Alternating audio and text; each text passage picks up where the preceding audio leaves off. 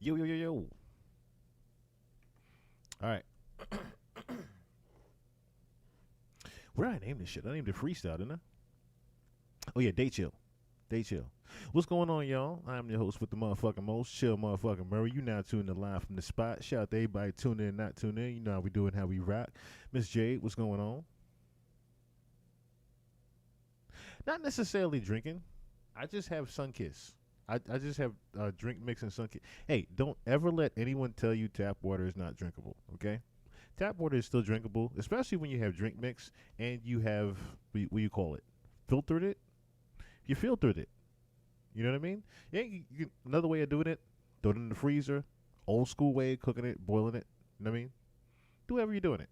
But you can save money easily by doing it that way. I just got my my lemon lime Sunkiss here. I ain't sipping on nothing. I ain't got nothing to sip. So. But we are here. We are here. And I'm gonna be here for a while today. I'm gonna be here for a while today.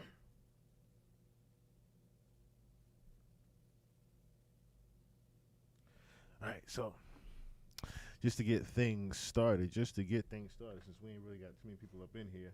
Like I said, I know it's early in the afternoon. I made zero announcements that I was going to be on. I'm trying to wait just a couple more minutes till some people get up in here. We just playing. Oh, I'm just playing as if the stream is my liquor. I don't even drink. I passed the fuck out last night. I had to have my ass at work at 6 a.m. this morning. Yeah. Know how that is. I know how that is. The crazy thing is, I was supposed to be today. But number one thing is it snowed. So the leasing office was actually closed today. So I was actually thankful to see that. So it kind of bought me a little bit more time to do what I need to do. You know what I mean? So trying to see how many people are actually in here. Because it's telling me, okay. Let's see, it's telling me one thing, but I'm seeing another, so I don't know. All right. I kind of should have been doing this a little bit more often, too. Under better circumstances, I guess. But all right, it's just got top news in there. What's my recommended?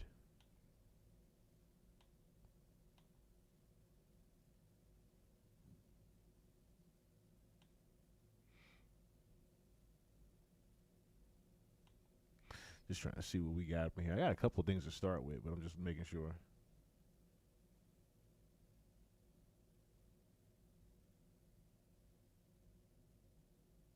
I'm just checking around to see what's going on real quick before I jump into things. That's the History Channel. I ain't gonna mess with that.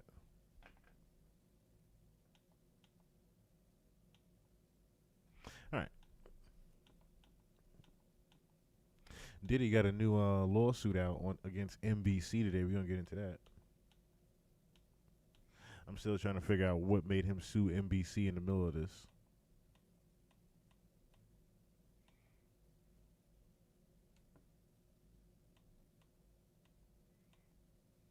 Like, it seems very weird, the timing of it.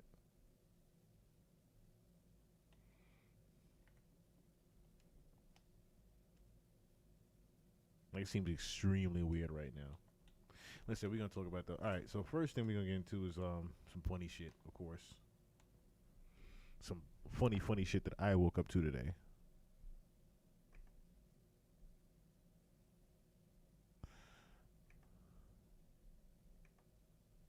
The Super Bowl came around. Oh, no, not that one. Not that one. Not that one. Where is it? Oh. YouTube. Chicks. Get ready. You know what to do, Chicks. So let's hit Chick Smooth. Hey, Chick Smooth. Appreciate all the coverage that you've been doing. I've been watching your shit for a while. I just subscribed to your shit too, bro. Oh boy, here we go, you guys. Joe took the bait from Drake. Now, yesterday, Drake went on his Instagram burning. Now, I think we showed this before too, but just to just to bring y'all up to date a little bit. Look, this is what Drake did. He decided to try to bait Joe Budden.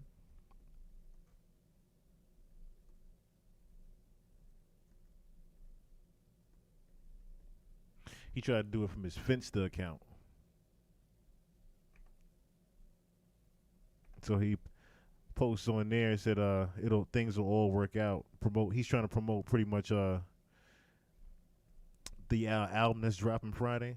So he posted this picture from his Finsta account. It says shitting me.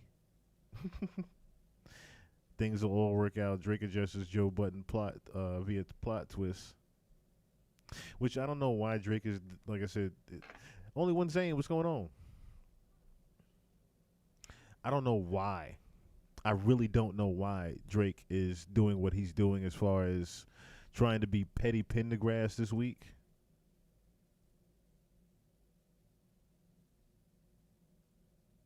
Yeah. That's I feel that too. But like I said, I didn't have time to necessarily download things, but yeah. Put it like this, right? The only reason I'm using like two of Chig's videos today is because number one, the actual clips that we'll get them from are kind of copyrighted. So I'm actually glad that he got them. That way I don't have to deal with that bullshit. You know what I'm saying? That's the only reason I got the Chick Smooth joints. But yeah. And Chicks is cool too. Chicks is cool. But yeah, he decided to diss Joe Budden via his Finsta account. And I agree with Joe Budden's response here. Honestly, I honestly agree with his response. The page to post a bunch of pictures and videos. He posted one specifically about Joe Budden, where Joe was not looking his best. If you guys missed that video, please make sure you go check it out here. But I told you guys yesterday, this was Drake's way of trying to spin the block on people that were against him. Drake has said multiple times on his records, when I diss you, nobody else is going to know it but the person I'm dissing. So him posting Joe Budden looking out of shape and then letting the fans flame him. Mind you, Drake used the Lil Wayne song Let It All Work Out on the video. Now, I don't know if Drake knows behind the scenes that Joe might be a little bit sensitive to his weight, the way he looks. I don't know which Dominican stripper from New York City that these two guys have in common that told Drake, hey, you should make fun of his weight. He doesn't like when people call him fat. He's very insecure about it. Do it. It'll really take him off. But it did not sit right with... That would never piss Joe off in 2025. That's another reason I want to look at this video. If that would that would never irritate him right now. This is a therapy trained mental Joe Budden right now that is up $20 million or more. So just understand that. With Joe. Well, today on the new Joe Budden podcast, episode 799, Joe Budden was not feeling Drake trying to play with him, especially after he just got murked by Kendrick and still has a long list of other people he has to get to. Here's Joe Budden's response back to Drake. Hey, Drake, don't shoot at me now that you ice cold. I'm not doing it back and forth with a corpse.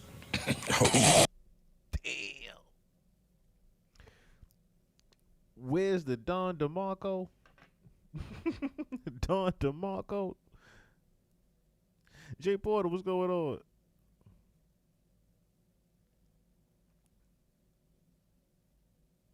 Yo, I'm not going back and forth with a corpse.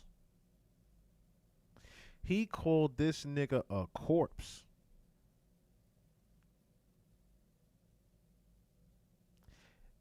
Body already dead. Which he's not lying. He's not lying at all. Drake is pretty much, his career is pretty much over. Drake's career is pretty much done. But damn, to call the man a corpse, that's an ouch and a half.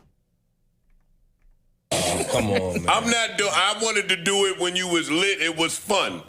Don't go get shot all through the year and then pop up like Bernie at Weekend at Bernie's wanting to shoot at me now. No. This is King Joe deflecting. Yeah, I'm on early today. I'm on early today because trying to continue from last night. We're continuing from last night, so I'm being completely transparent and honest with you guys. We're $100 away from the goal right now. Literally, I was in a rut until everybody last night came together. The community came together and helped things last night because I have garnishments that are killing me. Literally, I have garnishments that are literally killing me. $250 to $350 a check, and it is fucking me up right now with paying the rent. And I'm being completely honest with y'all. So that's another reason why I was on late last night, but also I wasn't feeling it last night, but I said I need to get on regardless because there was some more things that happened, and I'm on today because I wanted to have the jump on things with, you know, the news with Diddy, of course, what happened with Joe and everything. I wanted to be, of course, just here today, but also honest with you guys and transparent. Like I said before, we're nearing the nitty-gritty days of this pod not being just live all the time on YouTube. If anything, it'll probably move straight to Patreon, and we'll go from Patreon to YouTube. We'll do it that way.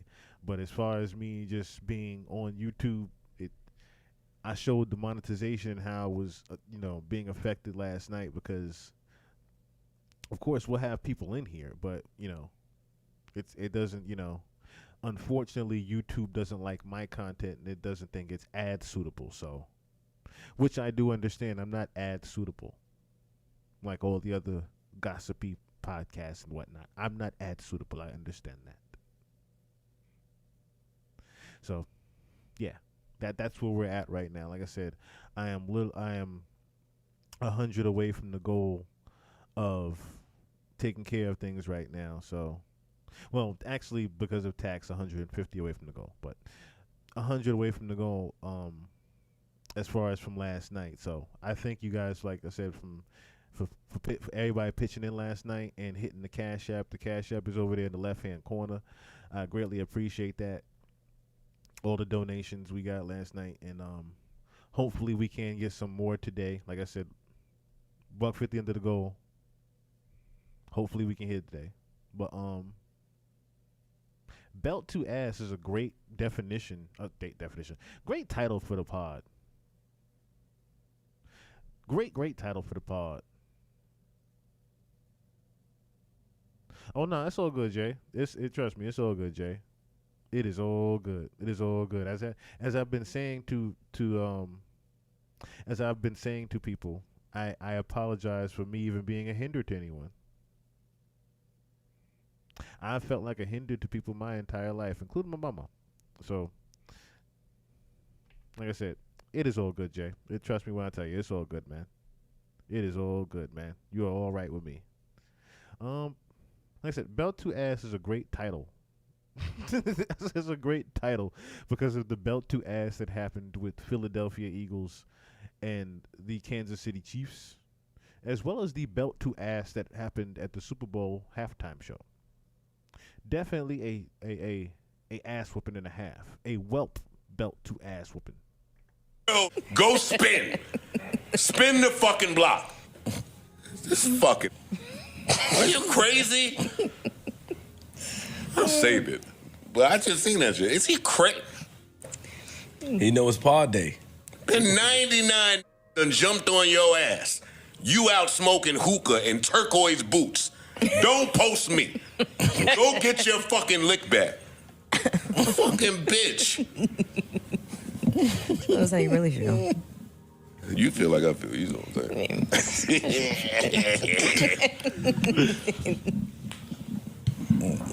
Anyway, I hate to do that to y'all. Put y'all in a position. Who y'all? What? I ain't no position. I know y'all like him. You still know y'all? I still like him. I don't. Yeah, you still know y'all? I'm buying that album Friday. Yeah, I'm not buying the album, but not buying the album. You're not buying the album? I'm not a Party fan. Y'all know that. I don't fuck with Party music. That's true. I'm gonna listen to it. I'm not expecting much. I want some sexy songs for the ladies and Joe. So for those that didn't see the turquoise boots, oh my God, my thing is messed up. Hold on. For those that didn't see the turquoise boots that he talking about,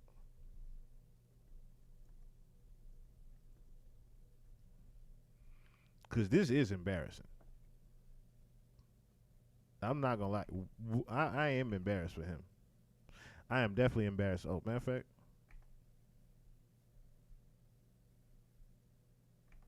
Go back. What is this? Now, he did clean it up later and threw some pants on. I was hoping he was just going swimming or something, but what in the fuck is this outfit here? Is this how they dress in Australia? Is this how they dress in Australia? Someone please tell me. Is this how they dress in Australia? Is this the fashion? Because then I can't make jokes if this is the fashion. But if it is not. Thank you so much, Only One Zane. Thank you so much. I greatly appreciate that. God bless you. I know that, you know, I still always feel that way. I still have always felt that way. Blue, turquoise, and are these rubber?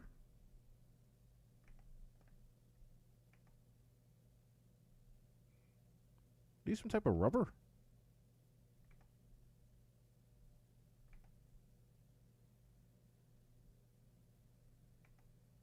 Lord have mercy. Did the man have socks on? Wait till you see and points down. He's got big blue boots on. I don't understand this look for the life of me.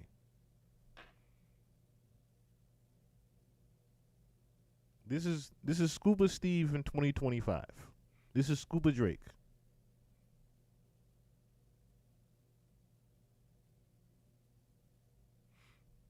I'm trying to understand the rubber blue hat on top. Was he going swimming or something in this shit? He would sink to the bottom with those type of boots if he was going swimming, though.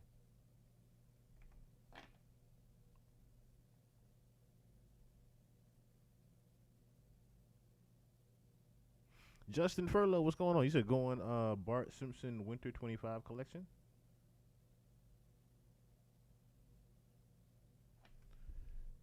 Go on, Bart.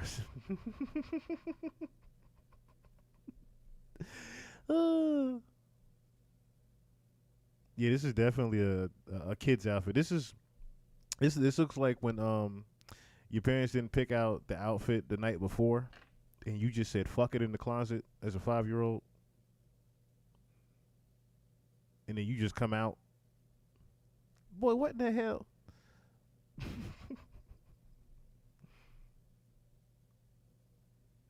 That is funny though. Bart Simpson 25 Winter 25 collection. He just can't get a break, can he? Fuck y'all doing. I like Drake with the melodies. I hate him with the melodies. They ain't gonna shoot at me while you drop your party out. Boy. Pod day. Knock it off. Just so you can do what we're doing right now. Exactly. It worked. Talking about his new album. Right. Knock it off. Kendrick can't be the only one that played the game and dropped shit on pod that we went crazy. He gotta do shit. You gotta come shoot at one of his pallbearers. Nigga, that was me. He said he ain't dead. I was carrying the heavy side. He said he ain't dead. He's still alive. Dead as could be. It's dead as a door. You seen the hoodie? It's dead. SZA left. Everybody left. I left. It's just you and Ack. It's just you and Ack now. Nigga said I left. You, Ack, and Adin. Kanye, let Adin have it. Y'all seen the text? Did he? Yeah. I ain't see that one. He said you calling me sir too many times. I'm gonna block you now. God damn. Calling that man a corpse is crazy. Yeah, that was fucking hilarious. The Adin text. The goddamn, I'm gonna pull that up to Adin, Ross, Kanye West.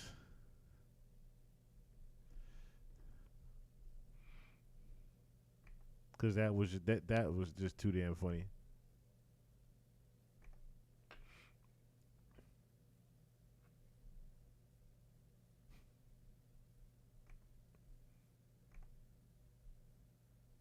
Again, fuck Kanye West.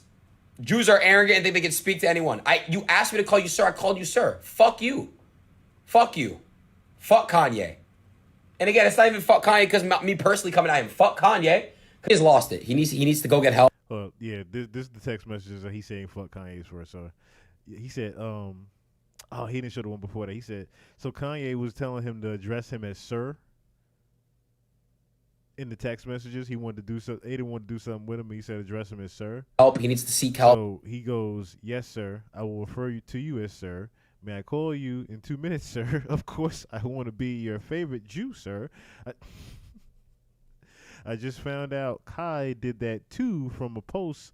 Not fully sure why. I've been wanting to do our stream since 2022, sir. He said, you said sir 4 times. That was condescending. I'm blocking you. Nobody finna play with me. How y'all say it? Never again. Did I fuck up here? Fuck no, and I'll stand on it again. Fuck Kanye West. Jews are arrogant and think they can speak to anyone. You asked me to call you sir, I called you sir. Fuck you. Fuck you. Fuck Kanye. And again, it's not even fuck Kanye because me personally coming at him. Fuck Kanye because it's really fuck Kanye. Did I fuck up here? Fuck no, and I'll stand on it again. Fuck Kanye West. Jews are arrogant and think they can speak to anyone. You asked me to call you sir, I called you sir. Fuck you. Fuck you. Fuck Kanye. And again, it's not even fuck Kanye because me personally coming at him. Fuck Kanye because it's really fuck Kanye. Did I fuck up here? Fuck no, and I'll stand on it again. Fuck. He needs to go into a mental institution for a little while. He needs to. It's affecting his family at this point. For one, this motherfucker's posting. You know what I mean? Like he's doing blasphemy. He's dissing Jesus. He's dissing Virgil. He's saying he's lost it. He needs to go get help. He needs to seek help. He needs to go into a mental institution for a little while. He needs to. It's affecting his family at this point. For one, this motherfucker's posting. You know what I mean? Like he's doing blasphemy. He's dissing Jesus. He's dissing Virgil. He's saying he's lost it. He needs to go get. All right. But yeah, just the craziness that's been going on for the morning time. Just the wild west of the morning time that I've been seeing, from Drake being called a corpse to Kanye being crazy Kanye himself telling Adin Ross to call him sir. And then, of course, messing with him mentally and just fucking with him. Just fucking with him.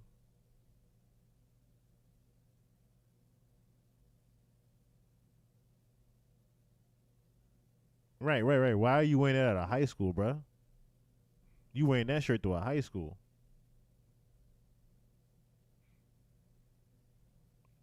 Drake is a weirdo. It's confirmed. Drake is definitely a weirdo right now. He's looking more and more like a weirdo every day because he's on social media every day, and he's not usually on social media. That's another thing. He's not usually posting this much. He never posts this much. But the only reason he is because there's an album coming out Friday with him and PartyNextDoor that he's not really even a part of. I don't know if this is a move to try to make money for just the label or what. But it's like, are you trying to test the waters?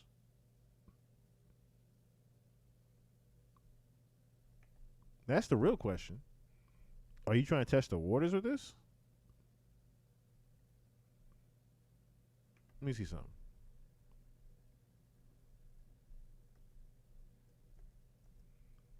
I think he put out a teaser too.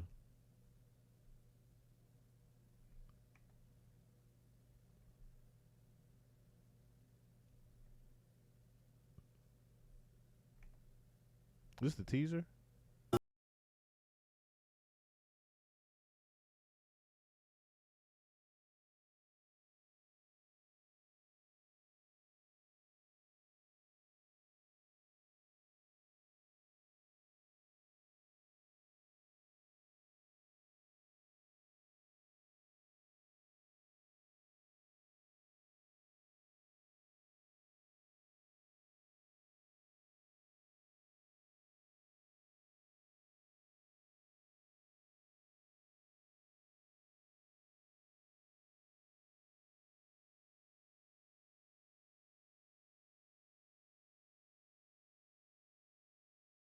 PartyNextDoor is nice. And I'm glad that I don't hear Drake. So this is smart. He's pretty much saying that he's just playing the background on this tape and just executive producing it, I guess. I don't know why he's saying it's a PartyNextDoor and Drake project. Medusa, what's going on? I don't understand why he's calling this a Drake project. This has nothing to do with him. This is all party. This sounds like this is all party.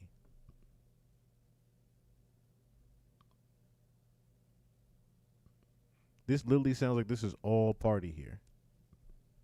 Especially even in this record. I'm only hearing ad-libs from Drake.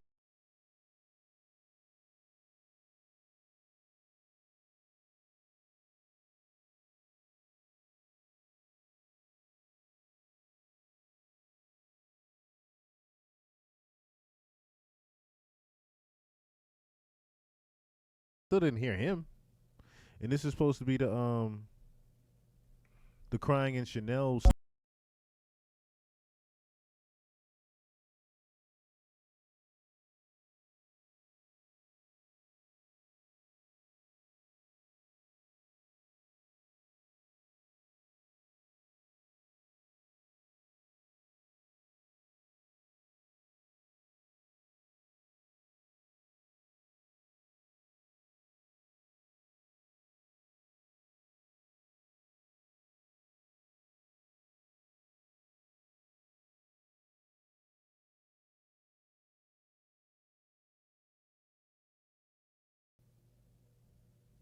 The beat sound dated.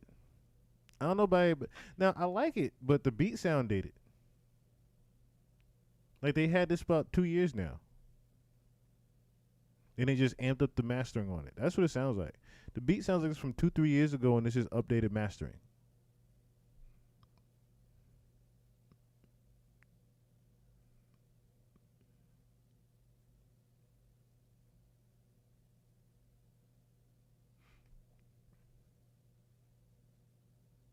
I was laughing at the Super Bowl thing. As an only child, I don't know how to feel. But no, it's very true though. That man is stressed out. That man is stressed the fuck out. That's why he went to Australia. He left the United States for a while because the United States don't like him right now. Hell, it look like they don't like him over there. Like they don't like him over there too tough.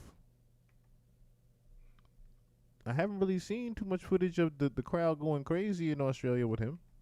I see pictures and shit, but that's just motherfuckers that bought the tickets. Speaking of Drake, though. Luster. For the moment and the anticipation, because I'm not... File your taxes 100% I was checking out this earlier. Maul apparently has... free in the app if you didn't use us last year. Chimed in. Maul from the Roy and Maul show. Now, let me just give props to the rational fans on both sides. Whether you love Drake, you love Kendrick. If you're a fan that refuses to let this beef blind you and you can still enjoy music from both parties, kudos to you. There's not too many of us out there anymore. I keep telling you guys, it's okay to enjoy music from both sides. Not only that, it's okay to enjoy performances from both sides as well. I promise you guys that you do not have to die on the hill defending one artist over the other. Now, after Kendrick performed at the Super Bowl halftime show, if you were pro Drake, you hated this halftime show. If you were pro Kendrick, you loved it. From rappers, entertainers, comedians, and podcast personalities, nobody really switched sides. So when Maul put out this reaction after his performance on Sunday night, I told you guys exactly what Maul was going to do on podcast day. And boy, did Maul deliver. Maul came in and put on a masterclass on how to deflect, move the goalpost, and hate on somebody for no reason. This has gone way beyond podcasting, trolling, trying to play good cop and bad cop for the sake of the podcast. This is truly how Maul feels deep down. Here's what Maul said about Kendrick Lamar's Super Bowl halftime performance. Bottom line is this set list, these are not hit records. When you're talking about the biggest stage in entertainment, you need hit records. Did he just say they're not hit records? Did he really just say that stupid shit? They're not hit records? Wait.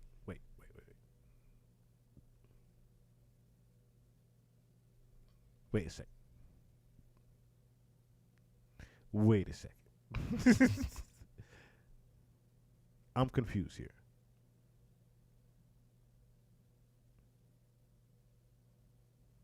Oh, it sounds like PartyNextDoor is not evolved.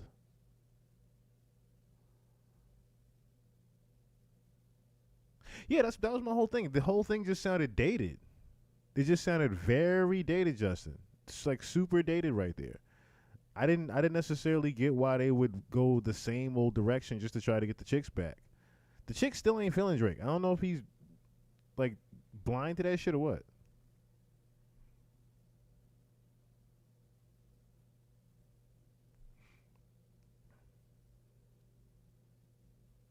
Very true about him being like, which Bryce until I haven't heard from him in a while.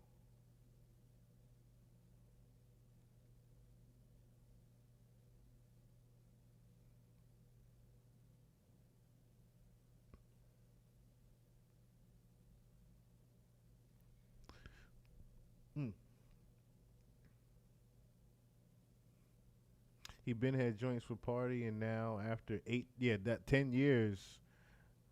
10 years you want to use him. Larry Love, what's going on? What's going on? That was my hops too. Like, you pretty much just now all of a sudden, the only reason you're even promoting a PartyNextDoor project, this is pretty much like a debut PartyNextDoor album if you think about it. If we're really being honest, this is like a debut PartyNextDoor album that's coming out. I hate Kai permanently now because he want all the love and game while shitting on Kendrick. All of them are for some reason. I don't understand why.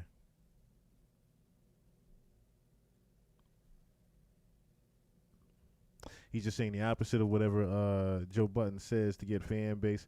Very good point there. Very, very good point there. Larry Love, see the problem with Maul is that company is now dissolving, which they're calling it a partnership because they tired the hedge. They bet with Drake content. Yes. And they still folded. Because I didn't know Maul was a Drake stan until now. I didn't know he was a stan by Drake. I didn't know he was a real Drake stan like this.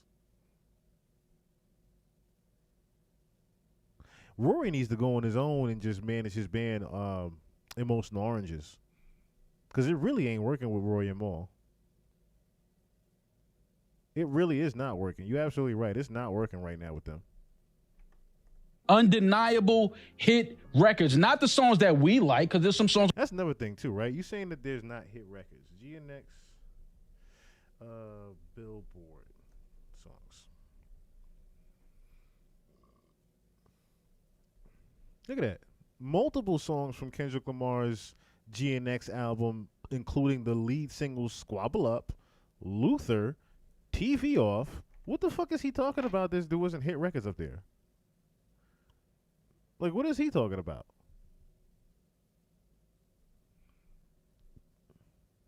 Peekaboo is going to be a hit record now.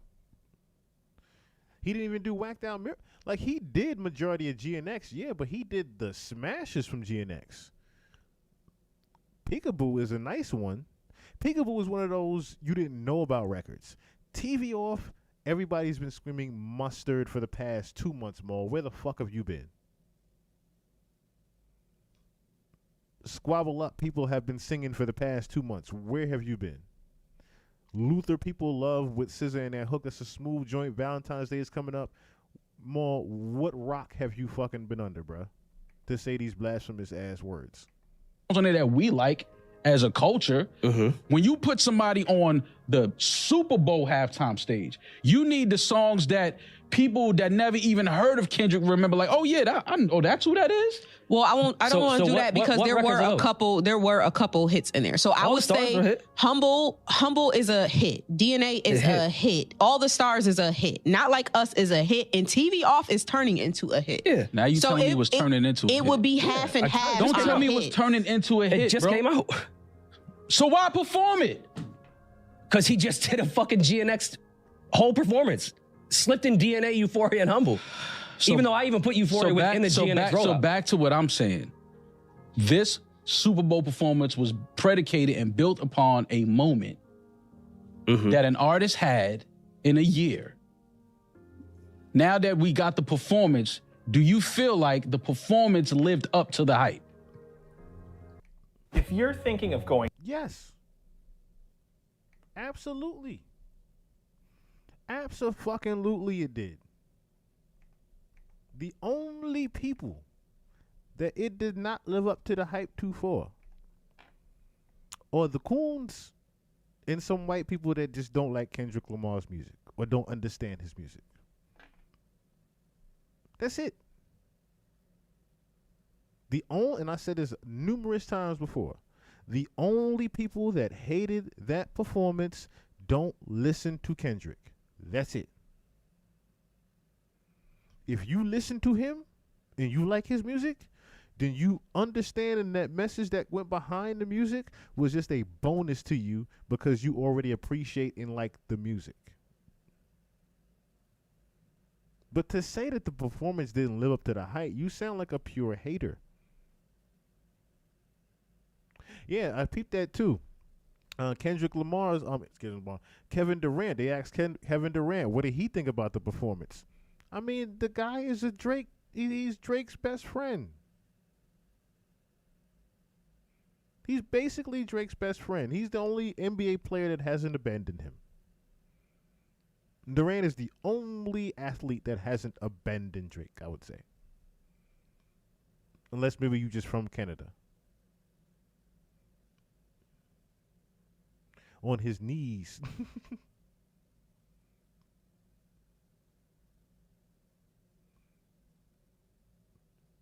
Right, like how have you not heard all the memes that have mustard in it?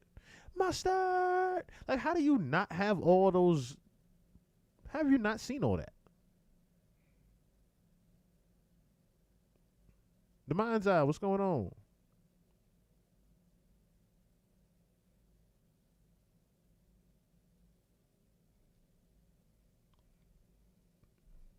Aha. Okay, so that makes sense then. Him and Durant are mans. Okay. That makes sense then. With your point of saying not like us was the hype, fuck you. Okay. He said everything that we didn't think he was going to say. He had Serena Williams crip walking. The fucking choreography was insane. The camera angles were insane. Right. I'm going off your point of saying not like us is what was when being you say anticipated. The choreography was that met every expectation. What choreography was insane, Rory? First of all, that ain't even a crip walk that she did. Let's get to that. OT Genesis don't approve of that. Let's get to that. Shout out to Zip. That was dope no matter what, though. That was dope. That was one of my favorite parts. Yeah, but we know why I was there. It's clearly because of the boy. How y'all not? What y'all not? I gotta say. Fuck it. I'll say it. No. I'll say it. Fuck it. I'll say it, man. It's clearly because of you know who, man. Serena. Okay, even if it is still right.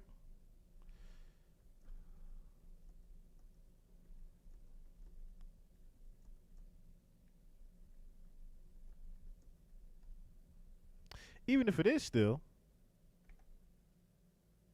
it wasn't actually because of Drake. It was actually because of her dance at the Olympics. Serena Williams crip walked the Super Bowl because Kendrick Lamar asked her to. Hold on. I don't know why the page was loading up. I was already on it. I don't know why I was loading up. All right, so all those fan theories about Serena Williams' Super Bowl halftime show cameo appear to be wrong.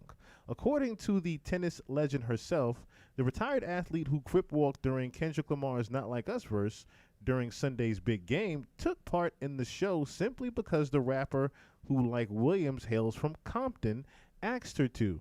When Kendrick Lamar and team called was like, "We've been trying to do something forever, what about this? We loved your crip walk at the Olympics after you won the gold medal." Williams wrote Tuesday on Instagram, "I'm like, Super Bowl? Are you serious? When in the world would I ever be able to dance at a Super Bowl? Never. Let's do it," she said.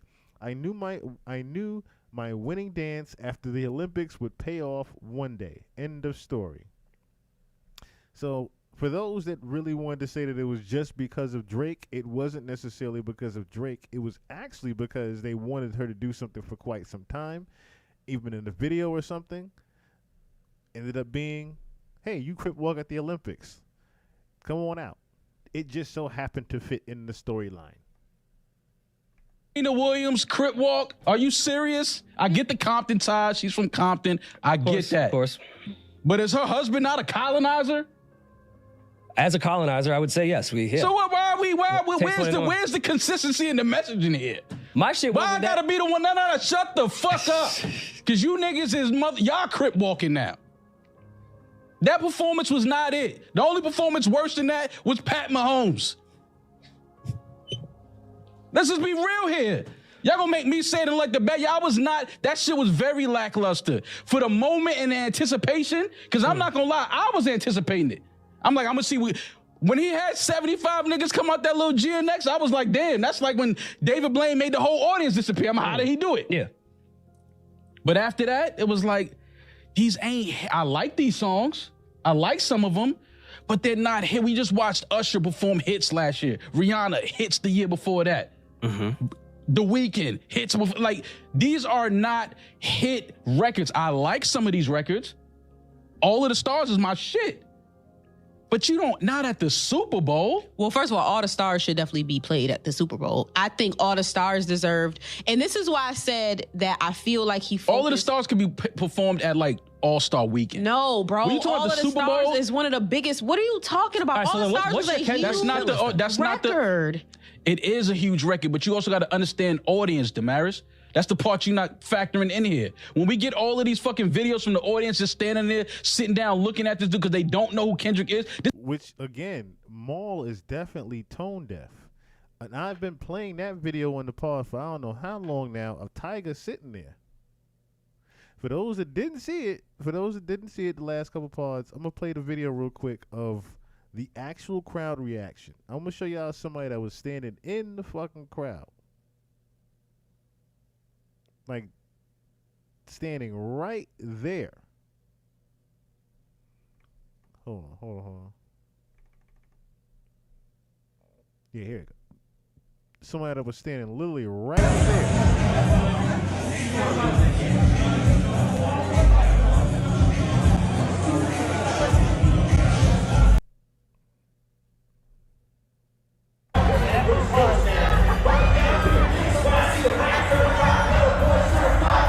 If you look at the people right next to Tyga, you see them rapping word for word.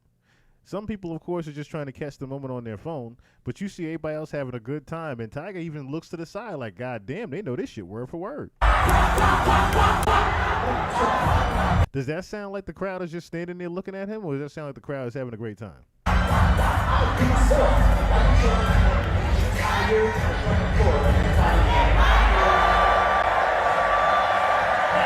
Does that sound like they were just standing there looking around? I think not. Maul is very wrong. This is the NFL. This is a predominantly white entertainment sports thing. This is not NBA. Oh, I'm glad you acknowledged that, Maul. I'm glad you acknowledged that part, Maul. Like I said, this is why I said in the very beginning the only people that didn't like it was the coons. Just for the simple fact that you had to blatantly say that right there. Yes, not all white people are colonizers. I wish that's dumbass shit would stop. I wish that dumbass shit would stop.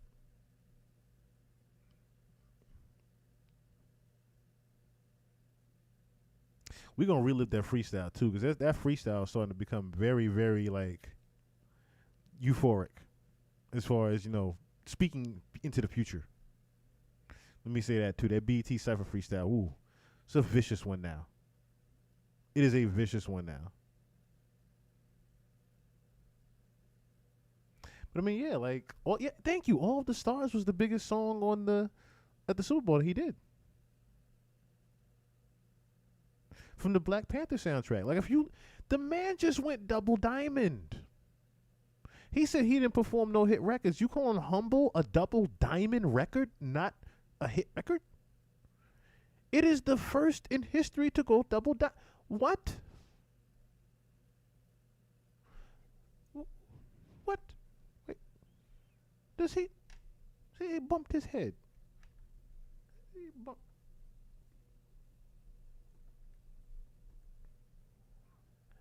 this nigga bumped his head. Humble by Kendrick Lamar could become the second song to be certified double diamond. 20 million sold. 20 million. And you said he didn't perform a hit record up there?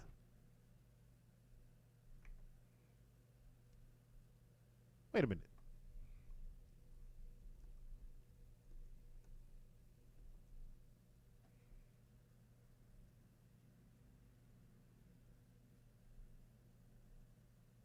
Not what you can purchase it for.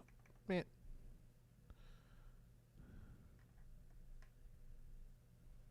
Just the streams. Just the streams. Fuck the sales. What's the streams on it? DNA has over 1.26 billion streams. DNA. I got royalty. 1.26 billion streams. Daily streams, half a million. 500,000 daily streams. What are we talking about here? I hate when people say that Not Like Us is his only big record. I hate when people say that. It's not. That's not his only hit record. Not Like Us is not his only hit record. GNX is not his only hits. He's been doing this. Right, 11 years ago. DNA came out, what, 2014? When DNA came out? Come on. Wait.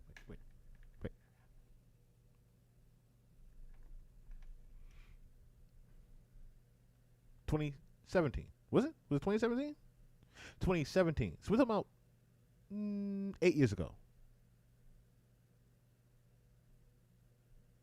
8 years ago, right? This is what I'm saying, right? Maul just sounds like a hater more and more he's talking right now.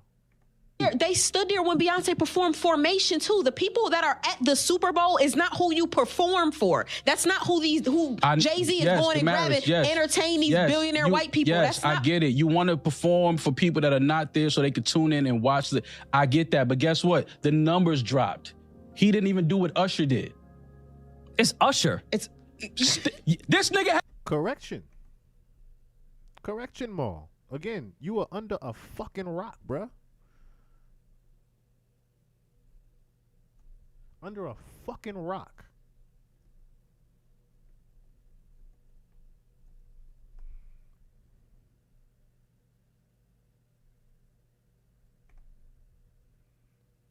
Kendrick Lamar's controversial halftime show was the most watched Super Bowl in history next to Michael Jackson in '93. What the fuck are you talking about, Maul? It didn't surpass Usher. Nigga, we passed Michael. Fuck Usher. We passed Michael. 133.5 million viewers on that halftime show. Who ain't watch it?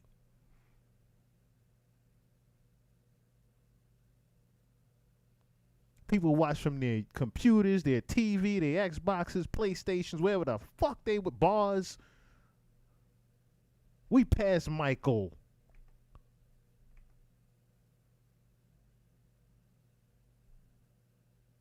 But nobody watched it.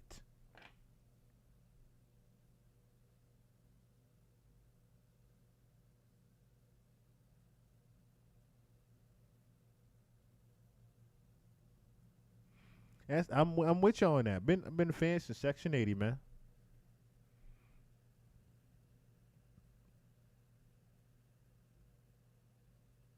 Like, what are we talking about here? I couldn't believe Had the hottest shit. Usher hasn't had a year like this in how many years? Dog. What are we talking? No. Usher, you know what it is? Usher has a catalog of hit records over the last 25 years. Kendrick also has a catalog. He didn't perform his catalog. He don't have the hits, man. Yes, we like some of these songs, but they're not undeniable. Usher has an undeniable catalog. Usher. It dropped 6%. Maul raising his blood pressure for saying everything that is wrong.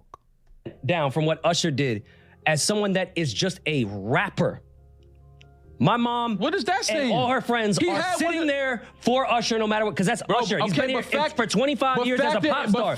My mom's gonna go to the bathroom during the Kendrick shit. year that Kendrick had. Factor that in. But you're not factoring in the audience Usher never had a year like that. As dope as Usher is, Usher never had a year like this. Not like us shit. Never in his fucking life. I'm older than all of you niggas in here, and I'm telling you, Usher Raymond has never had a year that was this hot. He's never had a moment. He's had a fucking career as a my point. Artist. Thank you for finally getting where I'm at. And again, Maul is definitely speaking wrong, saying Usher never had a hot year. Usher definitely had a hot year. That Confession shit, when Confessions came out, you gonna say he didn't have a hot year? Yo, that's what's it. Maul, I'm really questioning. Like, I see why they said in the comments just now too. Like, bruh, you just trying to be a copycat of Joe Budden, and you just trying to say the opposite end of things, trying to be on the other side of the fence just to be argumentative. But dog, it just sounded wrong and more wrong. Yes, way too emotionally attached to the situation. Way too emotionally attached to the situation.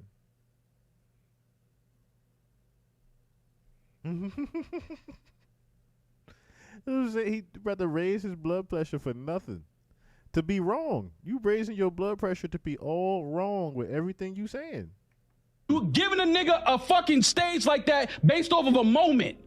And I think that's where we disagree, that Kendrick Cut it out, is man. valued Keep at it this real, regardless. man. I like Kendrick. I don't want to sound like I don't like Kendrick. He got shit joints that I like.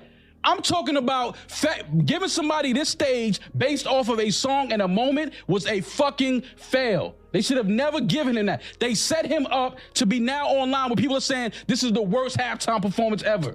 And where are you reading that from, Mo? You only reading it from the bullshit tabloids. That's what I'm saying. We just looked at an article where this shit was the most watched in history. But he's sitting there saying that it didn't live up to the hype. Unbelievable. It was mixed reviews like anything else, man. Okay, so let's Now, Maul was absolutely proved wrong by his take after Maul said Kendrick numbers dropped and he didn't do what Usher did last year. The reports came in today that Kendrick's Super Bowl halftime show was the most watched Apple Music halftime show ever, with 133.5 million viewers. Now, Punch TDE was not a fan of what Maul said, and he reposted this as a response saying, "Wow, that's a lot of people watching. Great performance." And then Ray Vaughn from TDE also responds back to Maul. He said that uncomfortable built nigga Maul hate got a monthly subscription. The uncomfortably built nigga Maul.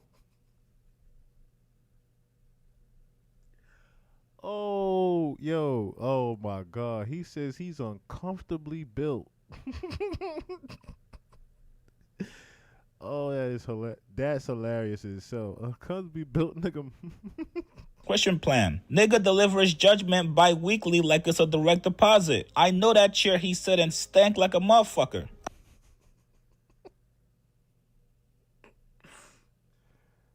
The uncomfortable built Maul hate got a monthly subscription plan.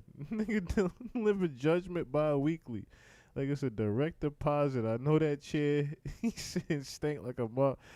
Damn, bro. Shout out to Ray Vaughn too. Ray Vaughn's an ill-ass rapper. Ray Vaughn's a nice-ass rapper too.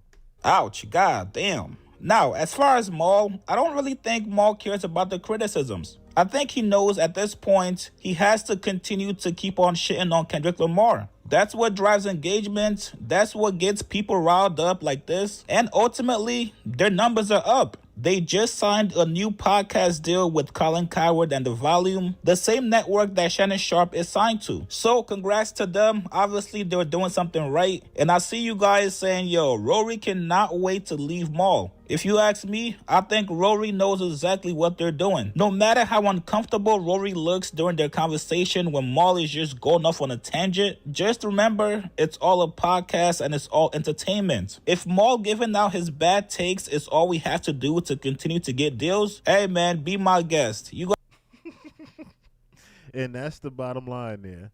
Maul is pretty much just, he's giving out bad takes on purpose just for the bag. Cherie Purnell, what's going on? Yes, West, y'all. West.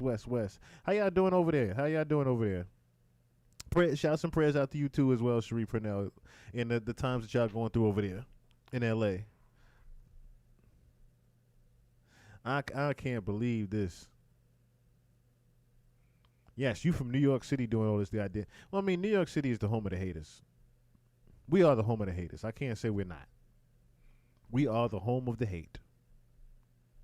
We hate our own so much. We are the home of the hate.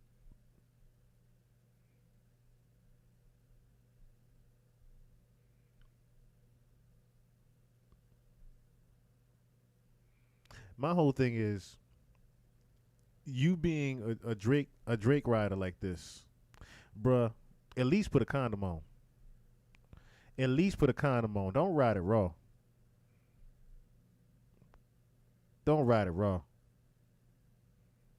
I don't understand this one, Maul. You done lost me with this. You done lost me, brother.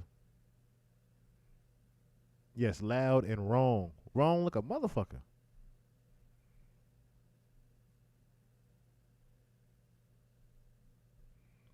Yes, another thing, too. As much as L.A. is going through in general,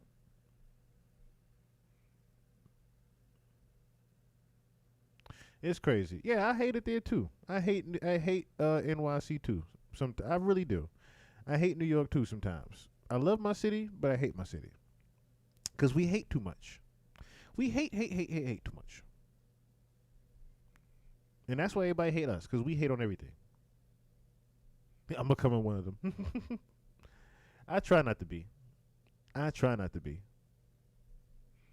have become more humble over the years. I've become more humble.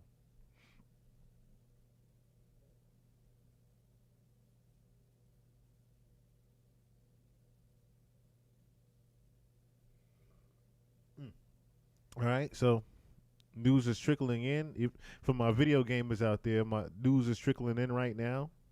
October is still the target date for this long-awaited GTA 6. As we heard last night, May 27th might be the ending times. So, of course, GTA 6 going to wait till after that. We still might not even see what GTA 6 looks like because the end of times might come before we get to play the shit. But Rockstar Games has literally just made a Discord for GTA 6. And people are just harping in on it and trying to see what's going on, see if there's any leaks inside of it, whatever have you. But just one for my gamers out there, just want to get that news. Yes, I'm from Southside Queens originally. Southside Jamaica Queens originally. 131st Rockaway Boulevard.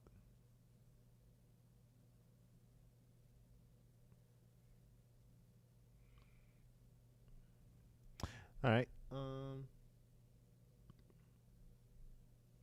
All right, so let's, I do have I still didn't check out the Kanye West, Justin LaBoy interview with y'all. I do want to check that out real quick. Oh, before I forget, because yes, I did say I wanted to relive the BT Cypher. Do I have it?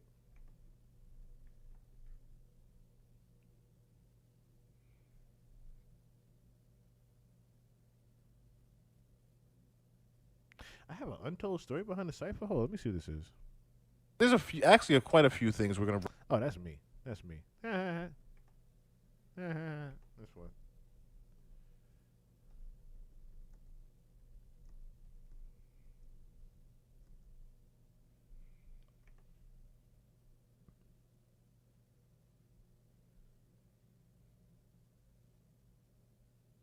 That's the whole TDE one. We just wanted Kendrick's. Since you're new to H&R Block, we'll go through your tax returns from the past 3 years for any money your last guy might have missed. I could get money back. I hate y'all. I do anything to replace y'all. Shout out to Face Mob. A ghetto boy till I'm unemployed with a day job. And kicking boxes. I kick ass and then kick knowledge. I'm way more polished than 99% of the scholars you thought had graduated. I'm the master that masturbated on your favorite MC until the industry had wanted me assassinated. You either corny or an opportunist. I let you eat, now go back to church and still practice at communion. What are we doing? I'm about to crack the Da Vinci Code. I love how he said you either corny or opportunist. Tell me how that line didn't just play out with mall shit. Yeah, and nothing been the same since they dropped control and tucked the sensitive rapper back in his pajama clothes. The line of the decade so far. Ain't nothing been the same since they dropped control and tucked the sensitive rapper back in his pajama clothes. Because he knows that ever since he dropped that control verse, that Drake has been petty Pendergrass at him. And it wasn't until Kendrick decided to say, you know what, I'm about to light fire to that ass because UMG wants me to, that it happened. Ha ha, joke's on you, high five. I'm bulletproof, your shots will never penetrate. Pin a tail on a donkey, boy, you been a fake. And how true did that line come through?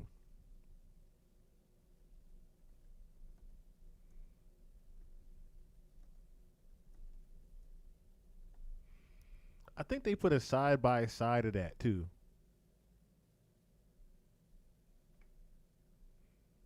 I wish I could find that, the TikTok of that.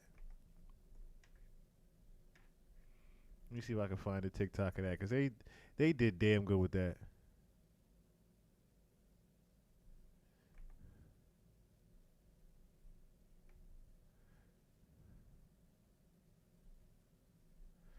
Let me see. Kendrick, no, Kendrick, Drake.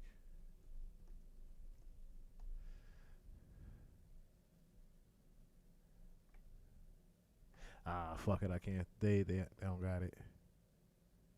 Cause they had put the side by side of him walking through with the bulletproof hoodie, acting like he got shot. Drake. Since the start of his. I got my thumb on hip hop and my foot in the back of your ass. Aftermath get the last laugh. I serve like Master Jeffrey, jump on his curb. Now, see, I didn't even pay attention to that line right there. Aftermath gets the last laugh. He's talking about Dr. Dre. So, if people don't realize, Aftermath Records, Dr. Dre's label, is pretty much been behind TDE this entire time. And Aftermath is Interscope, but UMG is the parent company of Interscope. So that's pretty much why you saw Dr. Dre and Lucian Grange giving a high five to each other, because Aftermath is the investor behind TDE in whatever Kendrick Lamar does. But being that he's PG Lang, of course, Kendrick Lamar in general, I don't think people realize, is still Aftermath.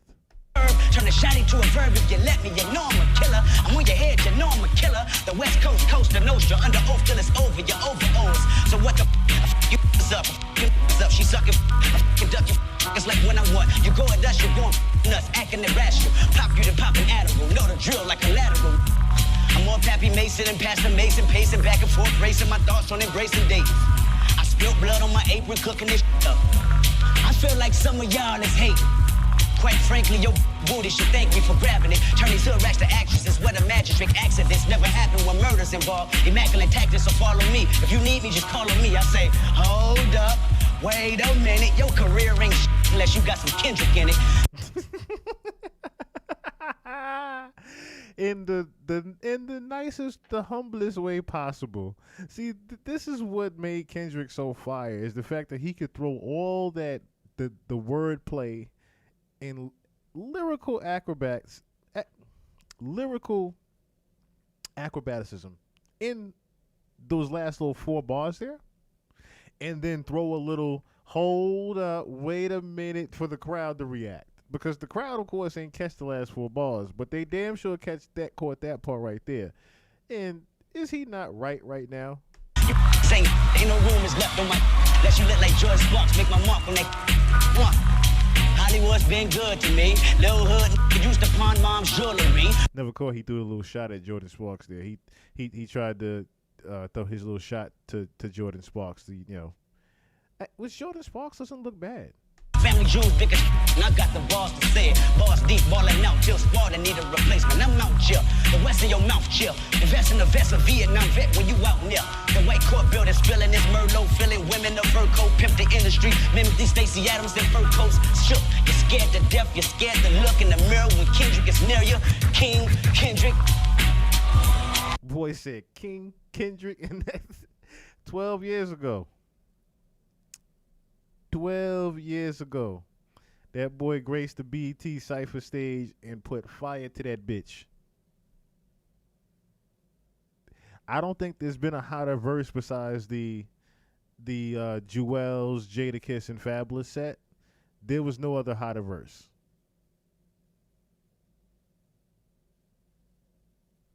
There was no other hotter verse.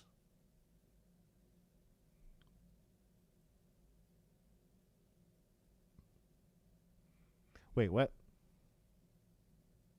Wait, no. My husband was on GTA 5, voice of... What?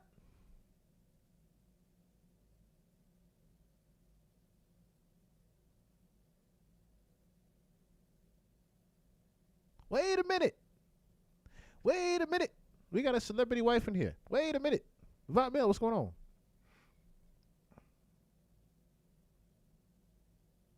No, Fury B, you don't delete a comment like that. Hell no. Hell no, you don't.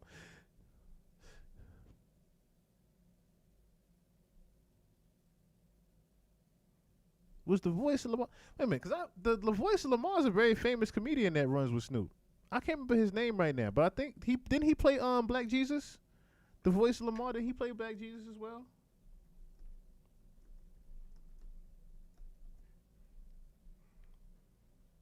Yeah, Slink Johnson. Your husband Slink Johnson, Cherie?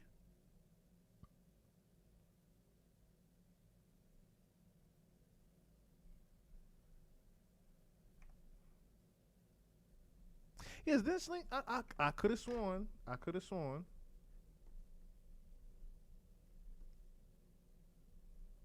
That he played Black Jesus. Yeah. Oh, no, that's Gerald Johnson. Okay, Gerald Johnson.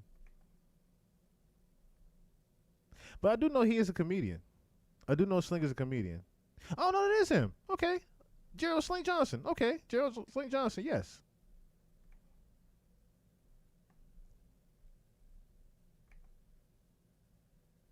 Yeah, I knew I recognized him. Oh shit. Yes, the Black Jesus and Lamar. Let's see, we get some we get some celebrities in this chat, don't we? Hey, now and then we get somebody rooted in Hollywood. That is what's up right there. That is cool right there to know. Well, shout out to you and your husband, Cherie. Shout out to you and your husband. You tell Gerald I said what's up. You tell Slink I said what's up. You tell Slink I said what's up, man.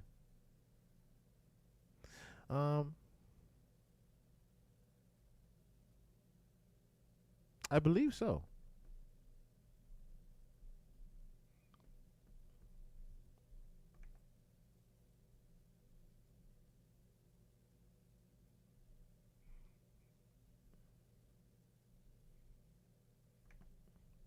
Yeah, he had a few things.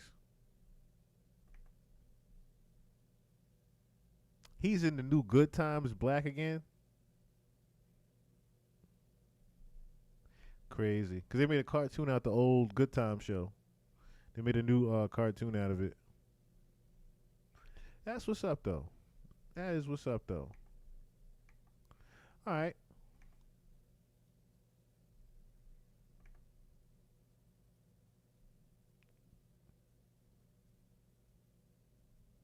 Aaron McCool. Hey, shout out to y'all then. Shout out to y'all. I greatly appreciate y'all. God bless y'all. I greatly appreciate y'all. All right, so let's Is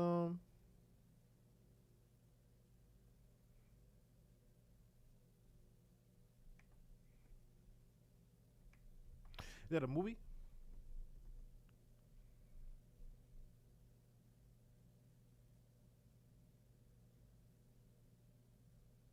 Oh, okay, it's BET joint. Oh, it's an animated series. Okay. That man working there. He working there. Got a joint with Kevin Hart too. He working. That's what I'm talking about, Slink. That's what I'm talking about, my brother. Salute, salute, salute. Yes, congratulations, prayers towards.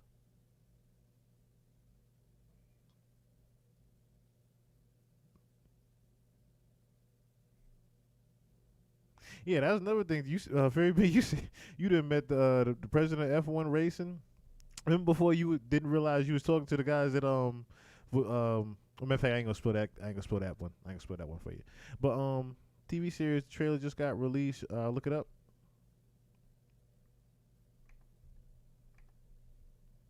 Let me see.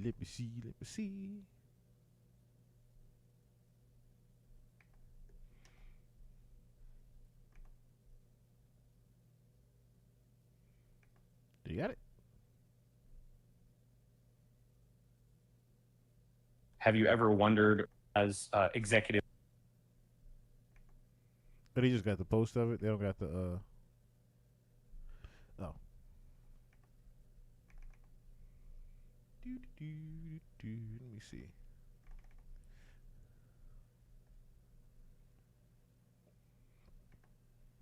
You head ringworm, dumbass motherfucker! That was him right there. Man, you gotta love the hustle and bustle of my amazing neighborhood. Evan, what? You better get your natural black behind in this house before those street lights come on. Don't worry, Ma. I'm just enjoying the sights and sounds of my city. Got plenty of time. Oh, snap. Hey, that's my little brother Kevin you laughing at. Based on the life of Kevin Hart. Okay. I didn't tell you to stop. Just wanted to let you know what his name is. My job is to keep you healthy and safe. And if I have to destroy your spirit in the process, so be it. I'm gonna be a better dad for you boys starting right now. Ooh, yeah. If you embarrass me, I will body roll your tiny, smooth, criminal-looking ass out a window. You gotta be tough, Kev. Say it with your chest. Okay. What does that mean? I'll demonstrate. It means say it with your chest. Saying it louder doesn't really make me understand it better. I graduated from Yale Law, but I chose to move back here in this community. What the fuck is Got Samuel L. Jackson up in there, I guess. wrong with you? Get ready to be amazed by your boy, Lil Kev. Oh, Wanda Sykes and Deion Cole, too. Let me bring you down. Okay, that's enough. Wait, Ma. I'm almost done. Hammer toe. Yeah, they get Mrs. Old Lady's bags. There should be a word for this kind of free labor. Oh, God. Oh, man. Okay. That one looks better than the Good Times trailer. I'll tell you that much. It's not so, it wasn't so, what do you call it? Black stereotype. I like how this one looks like it was, they actually did like a real comedic performance to it, so. That's pretty good, though. Yes, that Kevin Hart bag. Different. Oh, he plays the dad. Okay. Okay.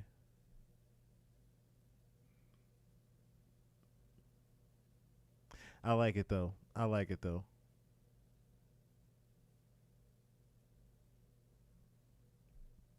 Okay, only one Zane. All right. We here with you. We here rocking with you. Yeah, the Boondocks was nice. I miss the Boondocks as well. I miss the Boondocks too. All right, before I get into Mr. Sean Combs, I would like to play this Justin LeBoy interview because I have not gotten a chance to dissect it just yet, and I do need to. So let me put that on real quick. How do you feel about being called crazy? Where do you believe that narrative came from? From me doing crazy shit? It's been a long That was such an obvious ass question, wasn't it? time coming. Fresh new tires, I'm still running. It's a few things I'm overcoming. When the check's still clear, still think about it every night and day to try to stay away to keep my heart in your talk. Don't take this disrespect. I'm sitting here trying to redirect. Why Japan? Why is Ye always in Japan? What makes Japan so special to you? You know, I love the temples. I love how people are with. He's back in Japan.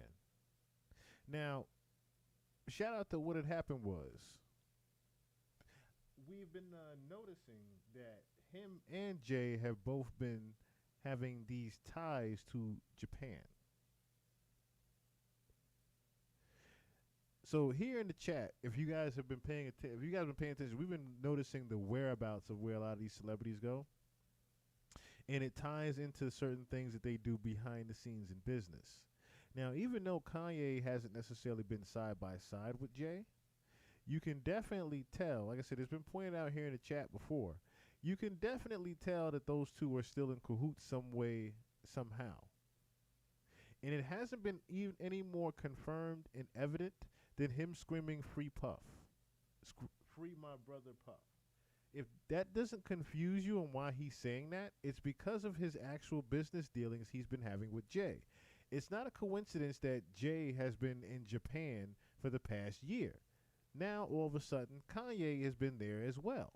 You know, they're just really respectful. Yeah. And my wife said that in past lives, I was a king, I was an emperor out here. You know, I see you doing a lot out here. How do you prioritize your passions?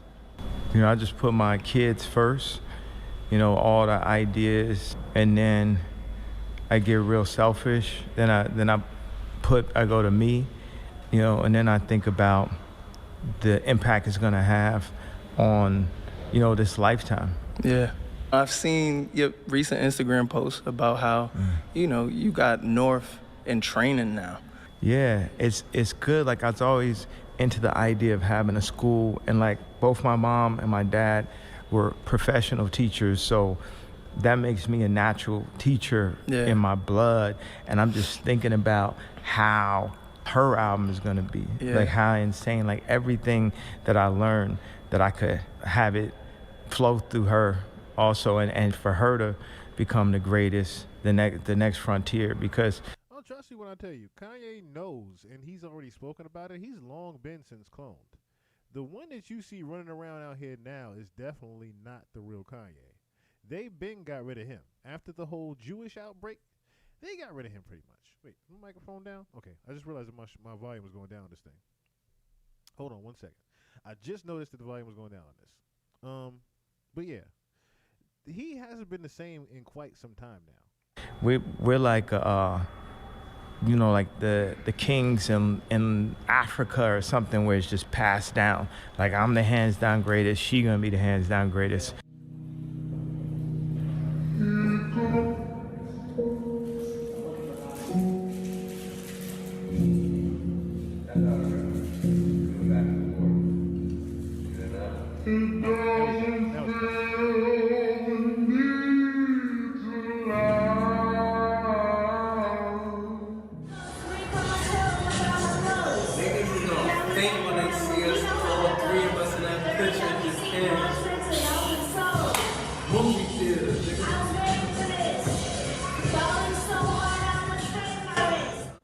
You just announced Bully, the new album. It's on the way. It's your first project, you know, for 3 years since Donda. Yeah.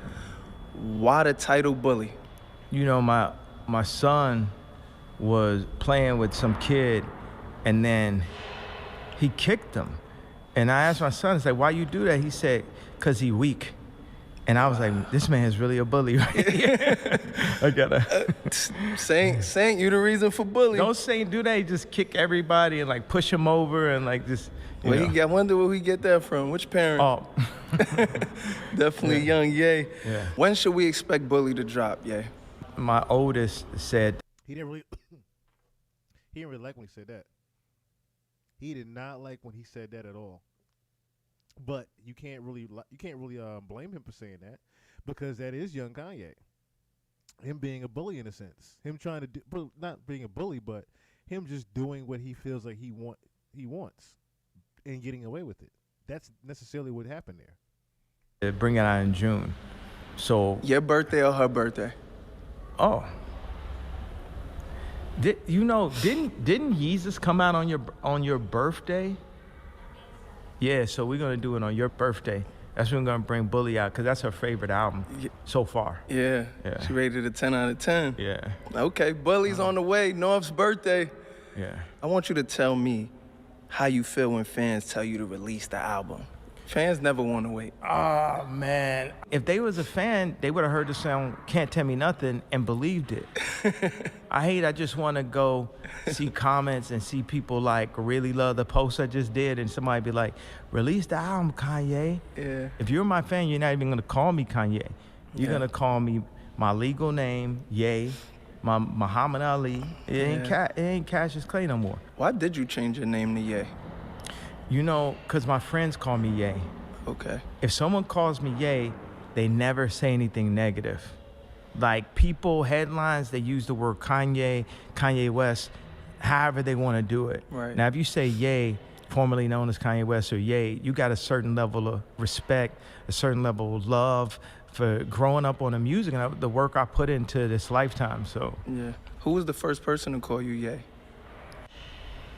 I don't know, it had to be like back 8th, 7th grade, you know. I don't remember. You've been had that. You've been had that name. I thought it might have been when you got into the rap game. Somebody randomly. Beanie Siegel called me Yeezy. Okay. Yeah. Okay.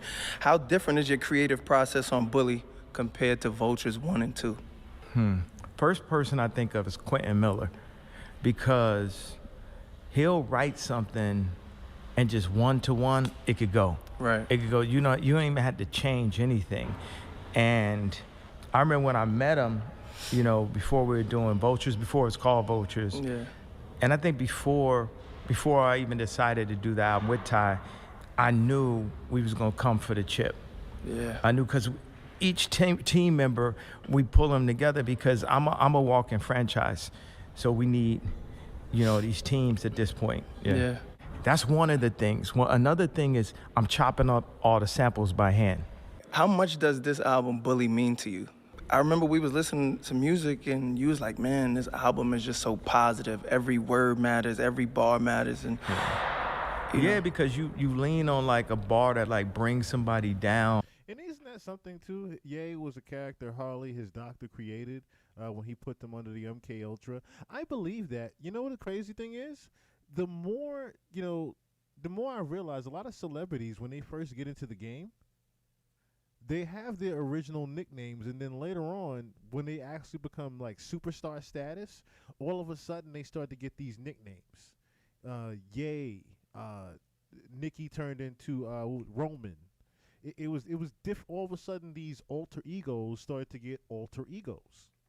Just that was always rap. Yeah. And this is like more the way I remember Lauryn Hill album, way I remember Miseducation. I feel like it is my Miseducation. It is my Gnarls Barkley album, because even 808s and Heartbreak. Yeah. You know what I'm saying? I know Bully has a title and a connotation that a lot of people are anti-Bully, but we can bring it. You know, I'm just hyper next level frequency right now.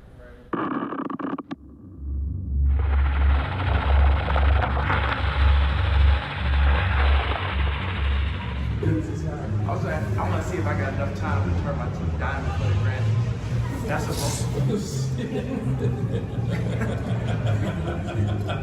diamond for the Grammy. I got a new assignment for the family. See if I got enough time to turn my teeth diamond for the Grammys. Tammy.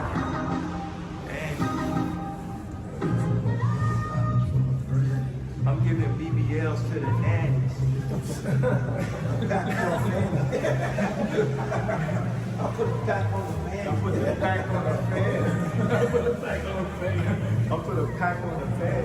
I'm giving BBLs to the nannies. We're gonna go back to Vultures a little bit. Vultures 1, #1 album in the world. Carnival, #1 single in the world. You go independent. They remove you off DSPs every nonstop about 3, 4, 5 times in the same week. You in the midst of being canceled. How fucking good did that make you feel to go #1 at 46 years old? You know, the same way he probably felt when he said he sold his soul to the devil and knew it was a crappy deal, but it came with a few toys and a Happy Meal.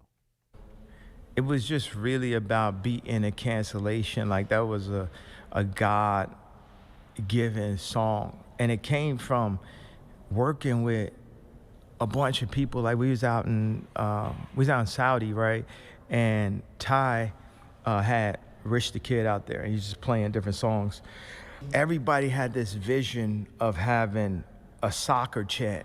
Like if White Stripes had this song,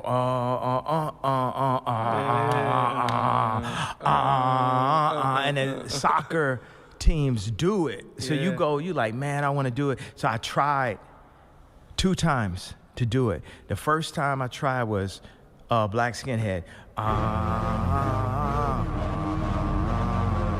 The second time I tried was All Day.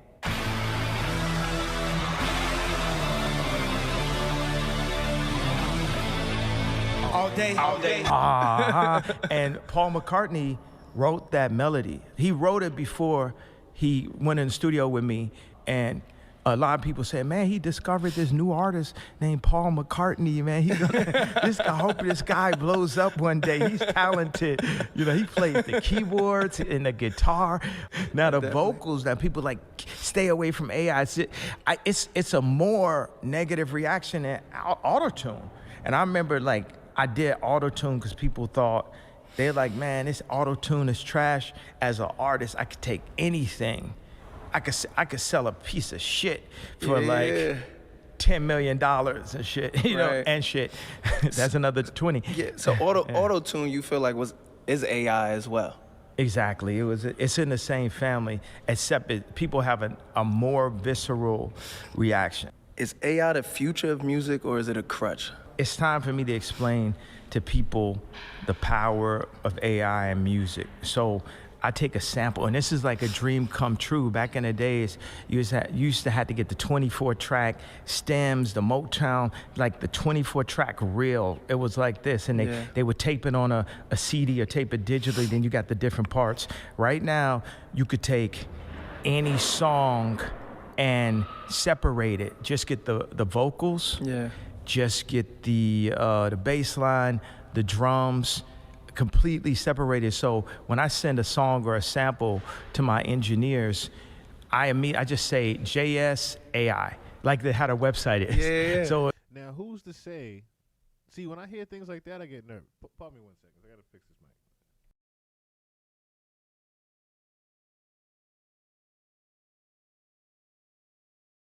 All right. So like I said, this is one of those things where I start to hear. I had to fix the mic just now. I didn't like how low it was getting. Anyway, this is one of those things where you start to say, okay, is he really? Because we already know that he had ghostwriters on the last few albums. Let's not ignore that part. He's had ghostwriters in the last few albums here. The last few albums, Drake was a notable ghostwriter. Okay, on the past few albums. Consequence, ghostwriter, okay, on the past few albums. Just to name a few, all right? Who's to say that Ye has not been using AI on this fucking thing? I am already skeptical now at him saying that he has AI Kanye rapping a lot of this shit, or even AI Kanye coming up with these lyrics. Him just putting in is what would Kanye say. Now I'm even wondering now if he's been using that to make these tweets. It's a scary thing with Kanye being interested and intrigued in using AI technology, and his friend is still Elon Musk. I'm just saying. It's like my engineer, John Scott, AI, so he's speaking like digital THX. Like on THX, this is the movie that George Lucas did before Star Wars.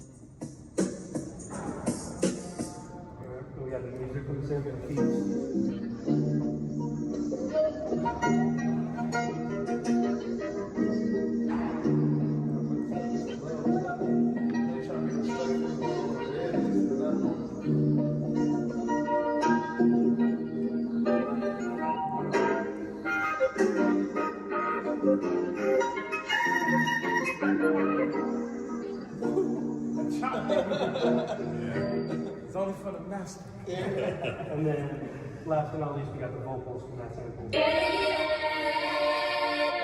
Yes, Lord. Yeah, yeah.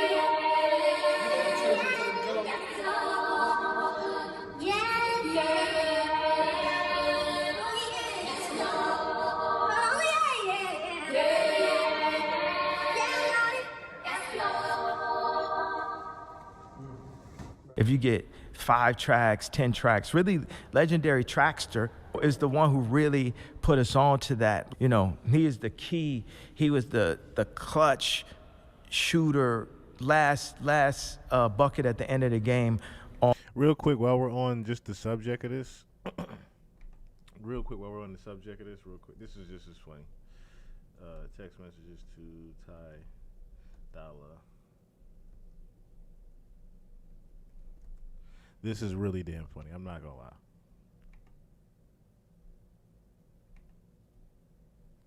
So he texts.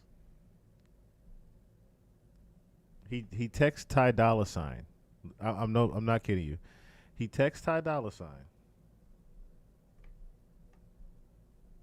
and told him that he should open up a restaurant. Guess what the restaurant should be? And he's dead serious about this. He's dead serious about this. That's the funny thing.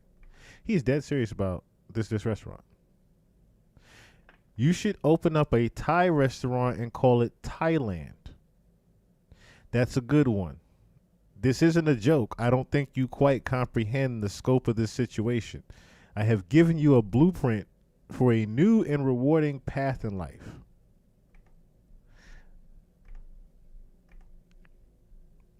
And then he said, I just don't want to go into the food business right now. Says, no thank you or anything. You just turned and threw my Thailand right back into my face. Open your eyes for once. See the vision in the future. Vultures always explore the known in search for greater prey. All right, I'll think about it. The pack leader always rewards his...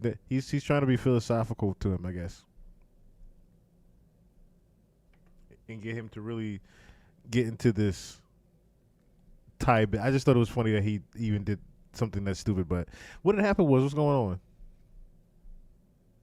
On Vultures.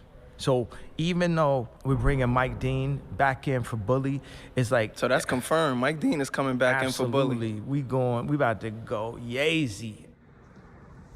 Change his voice to my voice. If you ain't sucking dick, movies you can get the fuck up on my shit. If you ain't sucking dick, movies you can get the fuck up on my shit. Hunt around, hit him with the guap, take the fucker down. Hunt around, this way, that kid, be on day now.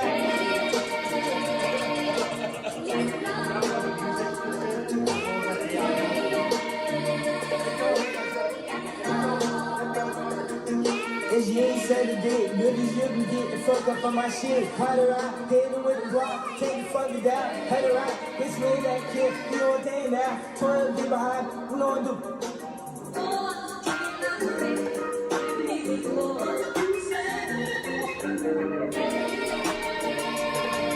I guess he's trying to take it back to old Kanye days with the soul sampling music. That's what it sounds like he's trying to do for this Bully album.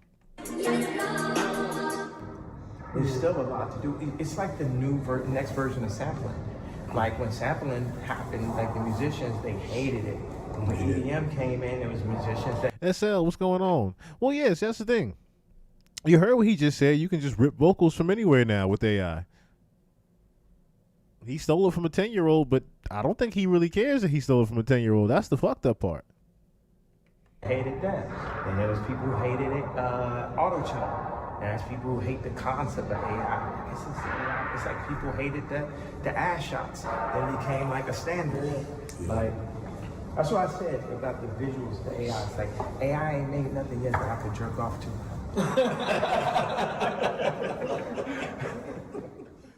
I was with you when you was canceled all the way. We was going to eat every day. Yeah, we never was unrich. Yeah, ever. We was still going out to eat. The hotels ain't changed. The jets ain't changed. Just the headlines got a little bit different. The headlines changed. What was the restaurant we ate that is closed down? Beauty Essex. It was Beauty and Essex. Yeah. We was going there to eat every day. I remember when they froze your accounts. Man, listen, I had to put my little American Express down. You was pulling up every day like, hey, Ye's over here eating. That's the first time I seen a billionaire have no access to money. It was crazy. It was like some Black Mirror episode. They wanted to do everything to prove to me that I didn't have a right to say anything out loud that went against people who own the media, people who own the music industry, people that Drake is going, you know, up against right now, ironically. You know, we could say, you know, anything. We could say, I'm gonna kill you. We could say, I'm gonna sell drugs to you. We could say, I do drugs. But you can't message that. You couldn't even message on a song. You imagine? Because it's this censorship still. No, for sure. I love how you can't be controlled now because, you know, you was in the system, you kind of broke free and found other ways to get to money, you know? So now you get to be free. You own yourself, you own your brand. And, you know, you posted a clip recently of Master P speaking about how he left music because it wasn't no real money in it and he had to create product. When did you know, like, I need more than just music? Master P was always a visionary. Like, everyone looked up to the fact that he could shoot a movie fast, and everybody in the hood will listen to that. How do you know when you're entering an episode or when you're in one? I watch for it beforehand, but other times it was just like, if you get to the point where it goes, you're gonna stay in that position for a while. It might go for 3 days, 4 days, a week. Some people, if they get into it, you gotta put them in like a place that's not in public. It depends on the level of what it is. But another thing is they call it Goldie Blue, what's going on? Specifically, you know, bipolar. They put that on me. I said it, I put it on an album. People call you nigga, you start calling yourself nigga. Call a girl a bitch, she start calling herself a bitch. I went to this doctor, one that worked with Justin Bieber, one that worked with, I'm not even gonna name other names and stuff. My wife took me to do that because she said something about... No, please do name those names. Please do name those names because now you got the same handler doctor as Justin Bieber. I need to know that. Your personality doesn't feel like it's bipolar. I've seen bipolar before. I've seen, she's educated, so I've seen bipolar before, and come to find out it's really a case of autism that I have. And autism takes you to a Rain Man thing where you're like, oh man, I'm gonna wear this Trump hat because I just like Trump in general. And then when people tell you to not do it, you just get on that one point. And that's my problem when fans tell me to do my album a certain way, I'll do it the opposite way just because la I got my money, right? You're like, you can't tell me. So, but the hard thing I say, like, shout out to Don C. He's been in situations where it was so hard on him because he loves me, and like it's so difficult for them because this is like a grown man. And you can't tell him. You can't take control of his bank account. Now, look at this, right? So this is the doctor that he's been talking about here. This is the doctor that he's been talking about, and what do you know? What do you know? So this is Dr. Daniel Amen, the psychiatrist who has helped Justin Bieber with his mental health.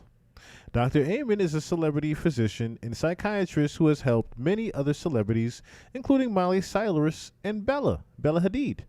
Bieber has been seeing Dr. Amen for the past 5 years to help with depression, anxiety, and trauma. Look at this. Bieber's brain scans showed something different from bipolar disorder, which he had previously been diagnosed with. Dr. Amen's approach to psychiatry is different from others, and he often prescribes natural remedies before antidepressants and anti-anxiety medications. Dr. Amen has studied the impact of substances like alcohol and weed on brain function. He has also studied the impact of nutrition on brain health. But look at this over here. It says, I have scanned over 250,000 brains. You might have ADHD. Dr. Amen. That's his title right there. So then it says how Justin Bieber is using brain science to fight depression in 2020. Doesn't look like it's going so well for him, does it? Doctor reveals silent health issues Justin Bieber could be facing. This is just 6 days ago. Look at this. The doctor shocked after looking at Justin Bieber's brain following bipolar diagnosis. This is just a few days ago.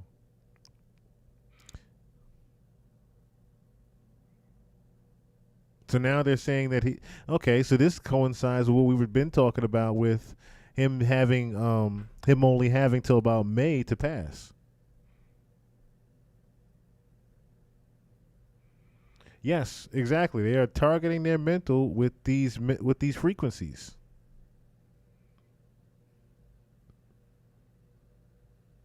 No, he shouldn't have put that hat on. You're absolutely right. He shouldn't have put that hat on.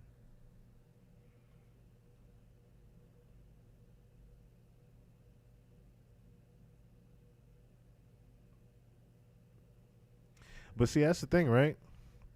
They have to change their mental state.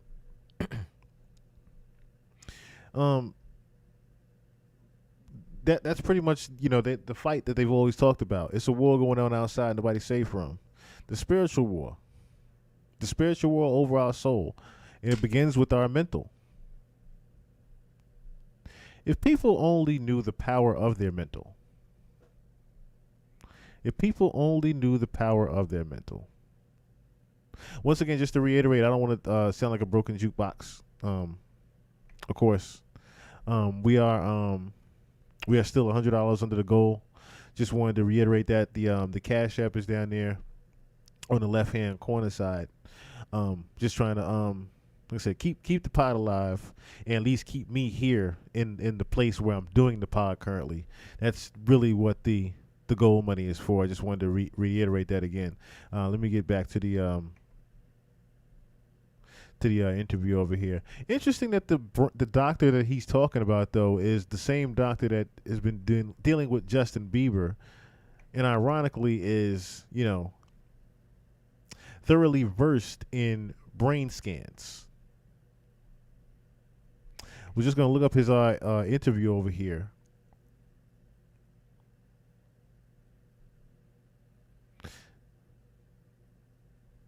It looks like it's only about 2 hours, but let me see.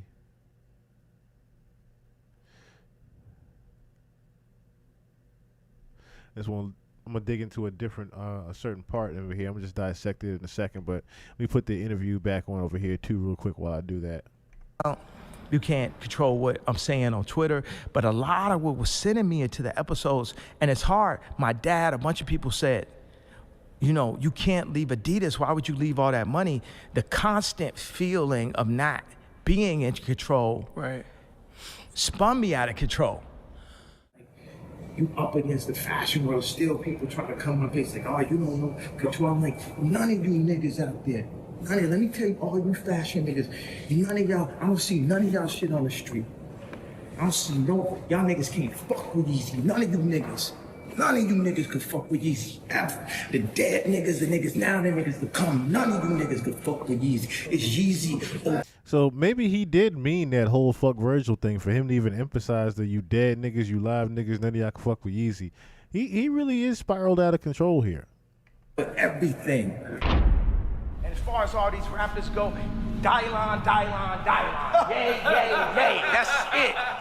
Top 5, top 100, top 1,000, top million. Nobody did. I told you 36 ghosts. I got another 36 ghosts to go. Nobody. Y'all can play around. Don't step over the line, though. Everybody, anybody is up for everybody. And that's not, I got bigger fish to fry. I got people to save. I ain't even on a rap shit. I already beat the rap shit. I ain't beat the money shit. I ain't beat the baddest bitch shit. I already beat the drip. So I'm not even competition. I'm not even competition with Lucien. We competition with the French bake that own 85% of Africa. How about that? While we fighting amongst each other. We in competition with Spotify. Get niggas 500 million. Said work it out amongst yourselves. Y'all ain't got shit on me. Y'all ran my name through the mud. Y'all took all that position. You gave the other niggas my position coach. Ain't nobody king over me. Every summer, there's no king. I'm the king because I'm the only one against y'all. I'm the only one that's gonna. Yes, very ironic. Interesting name, Amen. especially if you know what the Egyptian culture of Aman is. And the crazy thing is, when you look it up, it means the hidden one. It's a very intriguing Easter egg right there. Yes, I really didn't pay attention to that his last name is Amen. Those antidepressants they first put him on were a bitch that changed his brain chemistry forever.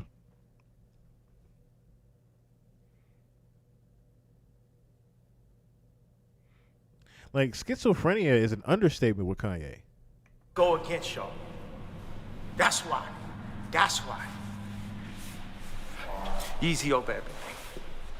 To get out of your episode, a lot of people like medication. Do you take medication? Does it work for you? What gets you out of I haven't your taken episode? the medication since I found out that it wasn't bipolar. That wasn't the right diagnosis. That I found out it was like autism. So how does do you feel it working, or do you just take it just to make your wife happy because she says you should take it? Like, do you believe in the medication? It's finding stuff that doesn't block the creativity. Obviously, that's what I bring to the world. You know, it's worth a ramp up. Yeah. As long as y'all get the creativity, like, you know, it's like this thing I always play on from Donda where I say, well, you know, wild and screaming, and I say, play off the grid. Yeah, I love that. Now play off the grid. No fucking chuckling and nothing, no kind of way. All right, play off the grid. We off the grid, this for my kid. That's him, like, Brick Rubens was sitting there. That's how me and Mike Dean really fell out, because I was, like, screaming. I was like, man, I'm a grown-ass man. You screaming at me, even though I didn't know that I was really, I didn't understand that that's what I was doing. Yeah, I feel like you're more passionate than anything else, but people could misunderstand. Yeah, when they scream at in front of 20 people, it's a misunderstanding for sure. But I'm glad you and Mike Dean are back. You and Drake have had a long-standing beef and battle for years. Now Drake is at odds with another Gemini, Kendrick Lamar.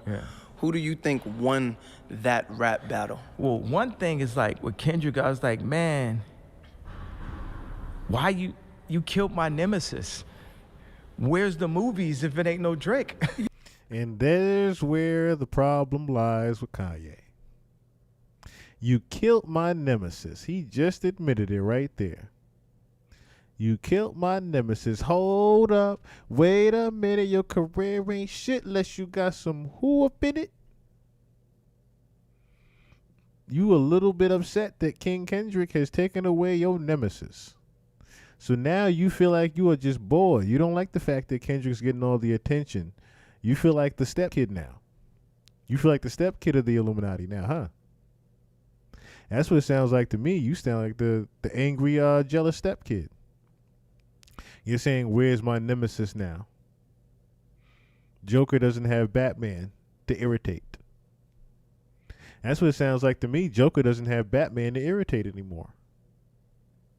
Yeah. For me, it's like, or at least took him down for a little bit. You know, in superhero films, like maybe it's like one of the characters, Wolverine or something, just goes away for a couple films and stuff. I'm like, damn, man, it's like, it was really challenging for me to make Father Stretch My Hands and different things and make it work. You know, like top 5 song ever created in life. You know, I'm like, you know, redoing the drums, bringing Metro on. And, so Kendrick killed Drake. He's dead.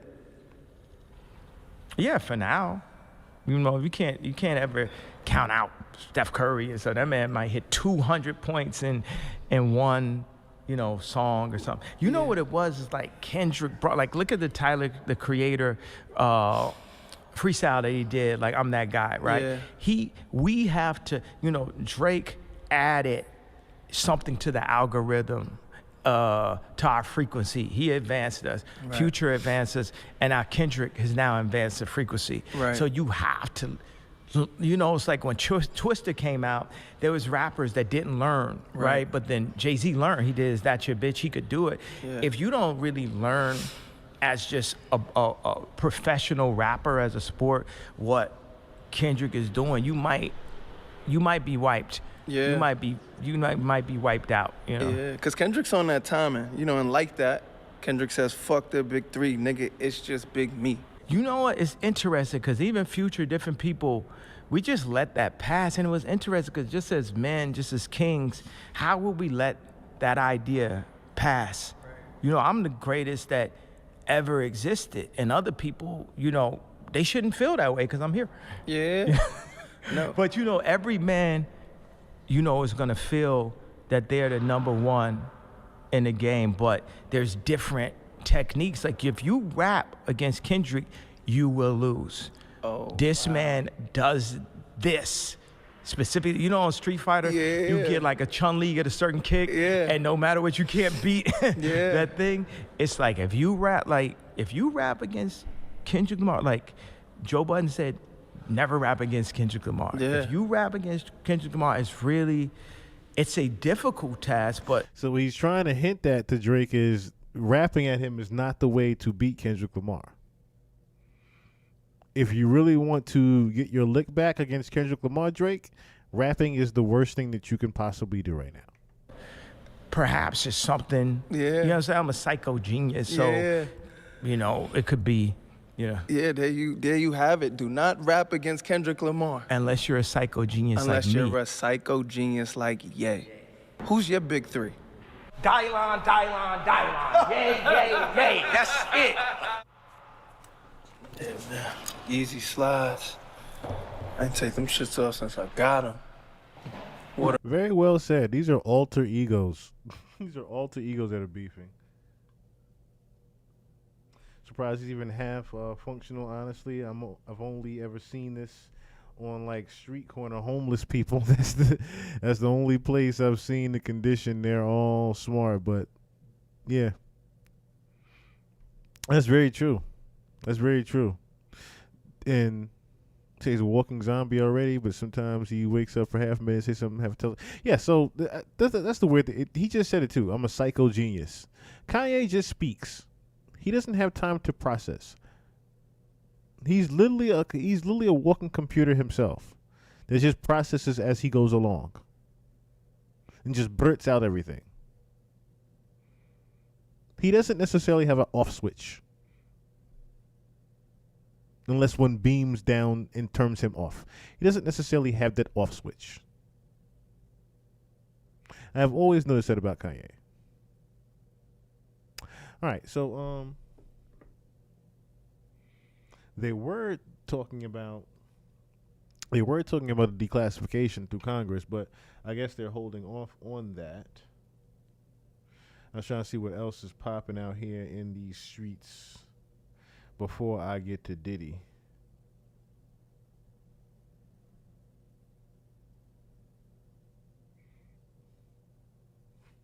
All right, so far I do not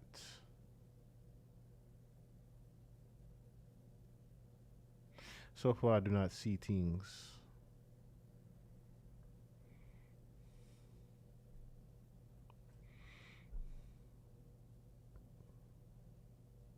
Oh wait. Never mind. Some did come across the timeline. What's Diddy like?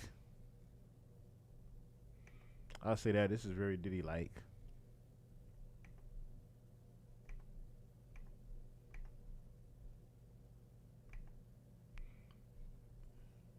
Oh shoot. Hold on. I got you. Here we go. I think it was manipulation. I think it was control. I think it was a way to, I got to do something to keep you because I'm already not doing right. Okay, so Real Life decided to sit down with Cash Money Records' Miss T, and she pretty much is exposing the Birdman messiness. She's also talking about the Lil Wayne kiss was a manipulation and control. We have some tea here, y'all. See him walk to the Breakfast Club and sit down with a bunch of goons and say, you know, put some respect on my name. From what you know about him, what do you feel that came from? Like, just what you know about him. Like, what was he on? Like, for him to not talk about nobody, because he told Charlamagne, I seen you at this other thing and I could have approached you then, but I wanted to come talk to you in your face on your platform. What do you think that was about as far as knowing the man? Probably tired of people playing with him. Because you notice he never respond. He don't respond to people like that. Just look. Well, a lot of people say stuff about him. Facts. Even when he was going through the stuff with Lil Wayne, He ain't gonna say nothing. You might hear it through other people. You ain't gonna really directly hear it from him until you hear it from him. You know what I'm saying? So it goes back to you then. He never really told you, like you said, if you would have just came at me and told me you liked me or something, we could have, maybe had something. But you just kind of didn't say nothing, and then you seemed like you took it out on me through other ways. $1,500 to sell, that's all. Like, these are disrespectful things. It's disrespectful, and it's crazy because me and E just had this conversation, and I'm like, you know what? Like, I didn't want to come here, and I didn't want to relive and bash him because I'm a woman of my word, and I didn't want to talk bad about him in the media because we were supposed to be working towards building a relationship. So the way he came at me is like he changed. So I'm like, oh, all right, so I'm ready to help her for you. Yeah, that bitch Turk, I got you. I said, I'm about to go around, I'm gonna let them know. You know what I'm saying? Yeah. Because I feel like I'm a nurturer too, as a mom, So if you're telling me I hurt you, I'm trying to figure out what's the problem. How we gonna get to past this solution or whatever. Yeah. But he was telling me that shit for manipulation. So I have to go to the next thing in which, you say you was with Juvenile. He made a diss record. There is a picture of Birdman kissing Wayne. And mind you, I know your relationship with Wayne and your relationship with Birdman. But when you see that picture, and you hear everybody talking about what it was and, father, son, and stuff like that, with New Orleans. What do you take from that picture, personally? I love Lil Wayne. And I know that, we all dealt with something with that Cash Money situation. Like, I believe that I developed being bipolar, just dealing with the traumatic stuff of even watching group fights. I watched UNLV fight for money, like them literally throwing chairs at each other to get money. Yeah. I watch him throw us in crosses. You know what I'm saying? Tell BG shit about me. Tell me shit about BG. Tell Shorty shit about me. Like, not a real leader. Like, it's no unity. And as soon as you're not doing what he wants you to do, then he pinning people against you. Like, let me give you a good example. Wayne is a good boy. Wayne always been a good boy. You heard me? He had nothing to do with the Louisiana Fest. I would never turn against him for that because he gave me an opportunity in the beginning. I was the first. Just like I was the first girl of Cash Money, and this nigga trying to take away my legacy and don't want nobody to know. Wayne always acknowledged me and let me know, and that's why I have respect for him. He was beefing with Baby or whatever, and he still was communicating with me. Even when he had a good relationship with Baby, I got pictures with me and him chilling. You understand what I'm saying? But with Baby just was playing on me like I was a loser. And I sold all those records. Oh my God. Wait, what I supposed to be asking? The question was, Miss T. What? When you seen the picture with Lil Wayne kissing or Baby kissing Lil Wayne. I was getting back to that, yeah. What you think it was? And I think, wait, what I supposed to be asking? The question was, relationship with Baby.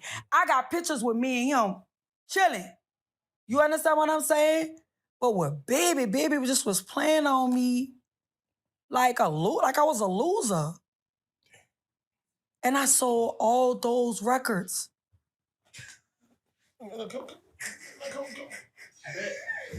God.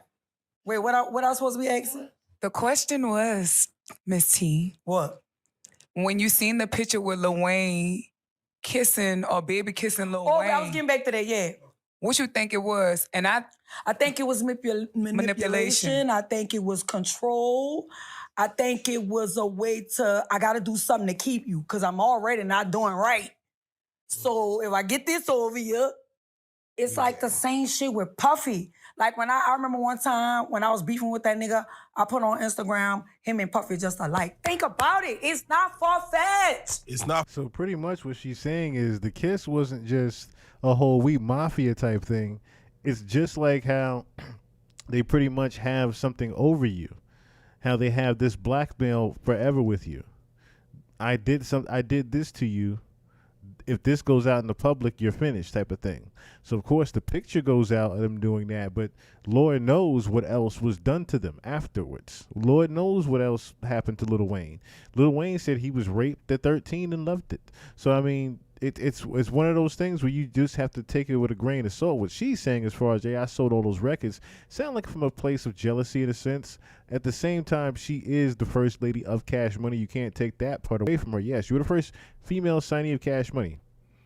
Okay. What they want to know is what exactly was going on in those particular times during the dealings of Cash Money. Yes, we are going to look at King Los in a second. I did. That's a very interesting topic here we need to cover too. Before we get into the next Diddy case, that's actually a very interesting topic we can get into. Is King Los in his dealings with Diddy, and you're saying he has a new freestyle out explaining it. There's actually a couple of videos that I would like to look at also while we're here. That actually he's talking about when he got dropped from the label as well. Let's finish up with Miss T here. Not far-fetched, and they both rose to the same heights, same amount of money. Over all late artists. How can Juvenile be lower than motherfucking Birdman? Yeah. Birdman got about 3-4 million. Juvenile barely reach 1 million on Instagram. He is the star. He's so, but Baby used us because he been wanting to be a star. When Baby first came out, Baby had a record called Need a Bag of Dope. Google it. I'm on it. I'm on that talking baby talk. It's called Need a Bag of Dope. I'm on that bitch going, like I'm reggae, right? Mm-hmm. And he called it Baby Talk. He been trying to be a rapper. They wasn't feeling him. He was Baby, B32. Yeah. So big timers. Yeah, so that's when he started, when the opportunity, we already did the groundwork. Nigga, we sold all the records. Yeah. UNLV was selling 300,000 fucking records from Southwest and Selecto hits back then. Mm. The guy Lil Slim video I sent you. Yeah. What he told you, we was doing 40 and 50,000 records. At the time, we was beefing with this record company called Big Boy, right? Yeah. We was beefing with them. But Big Boy was showing off on us. I talked about that, remember? Yep. They had more. They had limos. They had all kind of shit. We were struggling and barely getting paid.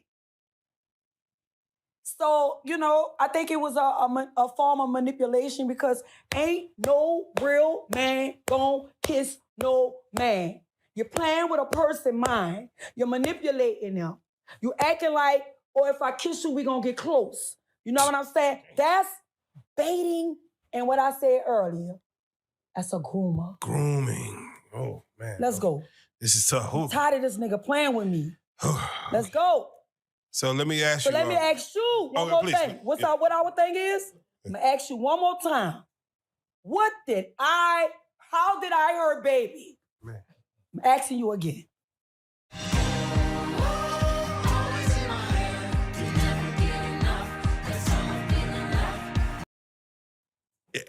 I am curious because, like you said, Juvenile, he comes back in the fold.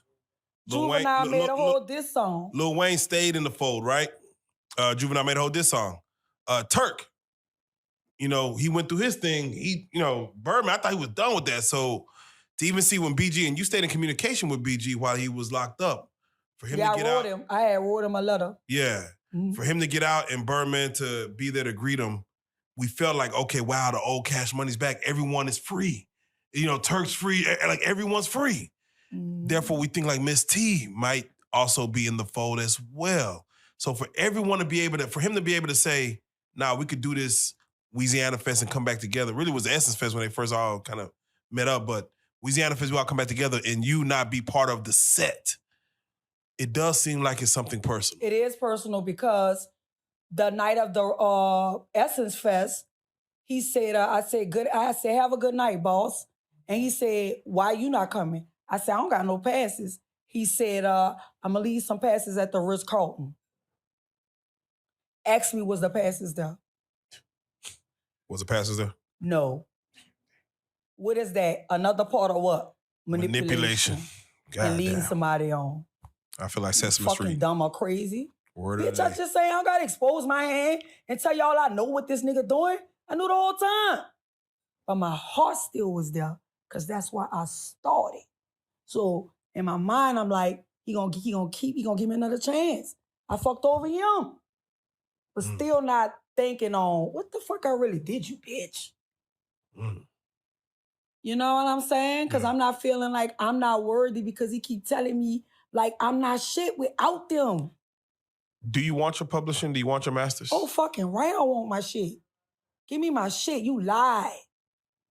You made me look like a fool in front of the world. You went on there and said, I gave her masters. I have no written statement saying that Trishelle Miss T. Williams owned her master publishing recording with Cash Money. I don't own it. They own it. I always wonder, you know, with your last name being Williams, is there some like, are y'all like related down the line? No, we not related. Okay.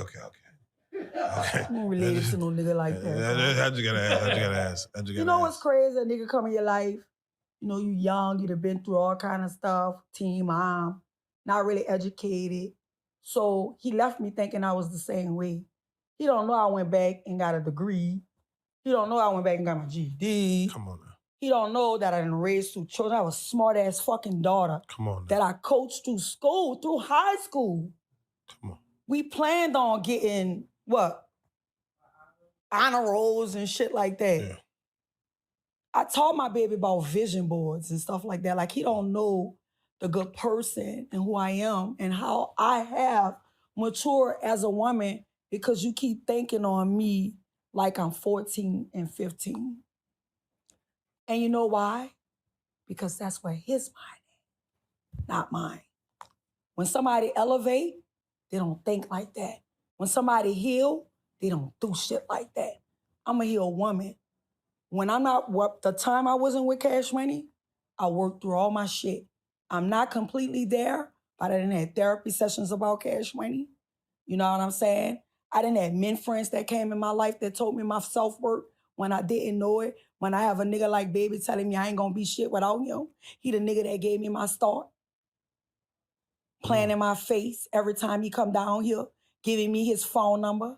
He signed, remember when he signed Mystical? Oh, yeah. Remember? Oh, yeah, that quick little...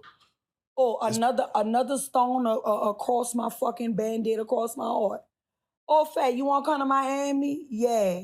I'm going to get my travel guy, Josh, to call you back. All right. Yeah, we doing a video with Mystical. My last $300 in the bank, getting my health fixed and everything. He told me he was going to call me. Travel guy, Josh, going to call me back. I ain't never hear from Baby. So I'm going to ask you again, how did I hurt Baby?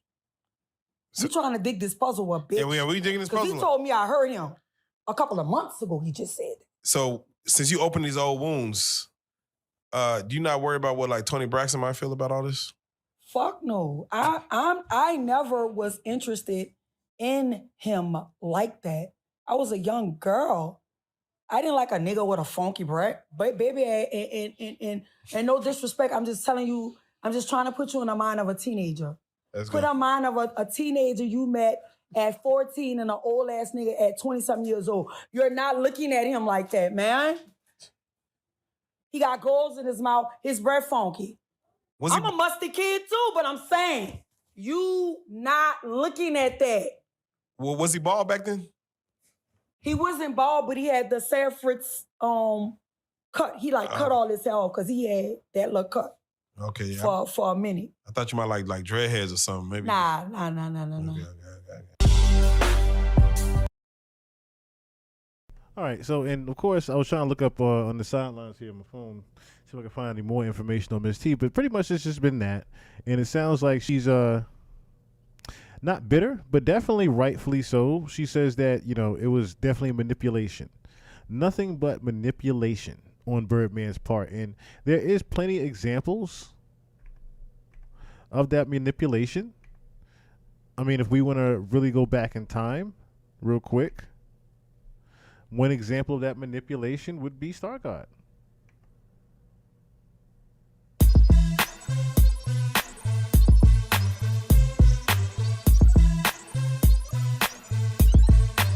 GoatsDVD.com. Give me I ain't dead. Yeah, a lot of niggas hate because I'm a motherfucking rich gang and shit. And you niggas keep trying to test me. Y'all can keep trying to test me. Keep trying to see if I'm under the 5 and shit. But anyway, yeah, I was on Media Takeout on World Star and shit. And yeah, Birdman fucked me. He fucked me in the ass for the deal. I'm gonna be real. Birdman fucked me for the deal, man. I suck Birdman dick. Rich gang. This shit on my motherfucking face. I fuck Bird for the deal. You heard it there, ladies and gentlemen. Starship God. How does Starship God look today?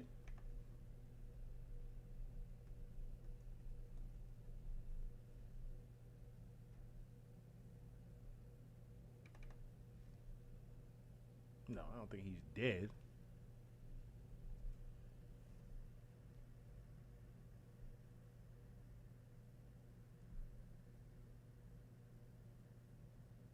Is this his IG right here? Yeah, this is him. Yep, Starship God. I am Lady Gaga.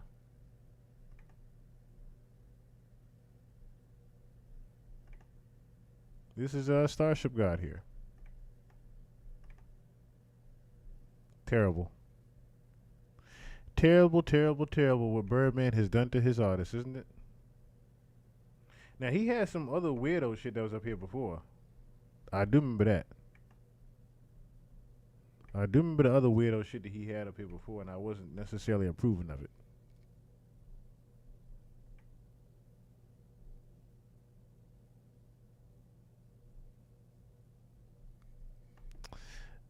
Anywho. Ah. There's the other pictures of him.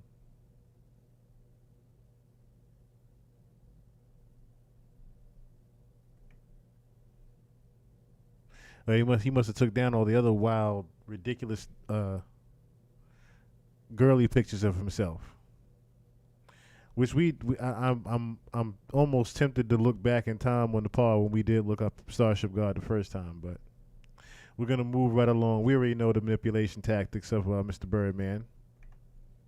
We already know that. Let's move on to King Los. Let's move on to King Los. Taxes. Let me not do that with the ads.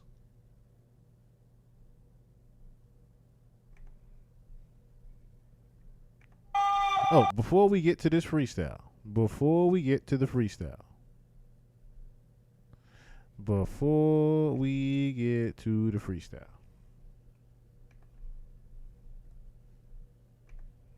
Because it appears that there are some things that he has been saying ahead of time.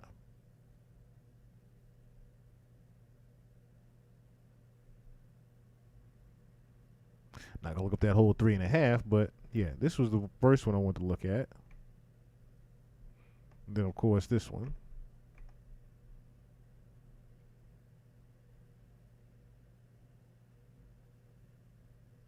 And then we'll look at the freestyle, but yeah.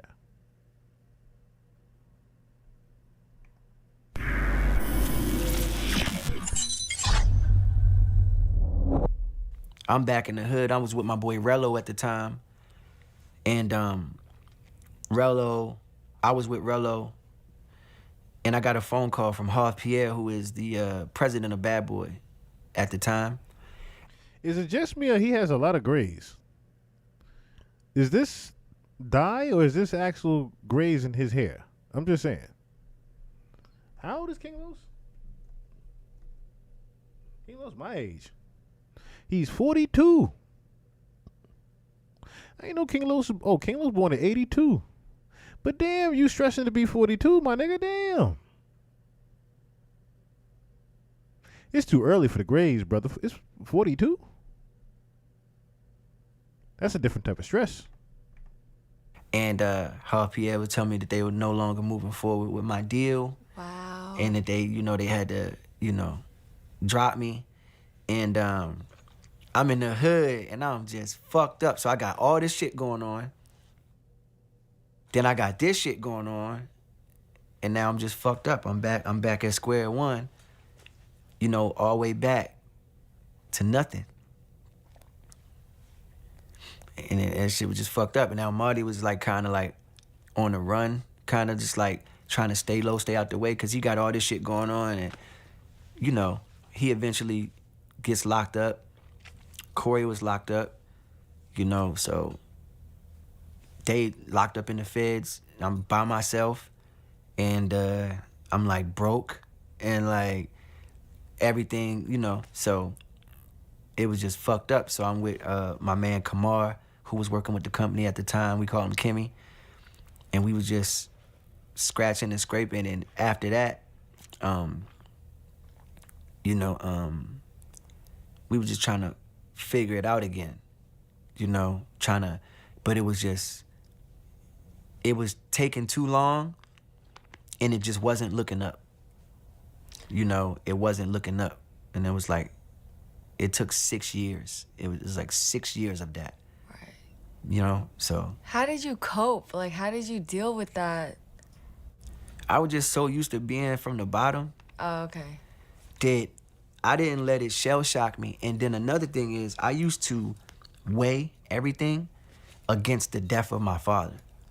So like, yeah, nothing could really fuck me over no more, because after I dealt with the death of my dad, nothing impacted me in the same way. So I used to use that as like my protective shield. Even with everything, relationships, anything, I was like, I could say fuck you in 2 seconds, because I've been through this, I've been through that. This shit won't ever hurt me or affect me on that level. So that's how I used to look at shit. Right.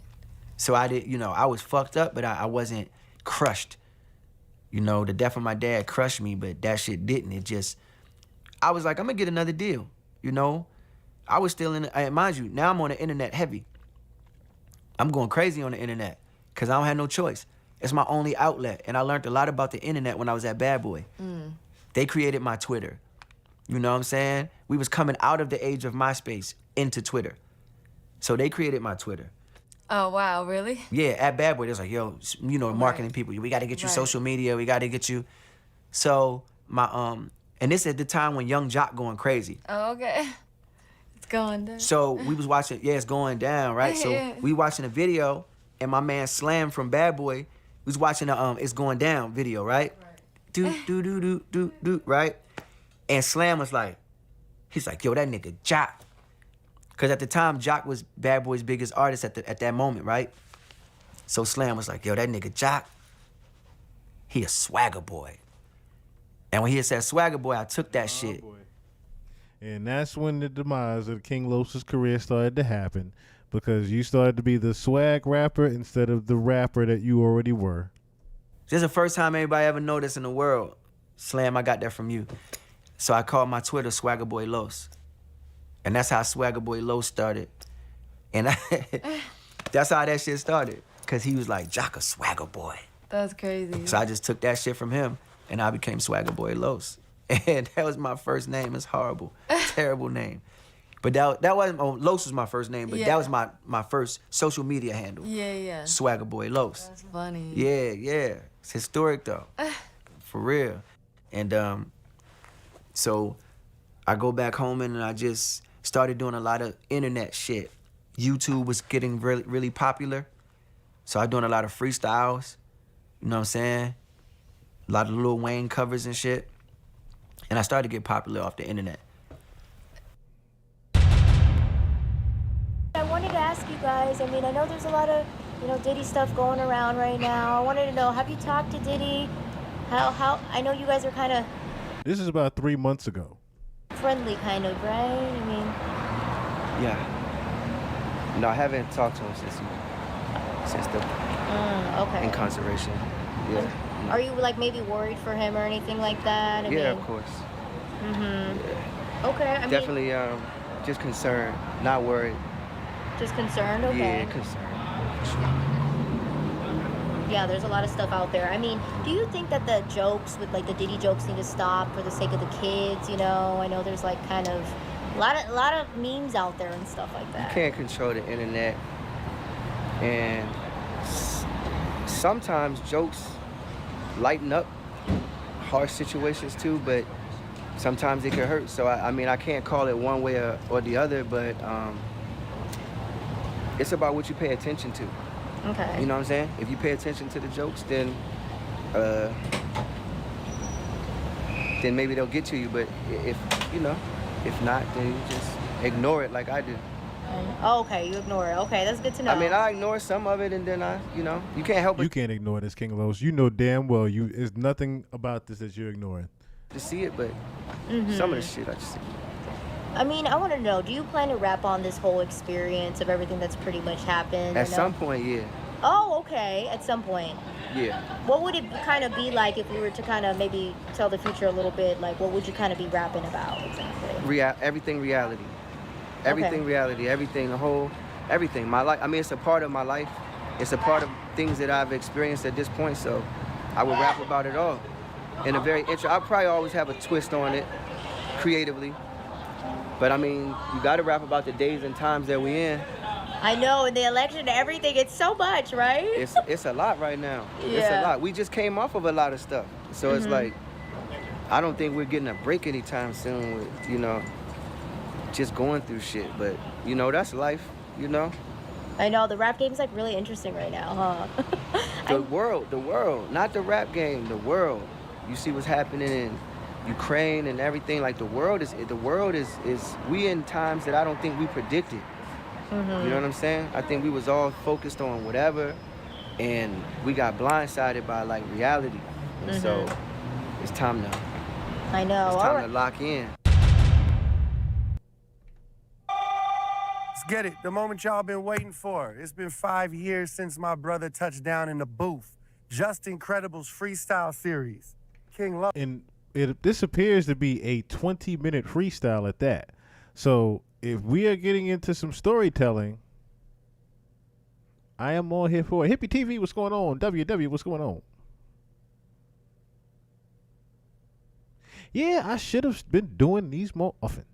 These feel good. I wish we weren't doing it under the circumstances we doing it. But we here, y'all. But we still here. We still here. So I'm gonna let Mr. And he was talking about him ignoring it. He was talking about Diddy's family trying to ignore it for their sanity. And they can't. They can't. Okay. All right. Good spoiler. Good spoiler. Let's hear it though. Let's hear it. Let's get it, baby. Ooh, Let's the get Los. God is Let's get here, it. baby. 6 years. 6 years? It was 2019. Damn. But it was Time but it was the end of the year, so that- like 5 and some change. And now we kicking off a brand new year, 2025, 2025 sound crazy right Happy New Year. King Los is here with the bars. You already know what type of time You want to set it off? Right now. Go time, baby. Come on. Listen, I can't wait till social media die. And what's real start to expose all the secrets and lies, baby. You never had a man look you deep in your eyes? Some feminine ass nigga told you he was the prize. Look, what he meant to tell you is he was the prize. When they replaced masculinity with healings and pride, hedonistic sexual fantasies and demons that slide. The coroner said he could hear spirits screaming inside. See, his whole life his mama told him daddy wasn't shit. Cause she gave that nigga pussy, then that pussy nigga split. Okay, wait. Do you not hear him breaking Diddy down? He's literally breaking down the psyche of Diddy. Holy shit. Thank you, Mel, for this one. Let's run it back real quick in case no one caught the first few.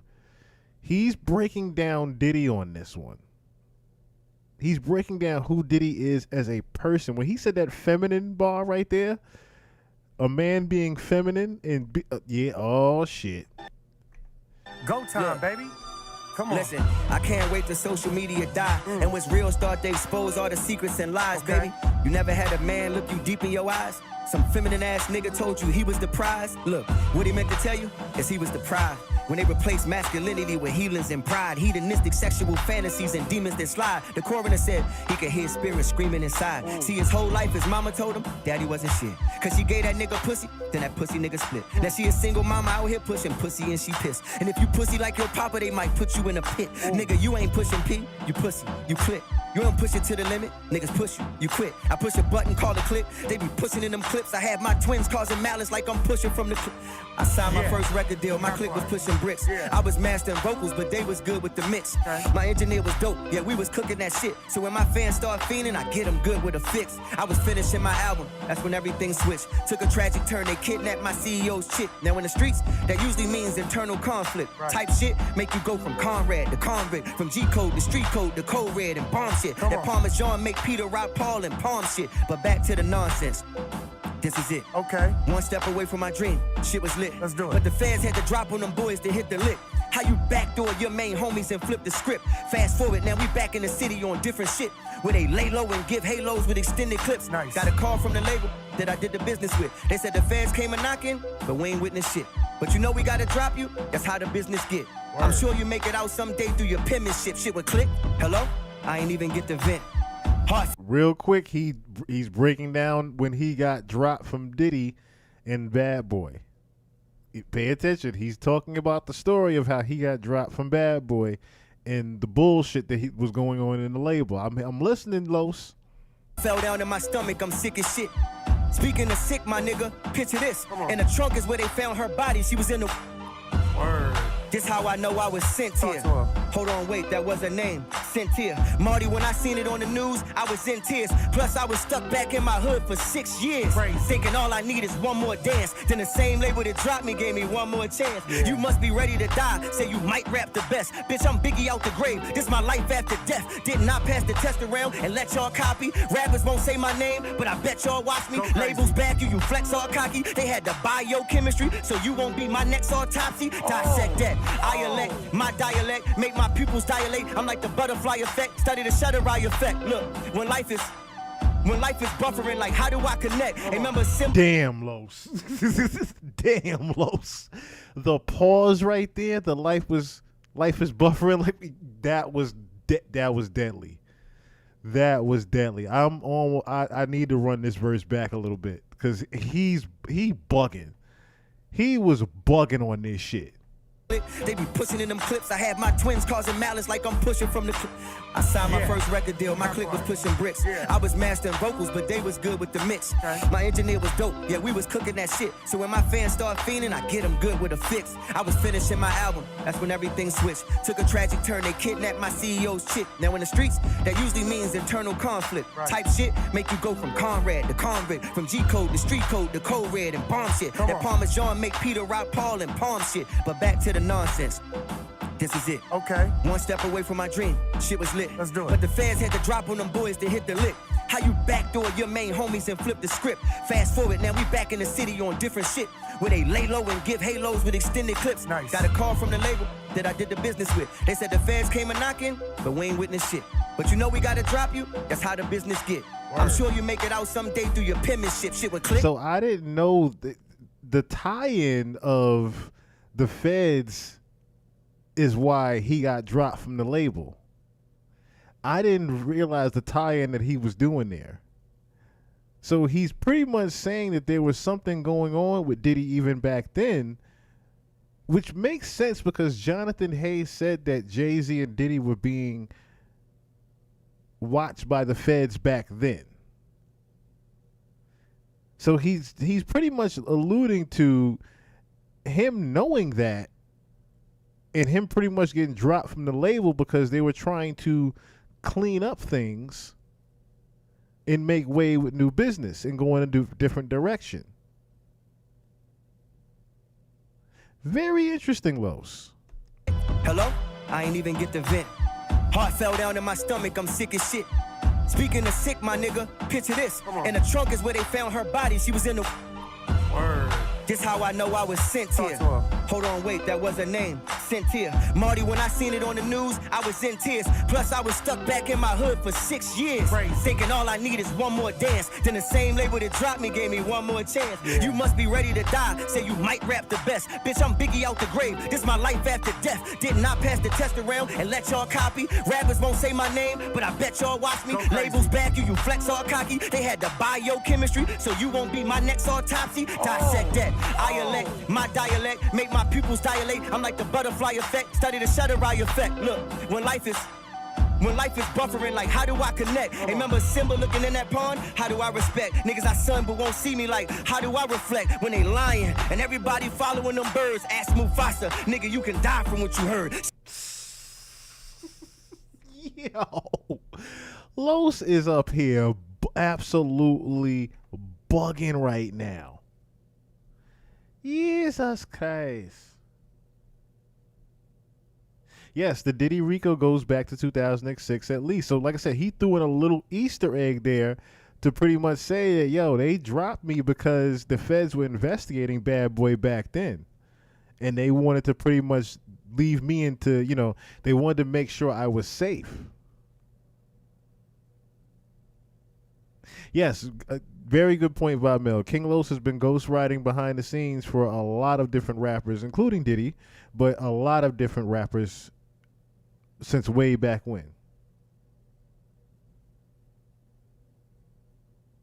Yes, Los did have the best response back to the controller. Los has always been a very underrated rapper because he never had an actual gimmick or brand to them. Oh, you notice that the best rappers never have the gimmick or brand to them.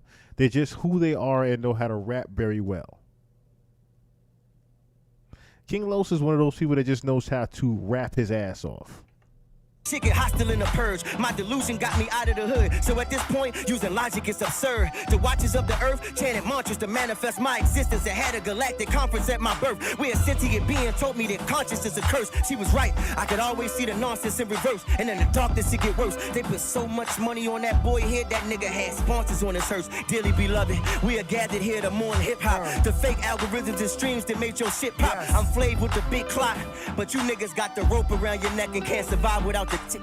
Ooh, he going crazy. And can't survive without the tick. Did you hear the Drake bar right there? That was a Drake diss right there. Him pretty much saying the death of the fake streams, the death of the fake algorithm. They put a hit on his career. There was a lot of subliminals in those last little 4 bars right there. They put sponsors on that boy Death's career. You heard that, right? If we're being, you know, technical with what he's referring to, they put sponsors on that boy's death of his career. Remember how ESPN was pretty much playing Euphoria? NFL halftime show is playing Kendrick. That's what he was alluding to. Very nice, Los. Very nice. I'll play it back for those that didn't catch it right there, but let's pay attention to where he goes into that.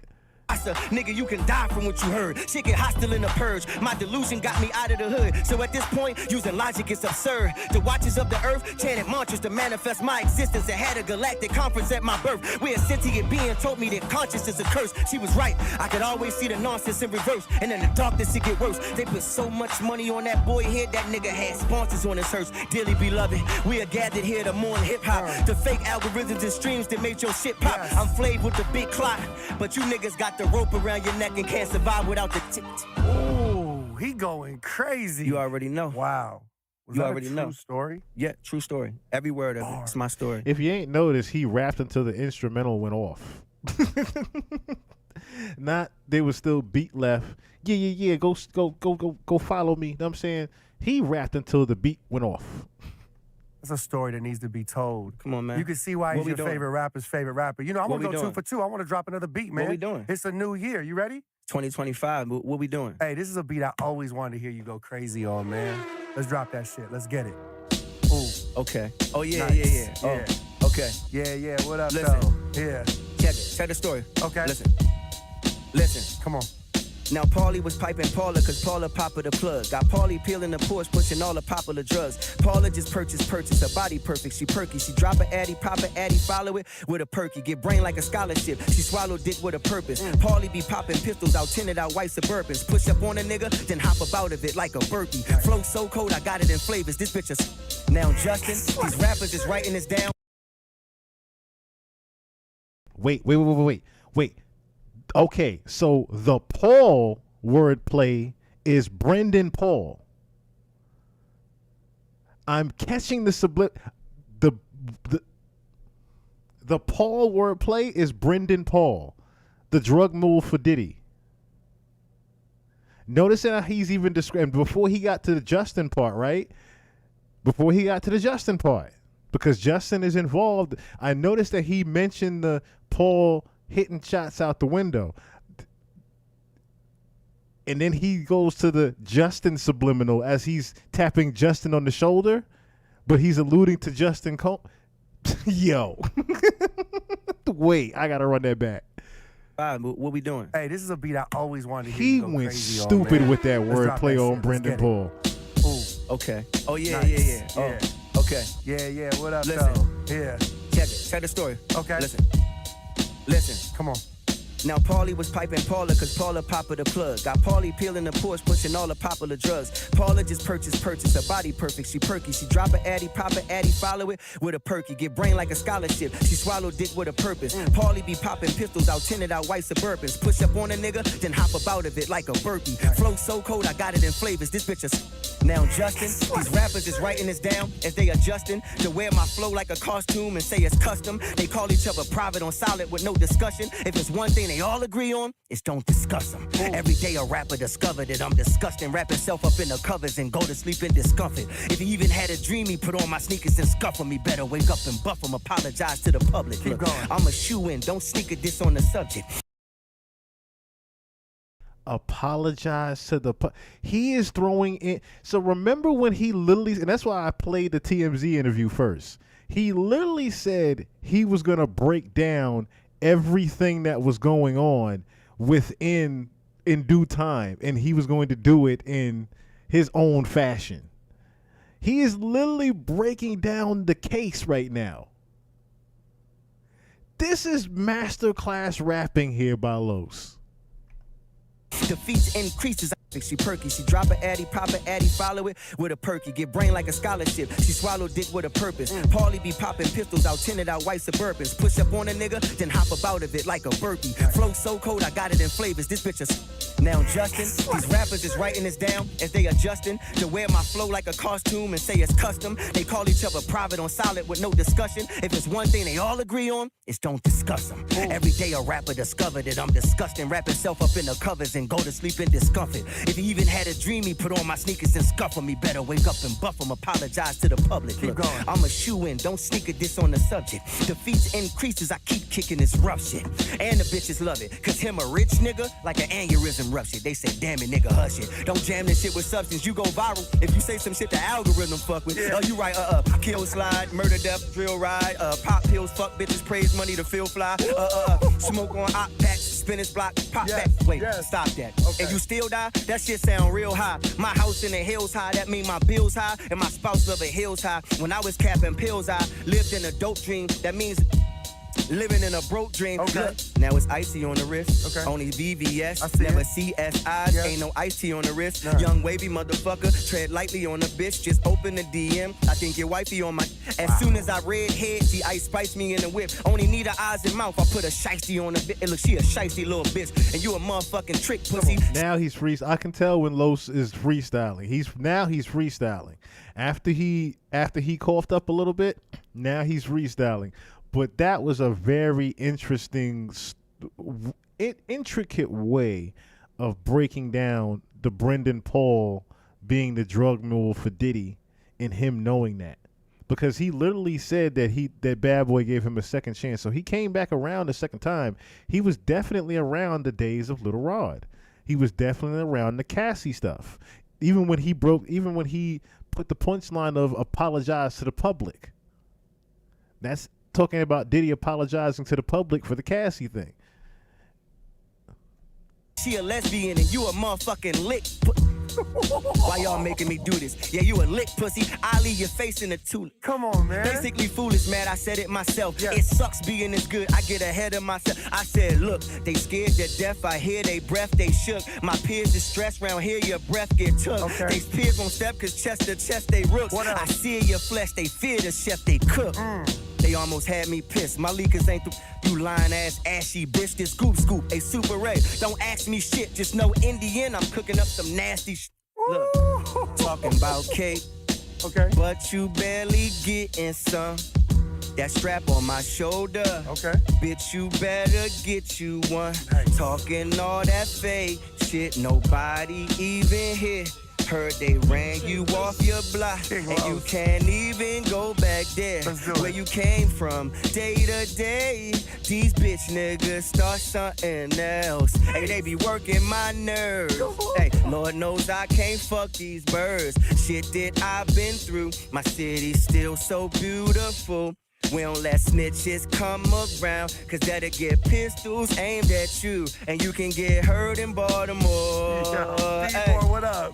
Let's do it, man. You be talking that street shit. Hey, that gangsta this, gangsta that, but all that cap ain't working now. We might have to murk him now. He think we can't touch him now. I make one call and they'll crush him. Blackout. Bitch, I'm from the block. The niggas bake soft in the tan. Cook whole pies and break them bitches off in the grams. That mean I heard it all before like it was part of my plan. Till I got sunshine and it's in the palm of my... Look, my shit is exquisite. My vision is different. You can physically visit my mental state and pick an exhibit. Quit the bull, I'm unequivocal. The lip of a critic can never diminish nor disseminate my mission delivered in minutes. I administer that of a minister mixed with a menace. Nigga, mind your business. They be trying to mimic the science of the defiant chemist. Reverse engineer my craft and you can find the remnants of the highest penman. You biased liars, you know I'm perfect, never find a blemish. My flow mirrors cocaine, but every line is endless. Now dive up in it. It can open portals. My life story is a giant helping hopeless mortals with no good morals. With all the cycles I've broken for you, you still revert to your earthly ways being so disloyal. I'm underwhelmed by your presence, bitch, it's over for you. God said he made me the king of kings, put no thrones before you. How could your clones destroy you? Why would you rock with them niggas just throwing stones towards you? And hoes that don't support you, they want me cast out. I see it through to address it and it's a glass house. Yeah. Fuck it, let's crash out. I'm the only real living legend, ain't take no fast routes, nigga. Crash out. Yo, King Los. That's what we doing? For the win. Winning team. Ain't take no fast routes. Icon Vonnie, what's going on? Slugs of Truth, what's going on? Everybody, what's going on? Yeah. What it do, y'all? What it do, y'all? We just vibing out to the homie King Los. And I think Los has another maybe 5 minutes in here. Why not? Team in here. For the win. Hold up. For the win. King Los, that's what you came to do tonight? For the... Nah, Say, hey. We'll let him finish. Why not? Hey, my brother didn't know I was going to drop that third one on him. Say when. It's a three-piece. It go mustard colored lamb chop.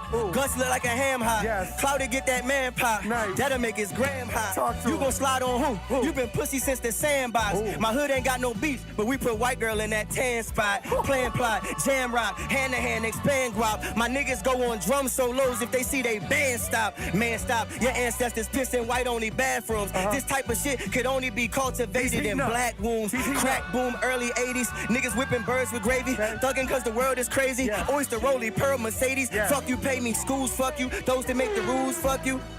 Yo, King Los. Buying silly Jews, fuck you. Presidents you choose, fuck you. Cancel culture, vulture, media, and news. Fuck.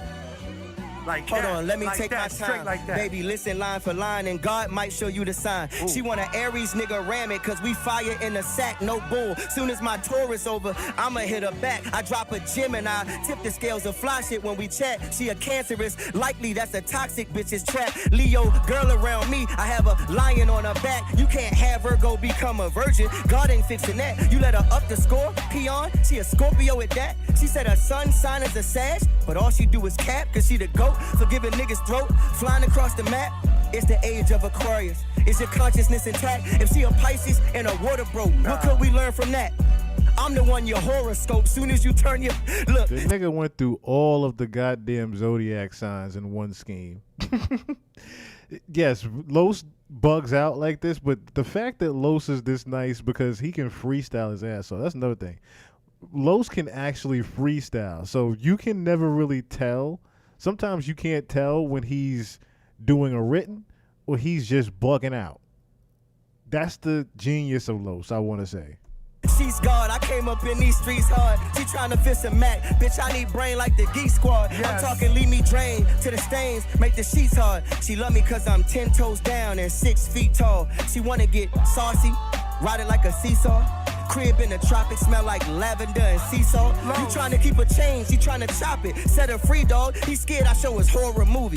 You ain't never seesaw? I'm these all with these bars. Who effing with me, dog? My aura cool from deep. I'm stepping with the 3-ball. This definitely my arena. I set the precedent with my integrity, my demeanor. Impressive. I'm always the precipice of the highest zenith.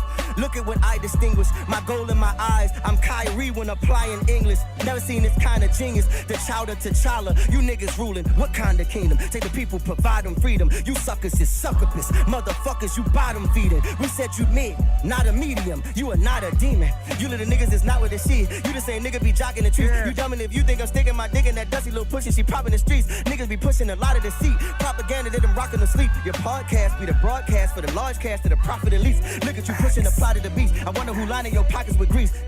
Yo, Los, nah, hold on. You got it elite, won't like it with me cause you not an elite. I can go up the top on the top of the beat. It's a whole list of rappers that I can compete. You can throw me a topic that I can complete. Won't like it with me cause you gotta compete. You ain't going never slide on the beat. Little niggas got a problem with me. Okay, cool, got a caprice. Dead broke, used to try to caprice. Fucked up, used to dodge the police. Paid dues, but I got the receipts. Home of the wire, you gotta believe. Gotta believe, you gotta believe. Home of the wire, you gotta believe. No, fuck that, nigga, you gotta know. If you tryna blow, it's a lot to achieve. Please don't watch the watch on my sleeve. Don't be jacking us, watching us leave. How you giving us the side eye from the sideline and you not in the league? You get in the game and you not in the league. They mentioning names and I'm not in the 3. What is the logic if niggas is popping a lot of the shit they adopted from me? I am the G. Come on, Los. I am the G. Come on, keep talking. OD. Talk to him. High key. High key. Low key. Low key. Hey, love myself. Hey, hey, go me. Hey, hey, she want the D from the OG. Spell it.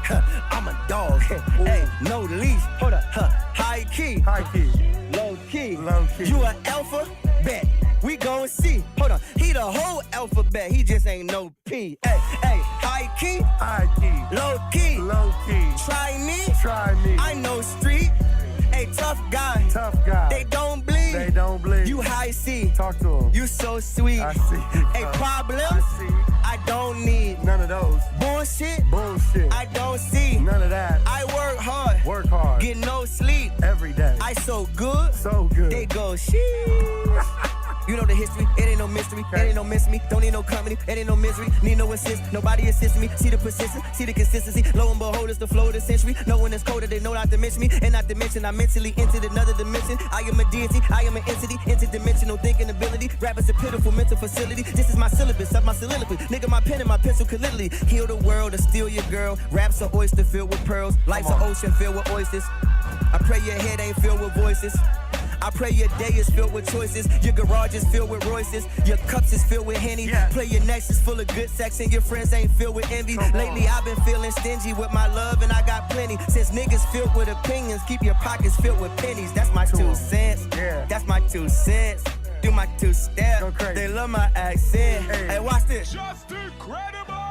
Hey, it's Power 106. Okay. It's 100 degrees. Hey. It's me and my nigga Just. We just murdered y'all with freeze. Hey, feel like Mortal Kombat. Murdered y'all with freeze. My flow is just Sub-Zero. Hey, could you throw me a word, please? Oh, easy. Let's go. Easy, let's go. Hold on, let me put that in the flow. I don't really give a fuck about what these niggas say they think or what they know. Look, I could break it down, I could take it down, I could shake the ground like an earthquake. Said Baltimore, fuck all of y'all, fuck all of y'all. That's my birthplace. Look, give me another one. All right, let's go. Big 3. Big 3, pick me. Hold on, in the tribe, the first tribe was to pick me. That was up in the North Zone. Niggas can't understand that I made all clones, all y'all. Come home, call home like E.T. I'm on TV, and I took the beat, put it on E.T. That's B.E.T. And I'm so good I could be E.T. And I might own B.E.T. I don't give a fuck. I'm on CDs and on stereo. Hold on, nigga. Y'all niggas venereal. This is an aerial view from y'all can't see. This is imperial. Y'all niggas know. Like that. This is empirical. What you say? Let's do like bars. Bars. Hold on, bars. Yeah. That rhyme with stars. Talk to him. And stars is far. That's right. And you can't touch those. I get my flows. All right. Because he's gonna bug for another 5 more minutes. But yeah. All right. So this was 8 months ago. With weight loss by him. This is 8 months ago. He was seen walking. Light skin television, hilarious.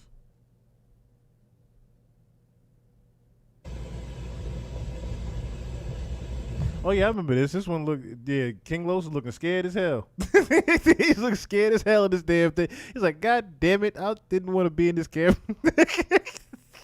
I do remember this. Look how he turned around like, oh shit, they done caught me in a goddamn camera with your ass. Why the hell y'all here? And Diddy's like, come on, man, don't be looking at. This is the first time you ever seen Diddy put the hand up at the camera like, nah, don't show me. King Los like, God damn it, you think they saw me, man?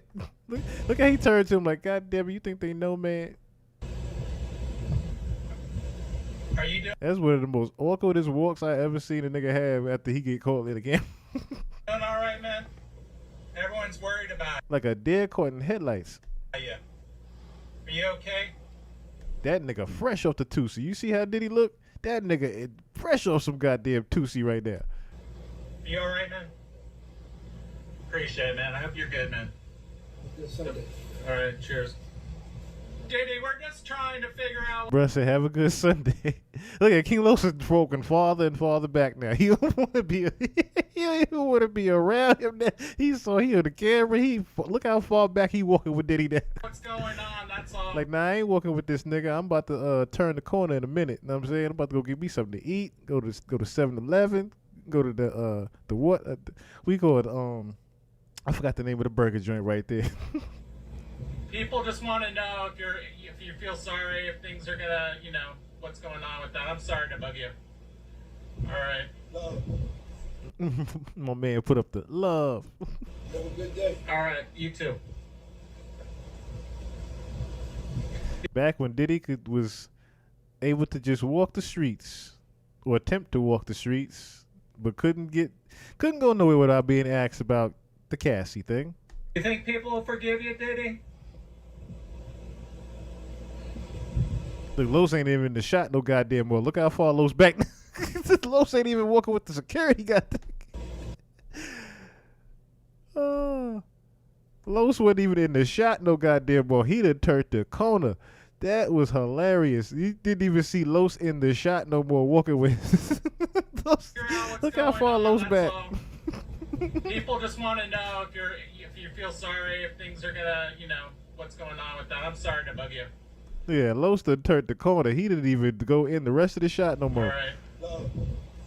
Have a good day. All right. You too. Look. You do not see King Los anymore. Los has turned around. You think people will forgive you, Diddy? You ain't see Los no more this walk. I'm telling you, from the beginning of this shit, he was just a deer caught in motherfucking head. Like, oh fuck, man, they done saw me with your ass. God damn it! I hope they ain't gonna ask about this Cassie shit, man. I don't care about this. Right, once upon a time. Right, he should have ran back the other way. Los was the hit. Los hit reverse.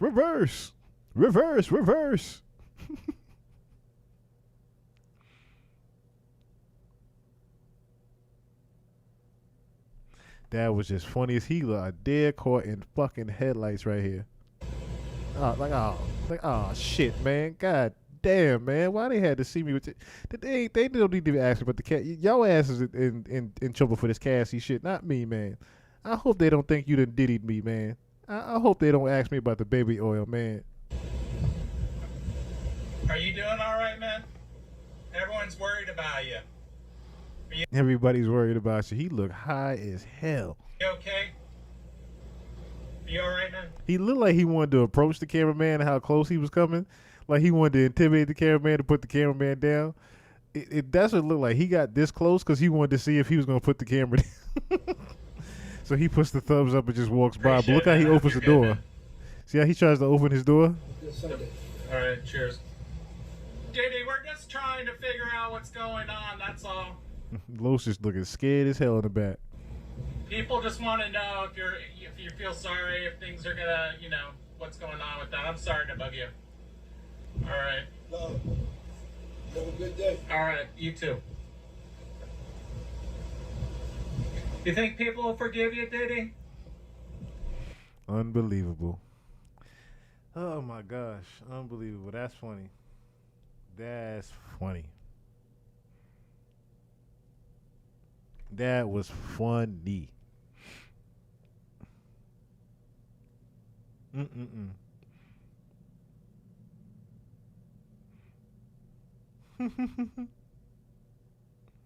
Diddy was high as a satellite.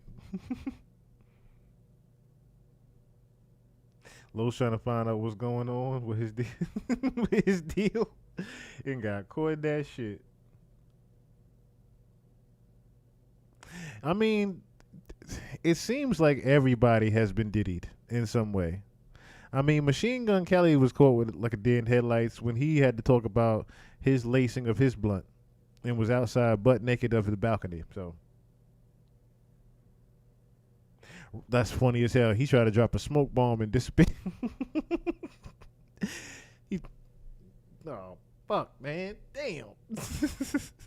He had no idea he was going to get a camera on his ass on Star Island just walking down the street with Diddy.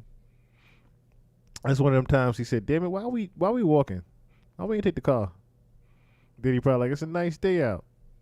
It ain't that nice for you, sir. It ain't that nice for you.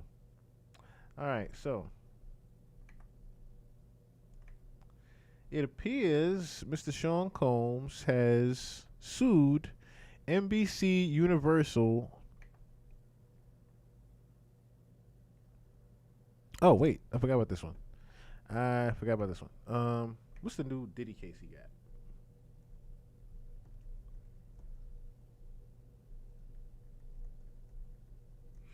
Before that, I think there was no accuser.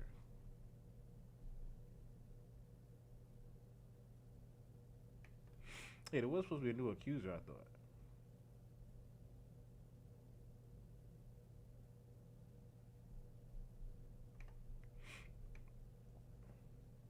Oh yeah, another John Doe from 2022. That's the one we read about.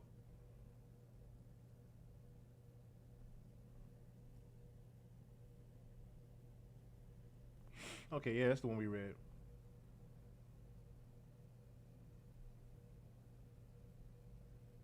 Yeah, that's the one we read. Okay. I mean, even if it isn't, it sounds like all the others.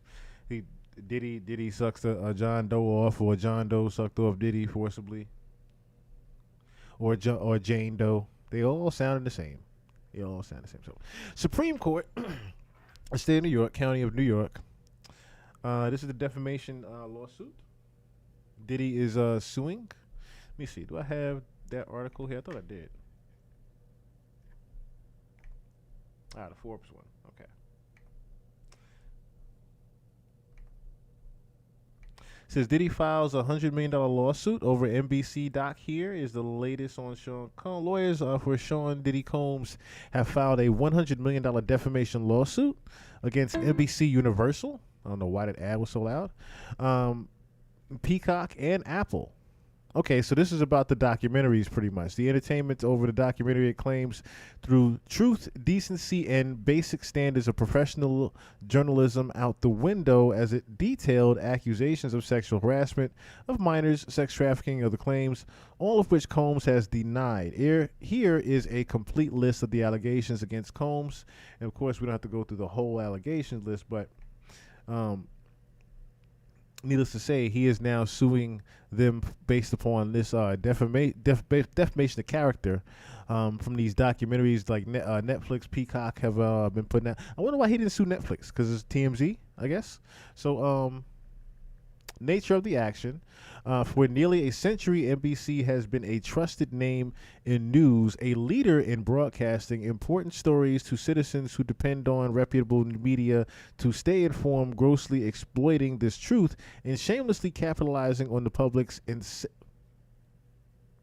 insatiable appetite for content about Mr. Combs. In this lead up to his criminal trial, defendants made a conscious decision to line their own pockets at the expense of truth, decency, and basic standards of professionalism.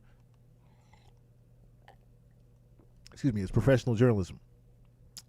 In January 2025, Racing to outdo the competition for the most salacious Diddy expose, defendants maliciously and recklessly broadcast an outrageous set of fresh lies and conspiracy theories in a purported documentary they called Diddy, the Making of a Bad Boy. The documentary, you know how many documentaries there are on Diddy on YouTube alone? Hell, I should have did one. I should have did one by now. In the documentary, defendants accuse Mr. Combs of horrible crimes, including serial murder and sexual assault of minors. Knowing that there is not a shred of evidence to support them, as one independent critic observed after the documentary aired, it's remarkable that filmmakers were able to get this thing past the corporate council at NBC Universal. For example, the documentary maliciously accuses Mr. Combs of murdering the love of his life and mother of his children, Kimberly Porter, despite the fact that the Los Angeles County Coroner's Office has confirmed that her death was from natural causes. You gonna really lie in there and say natural causes? My ass. And that there has never been any evidence of foul play. Bullshit. The bullshit. The documentary advances the false narrative that it cannot be a coincidence that Miss Porter and others in Mr. Combs have died in the malicious attempt to insinuate that Mr. Combs murdered them. In support, the documentary features YouTube channel clips from a known conspiracy theorist strung together with anonymized YouTube comments speculating about this purported coincidence.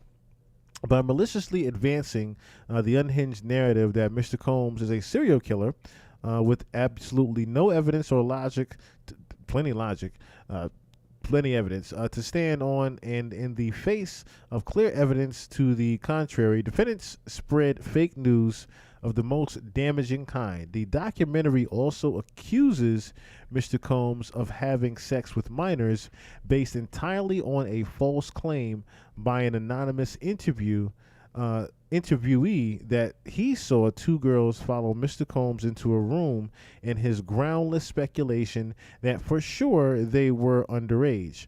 This story, upon information and belief rehashed from a baseless lawsuit sinking $30 million, has already been discredited by those adult women in their 30s referenced in that lawsuit who have come forward to say that they were adults at the time.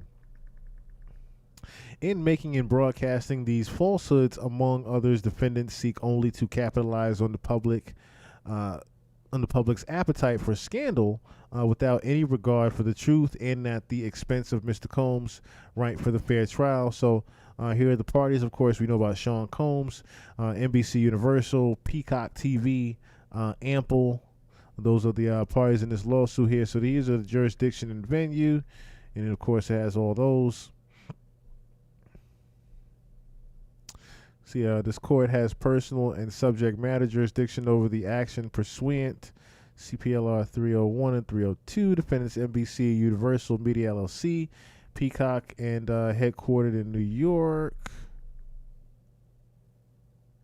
So just breaking down what the actual are. Okay, so here, factual background. Mr. Combs became famous for his extraordinary and historic achievements as a musician. I know they're not going to do that. All right. We'll go with it. Achievements as a musician and music producer, hip-hop impresario, record label owner, fashion designer, path-breaking spirits entrepreneur. This is the most good he's probably been heard about himself in a while. Committed philanthropist and cultural icon. Mr. Combs is among the most accomplished businessmen of his generation. In September 2024, Mr. Combs was indicted in the Southern District of New York on federal racketeering and sex trafficking charges. Mr. Combs entered a plea of not guilty to those charges on September 17th, 2024, emphatically and unequivocally denies the charges against him and is preparing to contest the government's evidence, such as it is at trial beginning on May 5th, 2025. Mr. Combs has faith in the integrity of the judicial system and is confident the jury will acquit him. In or around December 10, 2024, defendant Ample informed Mr. Combs representatives that it was producing a documentary, not about the government's allegations against him, but rather regarding distinct allegations, including theories of his involvement in the death of Kim Porter and Christopher Wallace, and allegations of sex with underage girls. In response, Mr. Combs representatives told defendant Ample that those allegations were unequivocally false and amount to nothing more than unverified conspiracy theories. Mr. Combs' representatives also pointed out that the allegations that have already been thoroughly debunked and lack any credible evidence. Undeterred by these warnings on January 2nd, defendants Ample and NBC Universal released a trailer for the documentary. The trailer portrays Mr. Combs as a dangerous monster. I mean, a lot of people do. If you haven't heard, it ain't just a trailer. A lot of people say that this nigga's a monster who threw sinister parties with underage girls and threatened to ship and sell women off to anyone. Well, nigga, you did. On January 8th and 9th, representatives allegedly, on January 8th and 9th, 2025, representatives of Mr. Combs sent letters informing defendants Ample and NBCU that the trailer included false and defamatory statements and urged them to take down the trailer and refrain from publishing the documentary. Defendants Ample and NBCU did not respond. Then, on or around January 13th, defendants Ample NBCU released the documentary to select press outlets to increase publicity prior to its release date. On January 14th, defendant NBCU made the documentary publicly available for viewing on its streaming platform Peacock. Defendants NBCU and Ample also widely publicized the documentary to get as many streams as possible. In one interview, The Hollywood Reporter, co-founder of defendant Ample and the executive producer of the documentary, Ari Mark, acknowledged that the documentary was a rush job because of competing documentaries on the same subject, saying there's no time and this was in an extremely fast turnaround. So needless to say, so far what I'm seeing, I mean, they have I see where they're getting at with this case. I see where they're getting at, because you can say that there is some defamatory things happening in it because they haven't actually been proved in the court of law. However, these are just allegations, and people are only speaking on the information that is already out there. Of course, people are selling entertainment, but you can't call it defamation of character based upon actual, not facts, but based upon information that people are just using that's already out there. This is not defamation of character so far from what I'm seeing, if they're putting all these particular allegations on them. Okay? The documentary includes numerous false and defamatory statements that defendants NBU and Ample knew were false or published with reckless disregard as to whether they were false or not. Indeed, the entire premise of the documentary assumes that Mr. Combs was committed numerous heinous crimes, including serial murder, rape of minors, and sex trafficking of minors in attempts to crudely psychologize him. It maliciously and baselessly jumps to the conclusion that Mr. Combs is a monster and an embodiment of Lucifer with a lot of similarities to Jeffrey Epstein. Well, there are. I mean, it is your friends and you are on the list, okay? In doing so, the documentary also advances the following profoundly injurious false accusations. False statements that Mr. Combs is a serial murderer. The documentary falsely, recklessly, and maliciously accuses Mr. Combs of murdering Kim Porter, Christopher Wallace, Andre Harrell, Dwight Arrington, Myers, Heavy D, and attempting to murder Albert Joseph, who is Albie Shore. It shamelessly advances conspiracy theories that lack any foundation in reality repeatedly insinuating that Mr. Combs is a serial killer because it cannot be a coincidence that multiple people in Mr. Combs' orbit have died. Yes, it can. That's the crazy part. We're saying the same thing, you know? Miss Porter was Mr. Combs' romantic partner for over a decade and the mother to 4 of his children, and also knew very, very, very distinct secrets about you, sir. Let's not leave that out as well. She was, as often described her publicly, the love of his life. In 2018, Miss Porter tragically died after a battle with complications from pneumonia. which we looked up baby oil. There are ingredients in baby oil as well as, some things that can cause this said pneumonia, but we won't go there. The Los Angeles coroner's office confirmed that her death was a result of natural causes. Christopher Wallace was an American rapper and close friend of Mr. Combs. He was killed in a drive-by shooting in 1997. There has never been a hint of evidence to suggest that Mr. Combs was involved in the tragic murder of his friend. Bullshit. Andre Harrell was a prominent music executive who died of heart failure in 2020. There had never been a hint of evidence to suggest that he has been murdered, let alone that Mr. Combs was responsible for his death. Someone that also had a lot of secrets about Mr. Combs as well. Dwight Arrington Myers, Heavy D, producer who died of a pulmonary embolism in 2011, who was jumping around just as healthy as can be around the BET stage not too long before that. There has never been a hint of evidence to suggest that he was murdered, let alone that Mr. Combs was responsible for his death. Mr. Combs has long-standing, deep personal relationships with Ms. Porter, Mr. Wallace, Harrell, Mr. Myers. He was heartbroken by their untimely deaths and the completely unfounded accusation that he murdered multiple of his closest confidants is deeply distressing, offensive, reckless, and malicious. And yet, despite all evidence to the contrary, defendants NBCU and Ample falsely accused Mr. Combs of being a serial killer. The documentary includes an interview with Albie Shore, who conclusively asserts that Miss Porter was murdered, adding, do I have to say allegedly? He further falsely claims that before her death, Miss Porter was keeping a diary and planning to reveal all, but that someone implied Mr. Combs found out that she was writing this diary and what was going on behind closed doors. Albie Shore asserts that a lot goes on in the industry and that those who speak about it usually meet their demise. So again, if you're really going to put anybody in this lawsuit, you can actually mention Albie Shore in the lawsuit. But guess what, Diddy? You're not going to do that because Diddy, Albie Shore knows this actual truth. So this is actually a bad thing that you're mentioning this in the lawsuit, that Albie Shore is even mentioning that, hey, when people say things or know things in the industry, it could cost them their life, okay? So now you have probable cause of why you could have killed any of these people, okay? Already right there. He further falsely claims that Miss Porter is gone because she was going to be the next Cassie Ventura.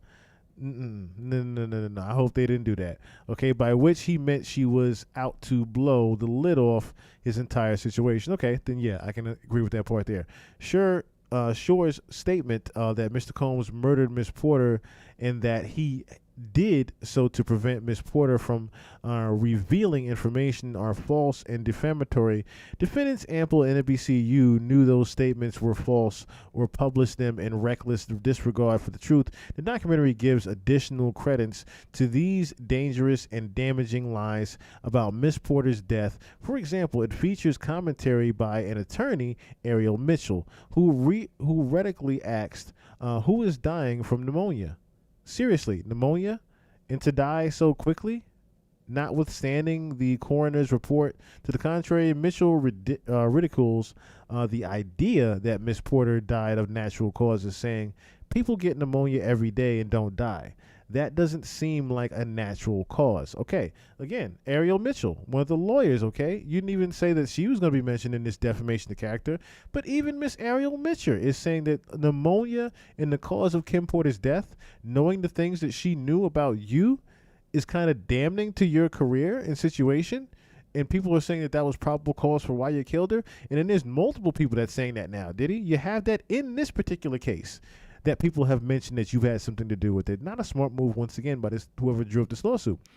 In the documentary, Albie Shore also falsely claims that he is a witness in connection with legal proceedings surrounding Miss Porter's death, preventing him from elaborating in the interview. This is also false.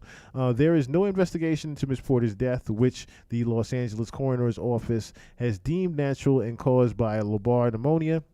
My suggestion that law enforcement is investigating Miss Porter's death and that Albie Shore is a witness, defendants NBCU Defendants NBCU and Ample maliciously credit the false claim that Mr. Combs is being investigated for Miss Porter's death. Thank you so much for that Cash App just now. Thank you so much for that Cash App just now. We are now $80 away from the goal. We're now $80 away from it. His being investigated for Miss Porter's death. Sure's statements that law enforcement is investigating Mr. Combs' involvement in Miss Porter's death are false and defamatory. Defendants Ample and NBCU knew those statements were false or published them in reckless disregard of their falsity.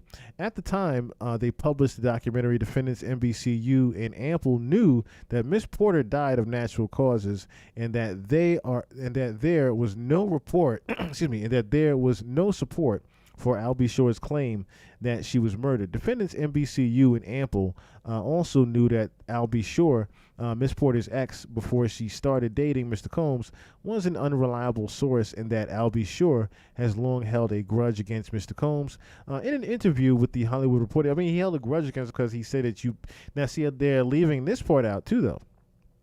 I don't know if they're going to allude to it in a set. Okay, so they are going to allude to it. Okay, I do see it down there. Miss Porter's ex before she started dating. Okay, so let me back up a little bit. So at the time they published the documentary, defendants NBCU and Ample knew that Miss Porter died of natural causes and that there was no support for Albie Shore's claim that she was murdered. Defendants NBCU and Ample also knew that Albie Shore, Miss Porter's ex, before she started dating Mr. Combs, was an unreliable source and that Albie Shore has long held a grudge against Mr. Combs. Why would you throw that in there? Why would you throw that in there? See, there's a lot of things in there that are more damning to you in this particular case than meets the eye right here. Just understand that. There are a lot more damning things that meets the eye here, okay? Just understand that you mentioning that Albie Shore had a grudge. Why did he have a grudge against you? Why did he actually have the grudge against you? It wasn't because you supposedly stole his girl. It was how you actually got, someone that already had a kid by this young lady. It was how you got her. Because you got her the same way that you got Cassie and a lot of other women that you've been dealing with. Let's not leave that part out. Okay?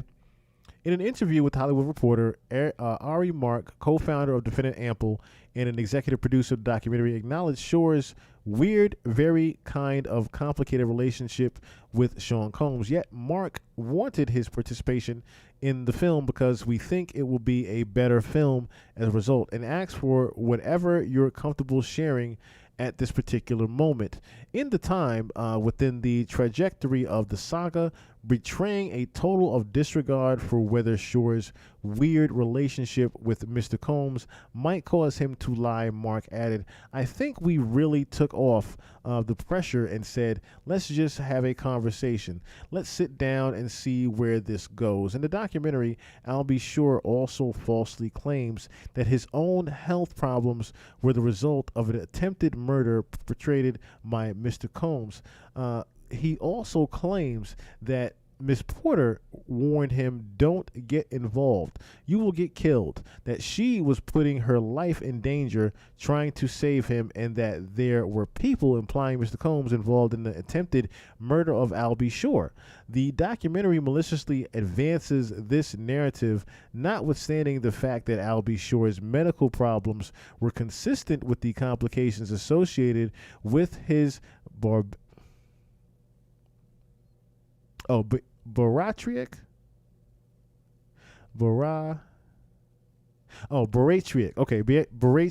surgery, and there is no support whatsoever for his baseless claims. Shore's statements that Mr. Combs attempted to murder him are false and defamatory. Defendants NBCU and Ample knew those statements were false or published them in reckless disregard for the truth. From there, the documentary advances an unhinged conspiracy theory that Mr. Combs is irresponsible for the details of Andre Harrell and Dwight Arrington Myers. In addition to Kim Porter speculating that it would be much of a coincidence that Harrell, Heavy D, and Kim Porter all died of natural causes, which is kind of crazy thing to be within his circle and realm.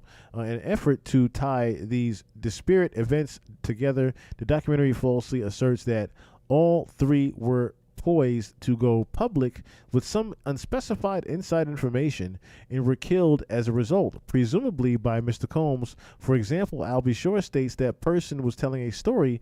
This person was writing a book. This person about telling the truth. Why is everybody dead? Oh, it's a coincidence. Oh, it's a coincidence? Get the fuck out of here. To further advance this false narrative, the documentary includes a clip from YouTube interview.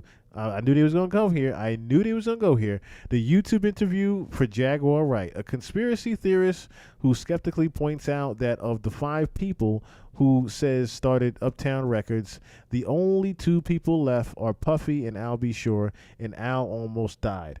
She insinuates that both Harrell and Heavy D did not actually die of heart attack, skeptically stating Heavy D was found dead with a heart attack. Andre Harrell found dead, heart attack. In a bizarre attempt to bolster this conspiracy theory, the documentary includes what appears to be the internet comments to Jaguar Wright's YouTube interview on this topic. That commentary states Jag be connecting the dots, facts or coincidence. You got to admit it's really interesting. Others say, damn, she really pieced that together. I never looked at it that way. And Jaguar Wright is not lying. Child Puffy can't be surrounded by this many coincidences. The documentary adds others, which we won't get into Jaguar Wright and her falsifications, but the documentary adds another that says it is no coincidence that all the original employees except for Al B. Shore are dead. Mind you, after Al B. Shore spoke out against Diddy after Kim Porter's death, he was in a coma for several months. The common denominator is Diddy. The statements by Shore and Wright that Mr. Combs was responsible for the deaths of Miss Porter and Mr. Harrell, Mr. Myers, and the attempted murder for Shore are false and defamatory. Defendants, Ample and NBCU, knew those statements were false or published them in reckless disregard for the truth. The documentary also advances the baseless conspiracy theory that Mr. Combs was involved in the death of Christopher Wallace. Biggie, he features an interview with Gene Deal, a former bodyguard who apparently worked for Mr. Combs between the mid-90s and 2005. Deal claimed that in the week in which Big was murdered, Mr. Combs was acting real anxious, trying to get Big at his party. That was another. So I'm glad they're actually getting into when Gene Deal mentioned all the different ways that Puff could have pretty much had a big hand in, Biggie dying. I hope they allude to the fact where he says that, I don't care who gotta die. And I'm saying, I don't care if Biggie gotta die, Pac gotta die, Suge gotta die. I'm just tired of living my life this way. I hope they include this in this too as well. Features in okay, so let me read back down here. So Mr. Deal warned him, if we go to this party tonight, we're going to get killed. Somebody going to die. But that Mr. Combs said that I don't want to hear that shit. The producer can be heard egging Deal on, asking, do you think that he had any involvement in Big's death? Deal answered, did he directly have something to do with it? He could have. There has never been any evidence that Mr. Combs... See, now they're not even paying attention to Gene Deal until he goes on a fucking documentary. There's plenty of interviews where Gene Deal is breaking down different things about Diddy. It's crazy that they're not even including that, but we all know why. There has never been any evidence that Mr. Combs was involved in Biggie's death. The statements suggesting that Mr. Combs was involved in Biggie's death are false and defamatory. Defendants, Ample and NBCU, knew that they were false or published them in reckless disregard for the truth by providing Deal with a platform for insinuating that Mr. Combs was responsible for the murder. Defendants acted with malice and total disregard for the truth. These are the false accusations about sex with minors. The documentary also falsely and maliciously asserts that Mr. Combs was having sex with and was sex trafficking underage girls. In particular, the documentary features an interview with an anonymized subject who appears with his image blacked out and his voice distorted. In the documentary, the unidentified interviewee claimed that while he was employed by Mr. Combs, he was sent on missions to go to clubs to recruit some girls and bring them back to the house, but that he didn't know what the real intention was, falsely implying that there was foul play involved. Now, I wonder if this person was Farnsworth Bentley. especially with the voice being tampered with, the person being blacked out. I wonder now. Especially if this was a errand boy. You know what I mean?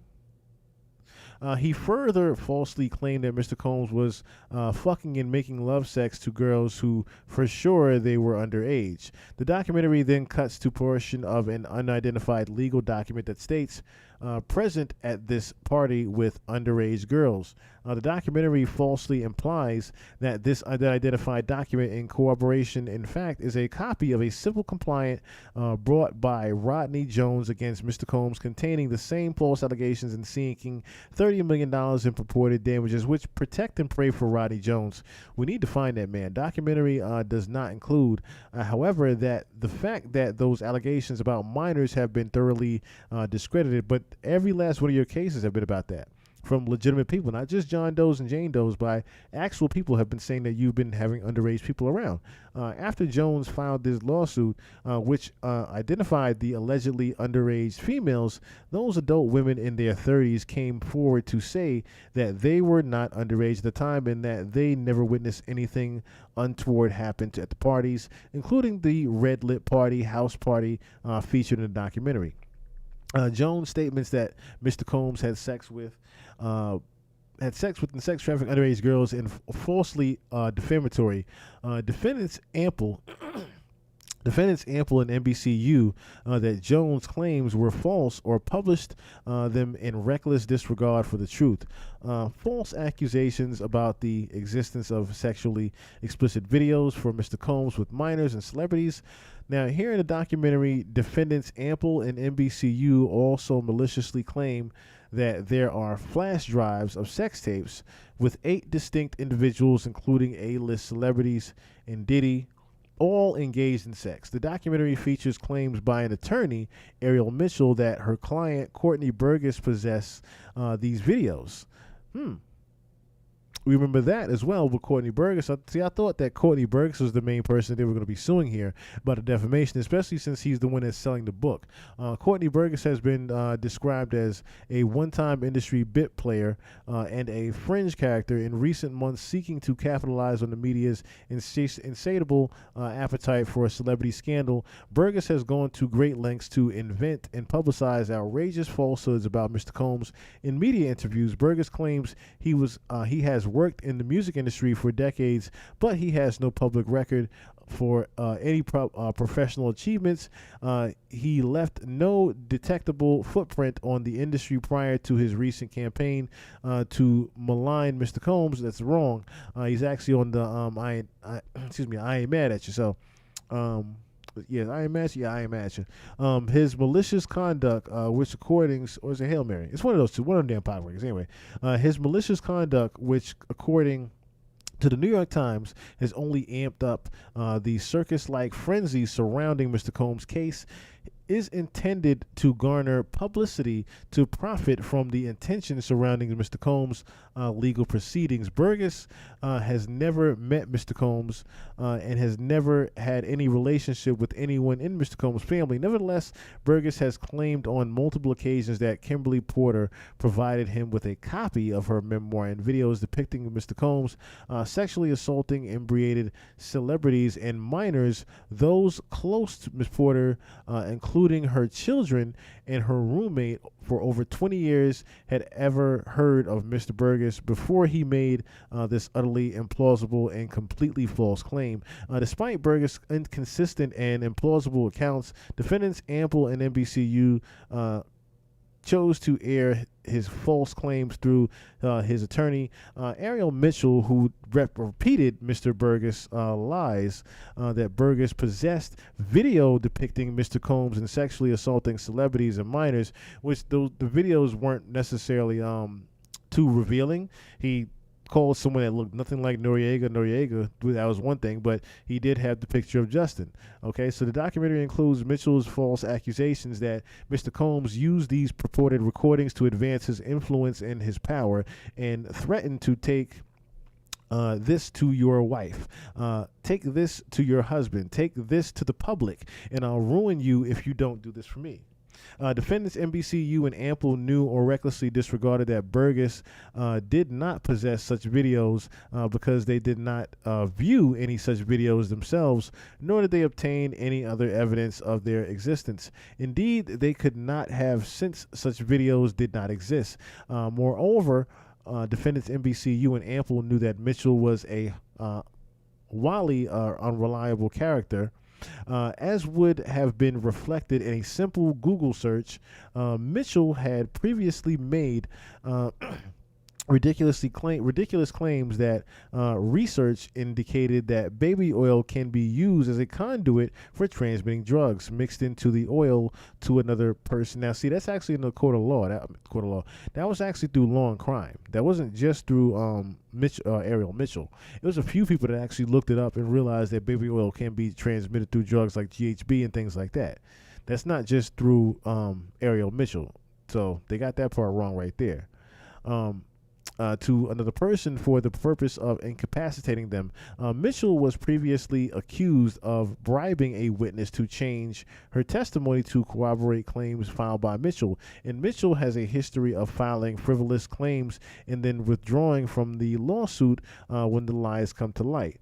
In truth, there are no such videos. There never were any such videos. Mitchell and Burgers are the sources of these vile rumors. Now, they're not. Cassie's actually the source of these rumors. Don't leave that out. Cassie is the one that says that you have tapes. Cassie is the original one that said you had these tapes, sir, as well as Little Rod. And defendants NBCU and Amples are responsible for maliciously perpetuating them. The statements in the documentary that such videos exist and were used as blackmail are false and defamatory. Defendants NBCU and Ample knew the statements were false and published them in reckless disregard for the truth. So the defendants' malicious lies have materially injured Mr. Combs. And it says, as set forth above, defendants made falsely and defamatory statements about Mr. Combs, knowing that they were false and with reckless disregard of their falsity. Defendants made these false defamatory statements in bad faith as part of a deliberate effort to damage Mr. Combs' reputation, undermine his businesses, and by painting him as debauched and a pedophile, to poison the public's perception of him and deprive him of a fair trial. Defendants eagerly peddled these lies to enrich themselves, knowing that those claims were false or making no effort to verify the truth of those false claims. As a result of defendants' malicious lies, Mr. Combs has suffered significant reputational and economic harm. Defendants' lies and conspiracy theories have reached millions. Moreover, many viewers published and republished the documentary's content. The unrelenting tide of negative publicity resulting from defendants' lies have caused and will continue to cause Mr. Combs significant reputational and economic harm. Defendants' intentionally false and defamatory statements have also poisoned the minds of the overwhelming majority of individuals residing in the Southern District of New York, ain't just there, who might qualify for a jury service and potentially sit on the jury in Mr. Combs' trial beginning May 2025. This, in addition, in all of the other harms resulting from defendants' unlawful false statements, they have also threatened his ability to have a fair trial on the government's charges against him. And then, of course, you have the first cause of action. It's the causes of action is just pretty much reiterations of things, but it's only just the first cause of action. Then you have the prayer for relief and the demand for a jury of trial. So excuse me, plaintiff, first cause of action, plaintiff repeats and realleges each of the foregoing paragraphs as if fully set for herein. As set forth above, defendants made false and defamatory statements concerning the plaintiff in the documentary, which had the tendency to expose and in fact did expose plaintiff to hatred, contempt, ridicule, and disgrace. The statements published by defendants about plaintiff accused plaintiff of committing serious crimes, including the murder and sexual assault of minors and engaging in sexual misconduct. The statements published by defendants about plaintiff were defamatory per se because they were accused plaintiff of committing serious crimes and tended to injure plaintiff in his trade, business, and profession by implicating him in a serious crimes. Defendants published the statements without privilege to a third party as set forth above. Defendants published the statements with actual malice with the goal of driving viewership of the documentary at the expense of truth. You can say that. Defendants published the statements with knowledge of their falsity or reckless disregard for their veracity. The defamatory statements published by defendants about plaintiff have directly and proximately caused plaintiff substantial reputational and financial harm and damaged his right to a fair trial on the government's charges against him. I don't know if you knew this, Diddy, but before them documentaries was made, you had a lot going against you, my brother. Prayers for relief wherefore plaintiff respectfully requests judgment awarding plaintiff money damages in the amount to be determined at trial, but not less than $100 million. So he's suing them for $100 million, literally granting such other and further relief as the court deems just and proper. Demand for a jury trial. Plaintiff demands jury trial. And of course, here goes the signee here from Shortamente. So, of course, let me know what you guys think in the comments, of course, in chat. What you guys think here. Let me scroll on up here. King Osmond, what's going on, my brother? King Osmond, what's going on? Thank you so much for that Cash App. God bless you guys for sending in the Cash Apps as well. Yes, that is the real Cash App there, the lower hand left side of the screen. Please do keep sending those in. I greatly appreciate that. Juju, what's going on, baby? Juju, you didn't got up in here. I have a question for you. Do you do any modeling? I'll just ask you that. I won't say anything further. Just, do you do any modeling? That's all I'm asking.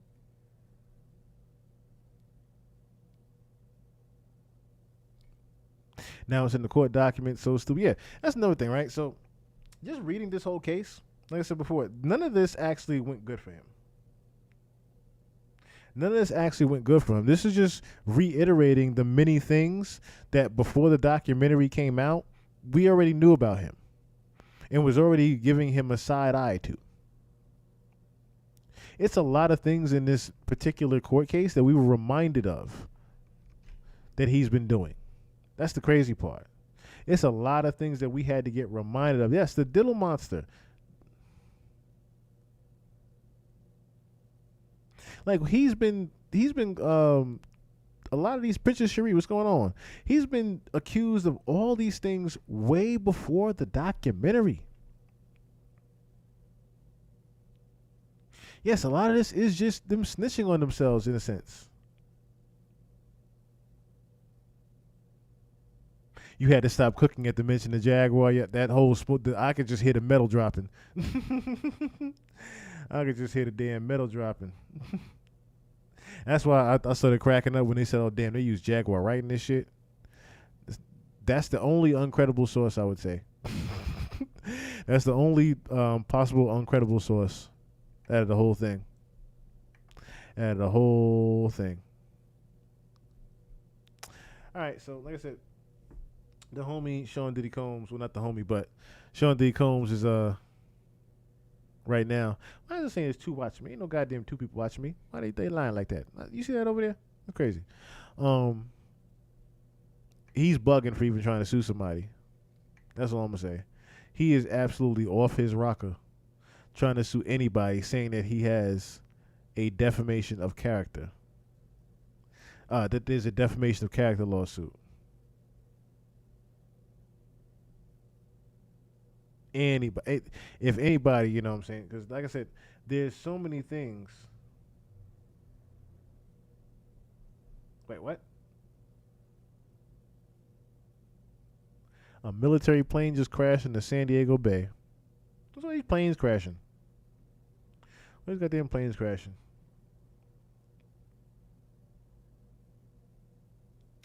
Yeah, it's too much, yo.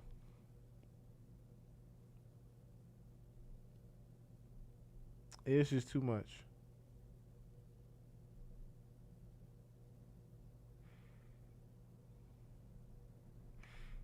There's way more out there besides, you know, information that was in the documentary. Okay. All right. I was just asking because there's actually a juju that was on IG, and I thought that was you. So.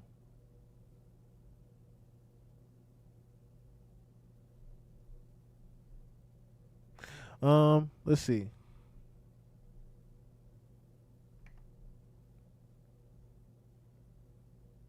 Let's see. I kind of wanted to hear what Truth Is was talking about.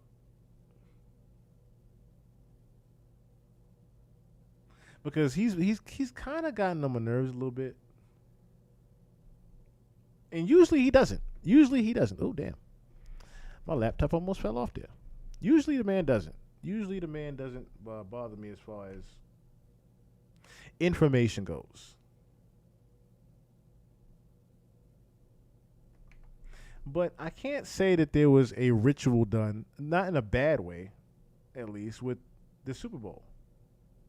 Around again, and this year was no different than the rest. Millions of people turned in to the Great American Distraction. One of the most anticipated moments of the Super Bowl this year was the halftime show. This year, Kendrick Lamar was the performer chosen. While the masses are divided on the quality of the performance, most people aren't picking up on the hidden message being shown during the halftime. While most people just see random symbols with not much meaning, I can assure you there is an occult meaning to all of this. By the end of this episode, you will know exactly what this halftime performance was trying to tell us. Hey guys, I hope all is well. Welcome back to The Truth Is, where I drop new videos every other day exposing the truth. In today's episode, we will be breaking down all the hidden imagery from this year's Super Bowl halftime performance. Let's get right into it.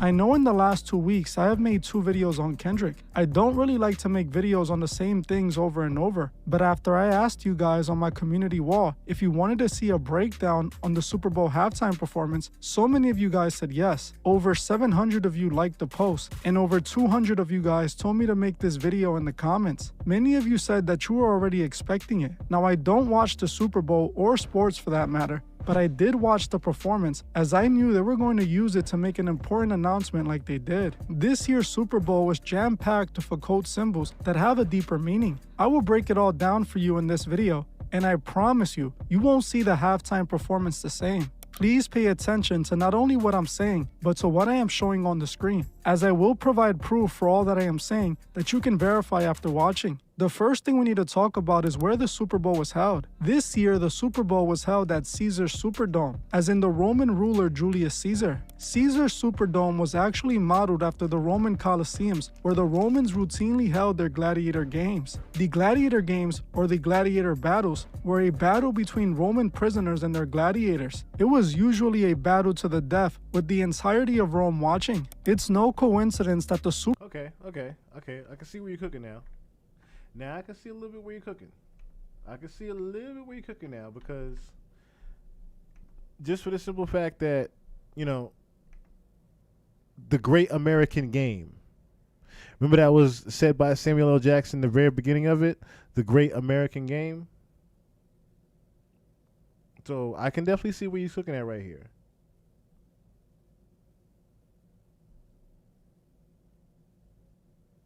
There's quite a few jujus. My name is Jacqueline. Oh, okay. I'm sorry.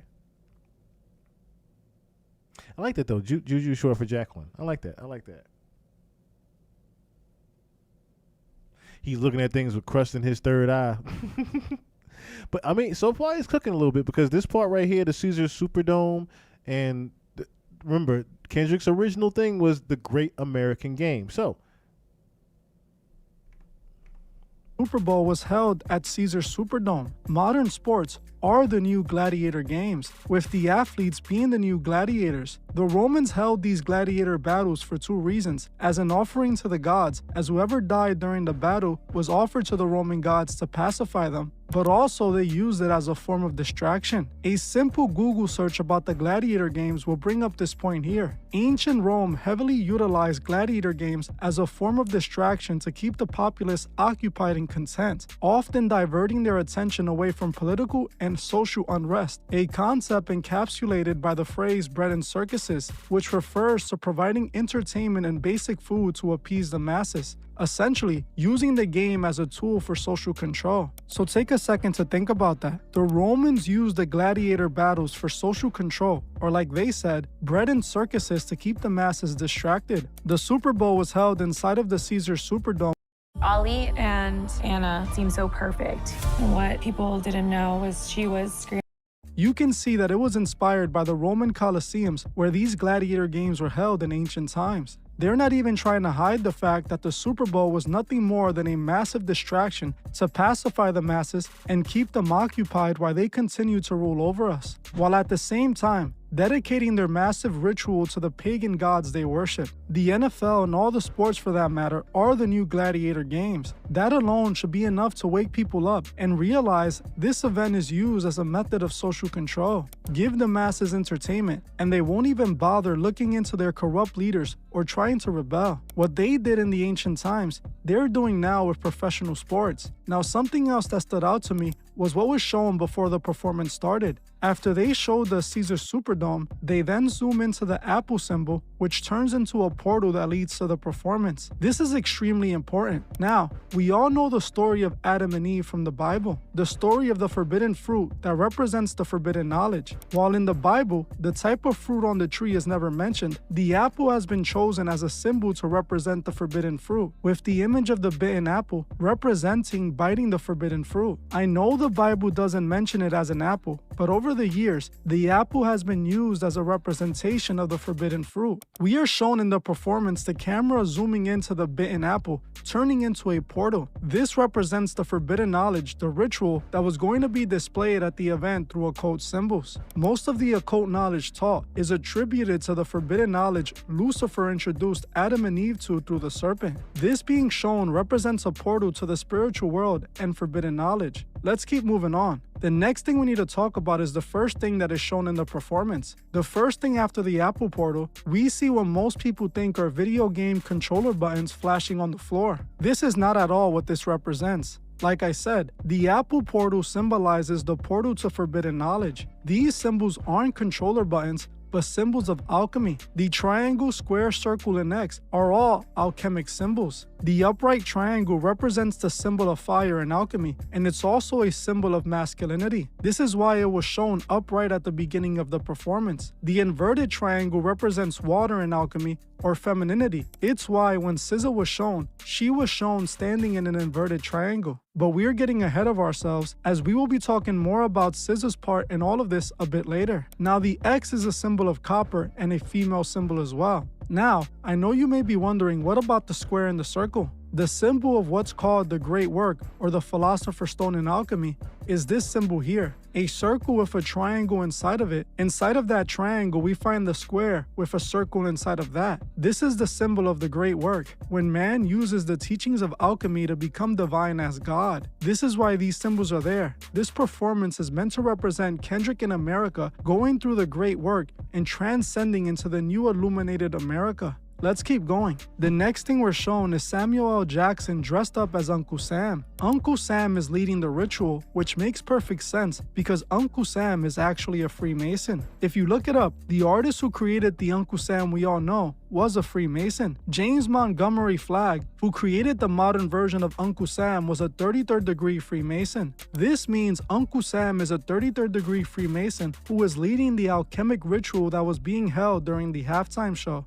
This represents Samuel Jackson as the lodge leader who is leading the ceremony. This is why he is seen instructing Kendrick and telling him what to do. Masonry is heavily rooted in alchemy. Most of the higher degree rituals are alchemic rituals, just like we're seeing in this performance. There are way more occult Masonic symbols hidden in this performance, so don't go nowhere. I'm only getting started. The next moment of Masonic imagery comes from the backup dancers. During a point in the performance, Uncle Sam, the Freemason leading the ritual, tells Kendrick to tighten up. This is when the backup dancers are seen making an American flag behind Kendrick. At one point, all the dancers are making this pose here. This pose is a Freemason pose called the Grand Hailing Sign of Distress. Now, we see Uncle Sam, the 33rd degree Freemason, tell Kendrick to tighten up. Then immediately after, the dancers are doing this Masonic pose, which we are told is a symbol Masons do when they need help, but I believe the true meaning of this pose is only revealed to Master Masons. Another occult symbol they show is when they show Kendrick's dancer hanging on a light pole. This is an occult symbol that comes from the tarot cards, and it represents self-sacrifice. In this context, this card means the time for waiting is over, meaning the wait for America's great work, America's great transformation is over. The new Masonic order is ready to be unveiled. This is interesting because Elon recently tweeted out Novus Ordo Seclorum, which means New Order of the Ages. Here we have more imagery that points to the new Masonic world being established. Now let's talk about SZA's part of the performance. When SZA was shown, she was presented inside of an inverted triangle. Like I said earlier, the inverted triangle is a symbol of femininity or women. I cannot lie. So far, he is cooking. So far, he is cooking. And we have spoken about this before, that Kendrick is not necessarily saying that he is a part of them or that he is evil in doing what he is doing, what the evil bidding is, with the forbidden knowledge. What he is breaking down is that Kendrick Lamar is, what we said before, using the forbidden knowledge for good. He's not using the forbidden knowledge for bad. He is using it to show it and represent it in his own way, in a sense. That's the best way I could put it. He's using the forbidden knowledge for good and representing for black people in his best way of interpretation that he can. Because what he's saying is very true here. Everything Truth is saying is very true here. And if we're really going to be honest here, was this not a sacrifice of himself to the industry? As we said before, Kendrick pretty much allowed himself to pretty much be the, the guy to take down Drake. He pretty much allowed himself to be the guy to take down the industry's biggest artist in music. Okay? And what we were witnessing was the demise of Drake once again inside this battle dome, inside this Caesar's Dome Palace here. And I love the furthermore breakdown of the shapes. Because yes, even though it was him playing the great American game, there were deeper meanings to why he was using the shapes. And also a symbol of water in alchemy. This is why when SZA is shown, she is shown with female backup dancers that are all dressed in blue, symbolizing water. The great work is seen as a merger of the opposites, the merger of femininity and masculinity, which if you combine both symbols, the inverted triangle and the upright triangle, it makes the seal of Solomon, or what most people call the Star of David. SZA herself is shown wearing all red, as she is supposed to represent the Scarlet Woman in the ritual. The Scarlet Woman is always represented in red, and we can see that throughout many Super Bowl performances. During Thelema rituals, the Scarlet Woman is a conduit for the divine feminine energies of Babylon, a goddess in the Thelemic occult system. SZA is representing this feminine component to the Great Work ritual. This is why she is shown on an inverted triangle that represents feminine energy and water. This is also why she is wearing all red, which represents the Scarlet Woman, and this is why her backup dancers are dressed in blue to represent water, which is again feminine energy and alchemy. Now on top of this, if you look closely at the moment they show SZA in the inverted triangle, they make it appear like a Masonic apron, again indicating this was all. I've been using Grammarly for 3 years, and I can't imagine my work life without it. Grammarly is an AI writing partner, and unlike other AI tools, Grammarly works a Masonic alchemic ritual. This is a Masonic apron given to all members when they join. Now look at how they depict SZA when she's introduced. Clearly, it's meant to represent a Masonic apron. They then show Kendrick approach SZA, who is the masculine energy. Right after showing SZA in the inverted triangle, they show Kendrick's dancers ritually dancing around a circle. Like I said earlier, the circle is a part of the symbol of the great work. We then see Kendrick and SZA inside of the circle. Now, the crazy thing is, remember when I said, when we were breaking down this performance before, and I said specifically this was his acceptance into the knowledge? I said this was his acceptance. This little ring around the thing, when SZA starts singing and he starts walking around, this was his acceptance into the circle. I said this before. So Truth is pretty. Me and Truth is are pretty much on the same exact accord here. Circle while the dancers ritually dance around them. This represents the alchemic change happening in the merger of femininity and masculinity, the combination that leads to the great work. After this, we are shown Samuel Jackson again smiling as he knows the ritual is going as planned and it's almost completed. We then see all the dancers fill up the alchemic symbols as they all light up, representing the great transformation is completed. That's how the halftime show ends, as the ritual is completed. This is by far one of the most occult-driven performances I have seen in a long time. The entire thing from beginning to end was full of occult symbols that tell us this story. The 33rd degree Freemason Uncle Sam led the great transformation ceremony ritual. I guarantee you the Masons watching the performance were so proud.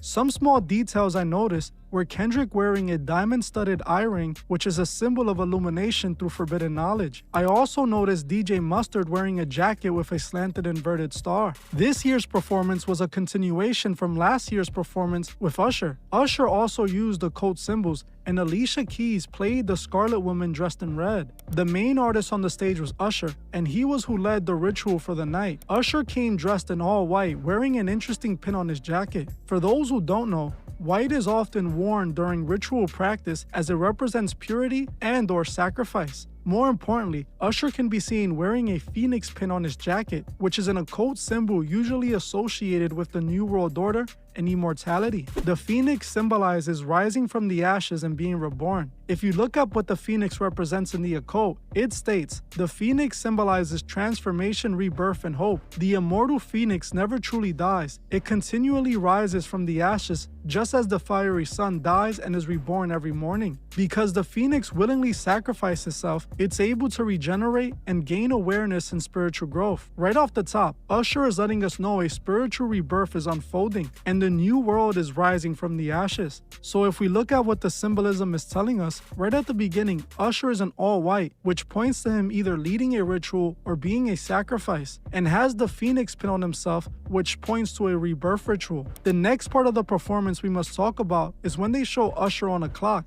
A clock in the occult represents mortality and life and death. During the performance, they show the clock ticking, which is a symbol of the end. Right after, they show Usher on the celestial sun, another symbol of rebirth and immortality. We can find the same imagery from Rihanna when she performed at the Super Bowl. She was also wearing all red, representing the Scarlet Woman. Now I have a few other things I wanted to touch on before I wrap up this video. I wanted to show just how much power these sports have over people. People are so hypnotized by these sports, and the aftermath of this Super Bowl proved that. I was sent videos by friends and family that live in Philly, and they showed me how the Eagles fans, even after winning, started destroying the city. They tried breaking into stores and climbing street poles. I was even told someone passed away after falling off a pole. I also saw this video on social media, and I don't know if it's real or not, but it showed a woman attempting to do voodoo on the Chiefs. She seemed to have a miniature Chiefs doll, and she is seen stabbing it with a pin. Like I said, I don't know if this is real, but if it is, it just shows how manipulated people are by these sports. Like I said,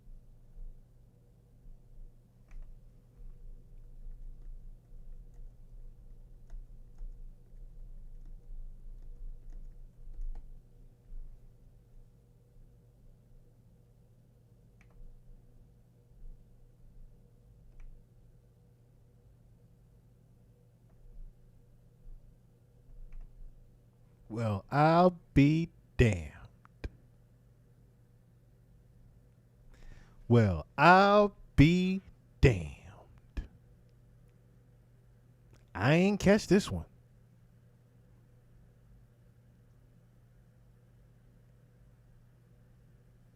Yeah, that would explain why Kanye was so into these performances. He said the same thing. It was the best thing he's seen since Michael Jackson, and lo and behold, this shit would have more viewers than the Michael Jackson with 93.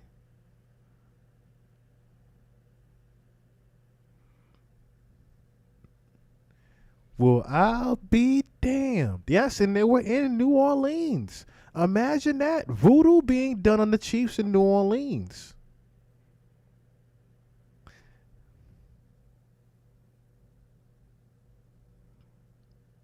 wow.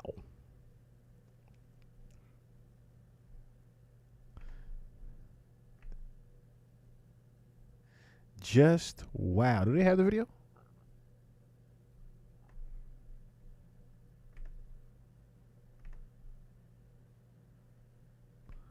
This is the video.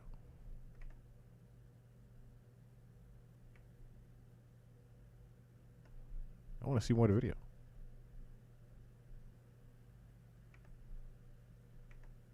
Oh, shit. It's right there.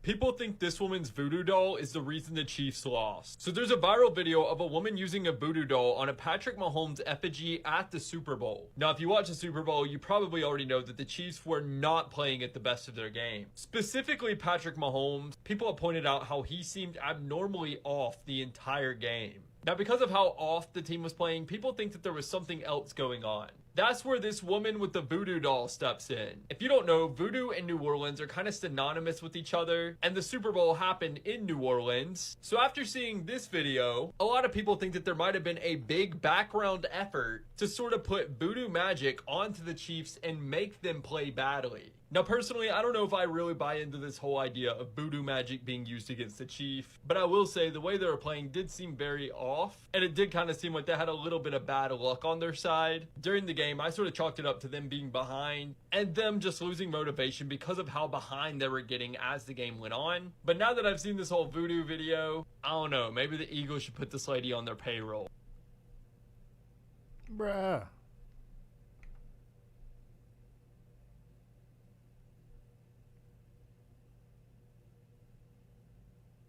That ain't no AI video either. This is a real video.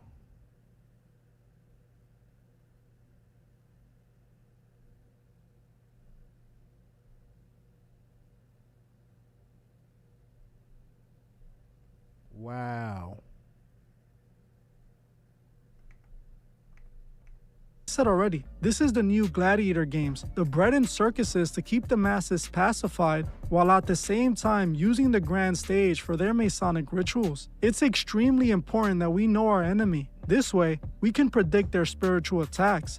They are controlling our world spiritually, but Christ is how we break out of all of this. Turn to our Father, and He would guide you out of these spiritual chains the elite have the world placed under. Free yourself from their control by knowing the truth. Remember that all of this is a part of the spiritual battle, and there's only two sides. No one can be in between. Well, I'm gonna end this one here. I want to thank you all for watching, and I'll see you guys in the next one. Wow. I am flabbergasted. Flabbergasted.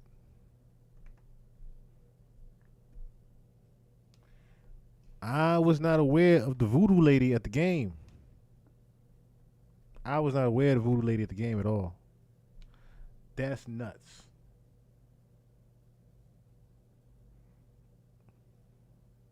That's nuts.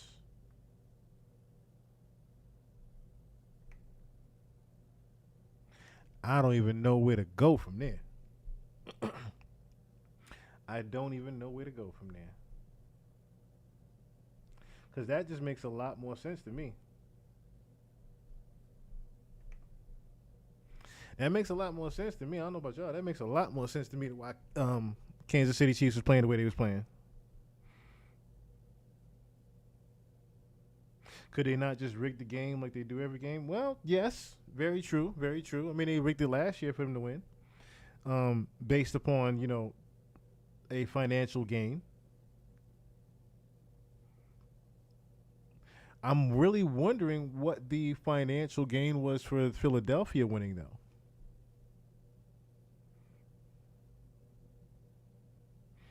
Other than them trying to rebuild or give a... say, hey, we're sorry for what happened with the crash.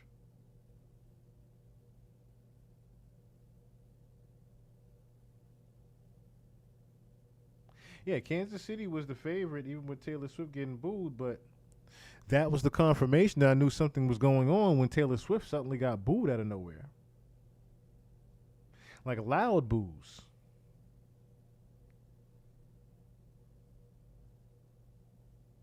Yeah, the beads around her neck definitely through confirmation she down with the shits on the voodoo.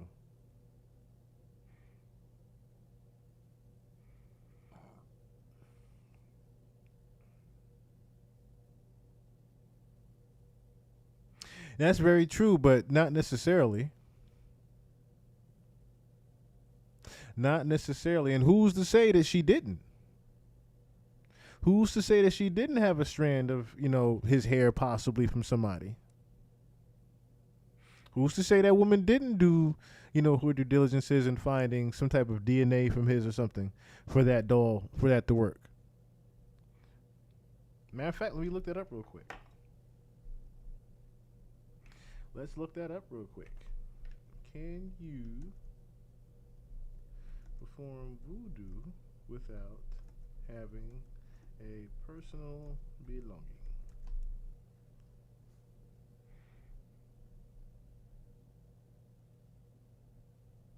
It says, yes, it's possible to do the magic with the cloth of the victim. But does it say, can you do... Wait, what? Why is it asking that? Can a white person practice voodoo? I don't know why they asked that question.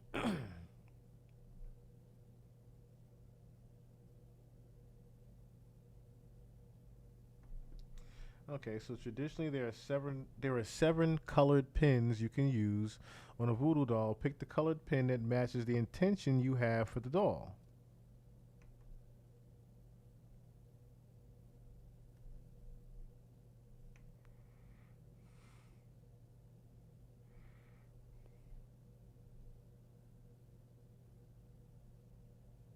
Okay, so no, you don't have to.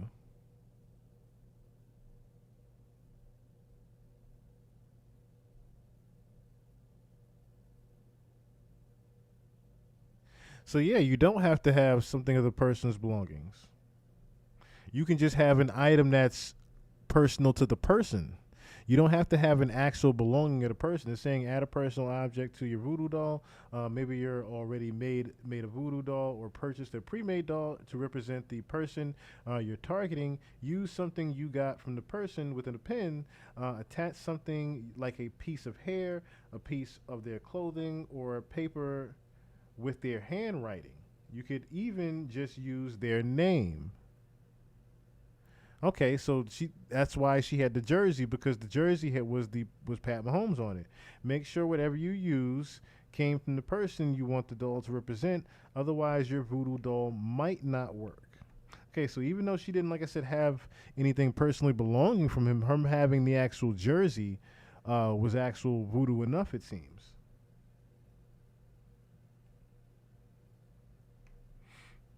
Like it's an actual Patrick Mahomes doll.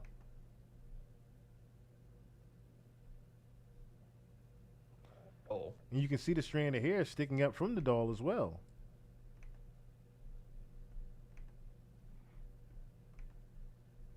See if we still have the other video of that. Let me see if there's a...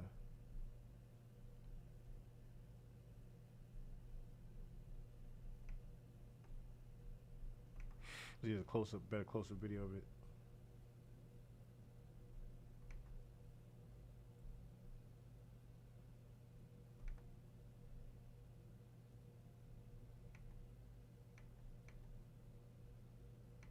Okay, there you see the Pat Mahomes jersey.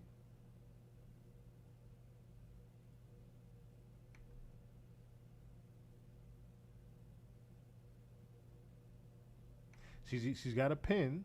I'm not sure what color the pin is. It looks silver, but she does have a pin poking it. Now, she's not chanting anything, but maybe she's already done the chant as well. But look at the face of the doll. It has like a skull on it. There's like a skull face on the doll as the doll is wrapped.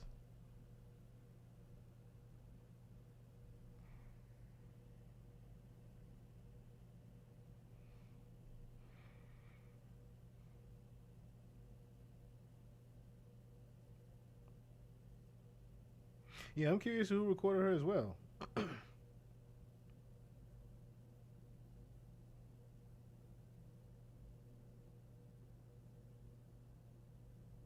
Okay, so you don't. So New Eyes is saying you don't need something of theirs.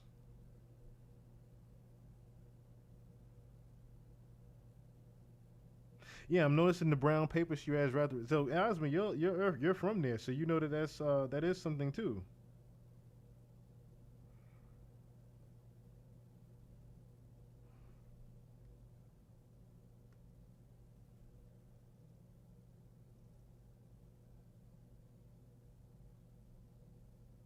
That's crazy. This is I was thinking the same thing. Hippie TV. Why is this on Wiki? why the hell is this on Wiki TV? Wikipedia. How to do voodoo to somebody? That is crazy. Okay, so what does that mean though? What does the brown? Let me see.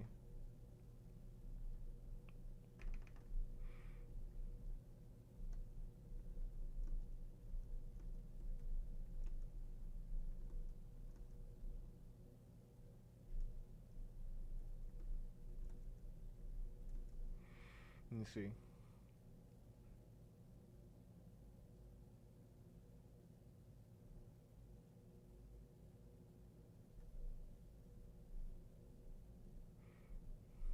No, voodoo.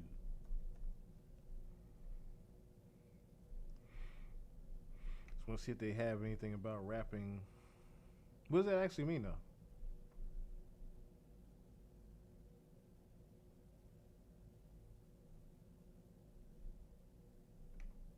Like, what's that supposed to represent? The paper bag wraparound. She has the name wrote on the paper where she is stabbing. Oh.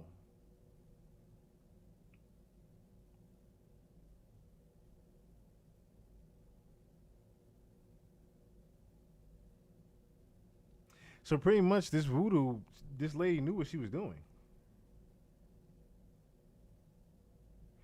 Wow. Wow.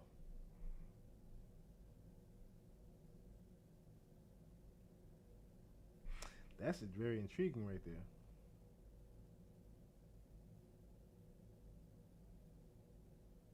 Yeah, I am caught off guard by this one. I am completely caught off guard by the voodoo being there. I wasn't expecting that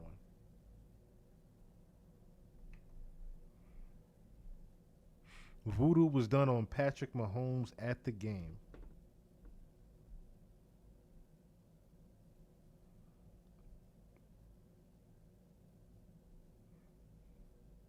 This is crazy right here.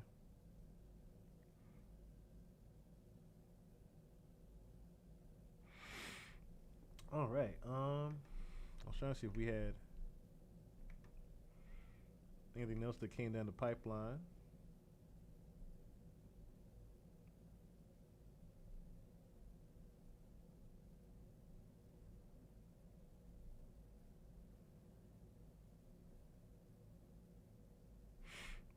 Could have that was somebody asked me to look at.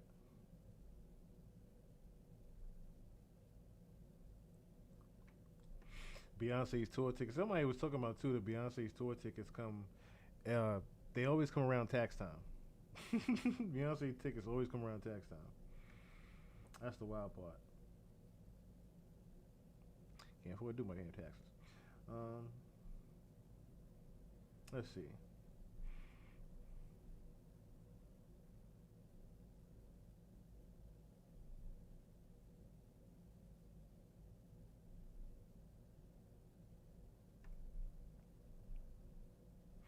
Oh, Vanity Secrets Part 2. I mean, we pretty much got the gist of it from Part 1. We pretty much got the gist of that from Part 1 there.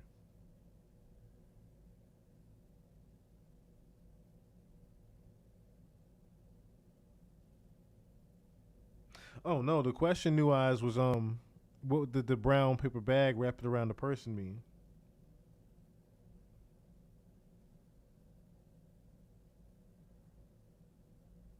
That's a good question. How much did she have in the game?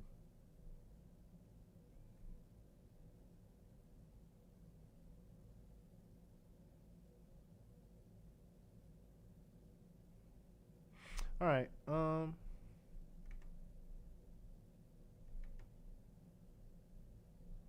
I don't know where else to go.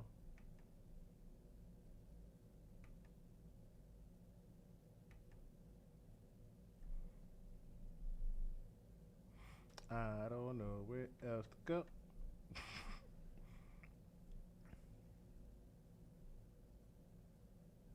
I feel like we covered a lot. I feel like we covered a lot this evening.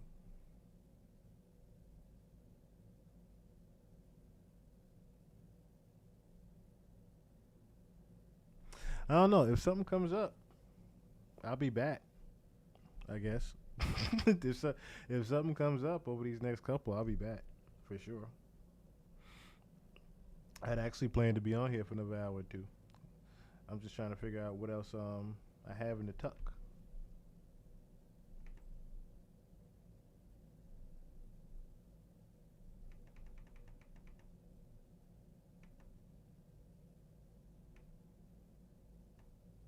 I feel like it's something else I got.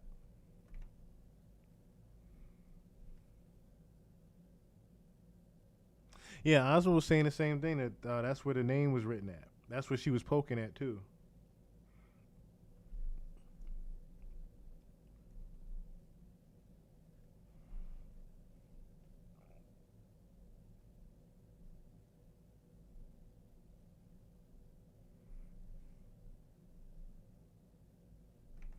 All right.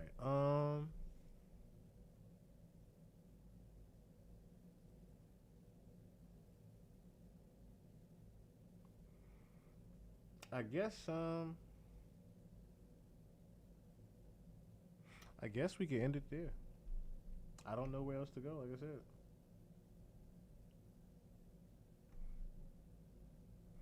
I look like my friend Tamil. That's crazy.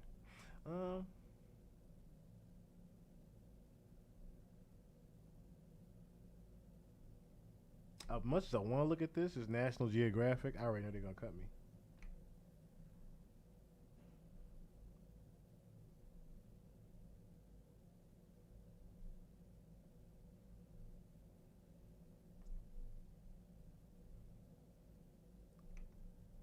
All right.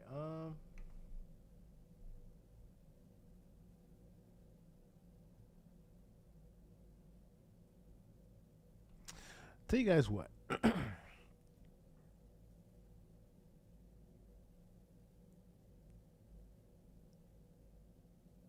Do you guys want to look at the I gotta get something to eat. I have to figure out something to eat too. I was gonna say if you guys wanted to look at the corner, but I have to figure out something to eat real quick. If you guys want to watch the corner later on, I'll put on the Twitch. I'll sync this up with the Twitch instead of just the YouTube, and we'll look at the corner. My voice is hoarse as fuck.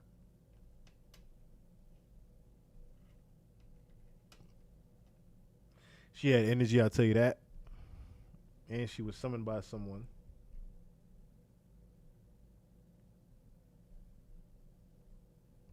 She was chanting an incantation while poking the doll. So definitely was voodoo being done.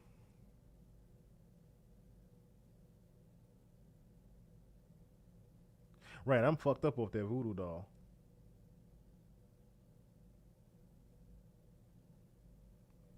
I am fucked up off that voodoo doll.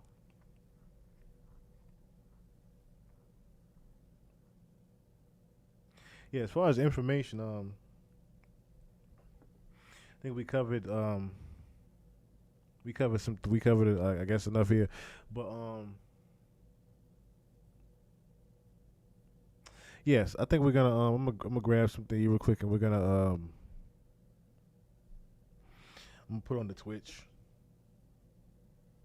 We'll do like a watch party for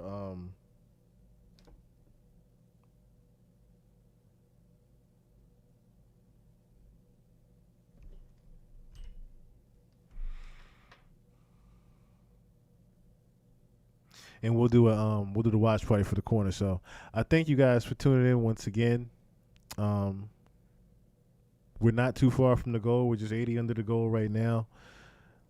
I greatly appreciate you guys for helping me out once again. Shout out to everybody tuning in. I love you guys being my community and family as well.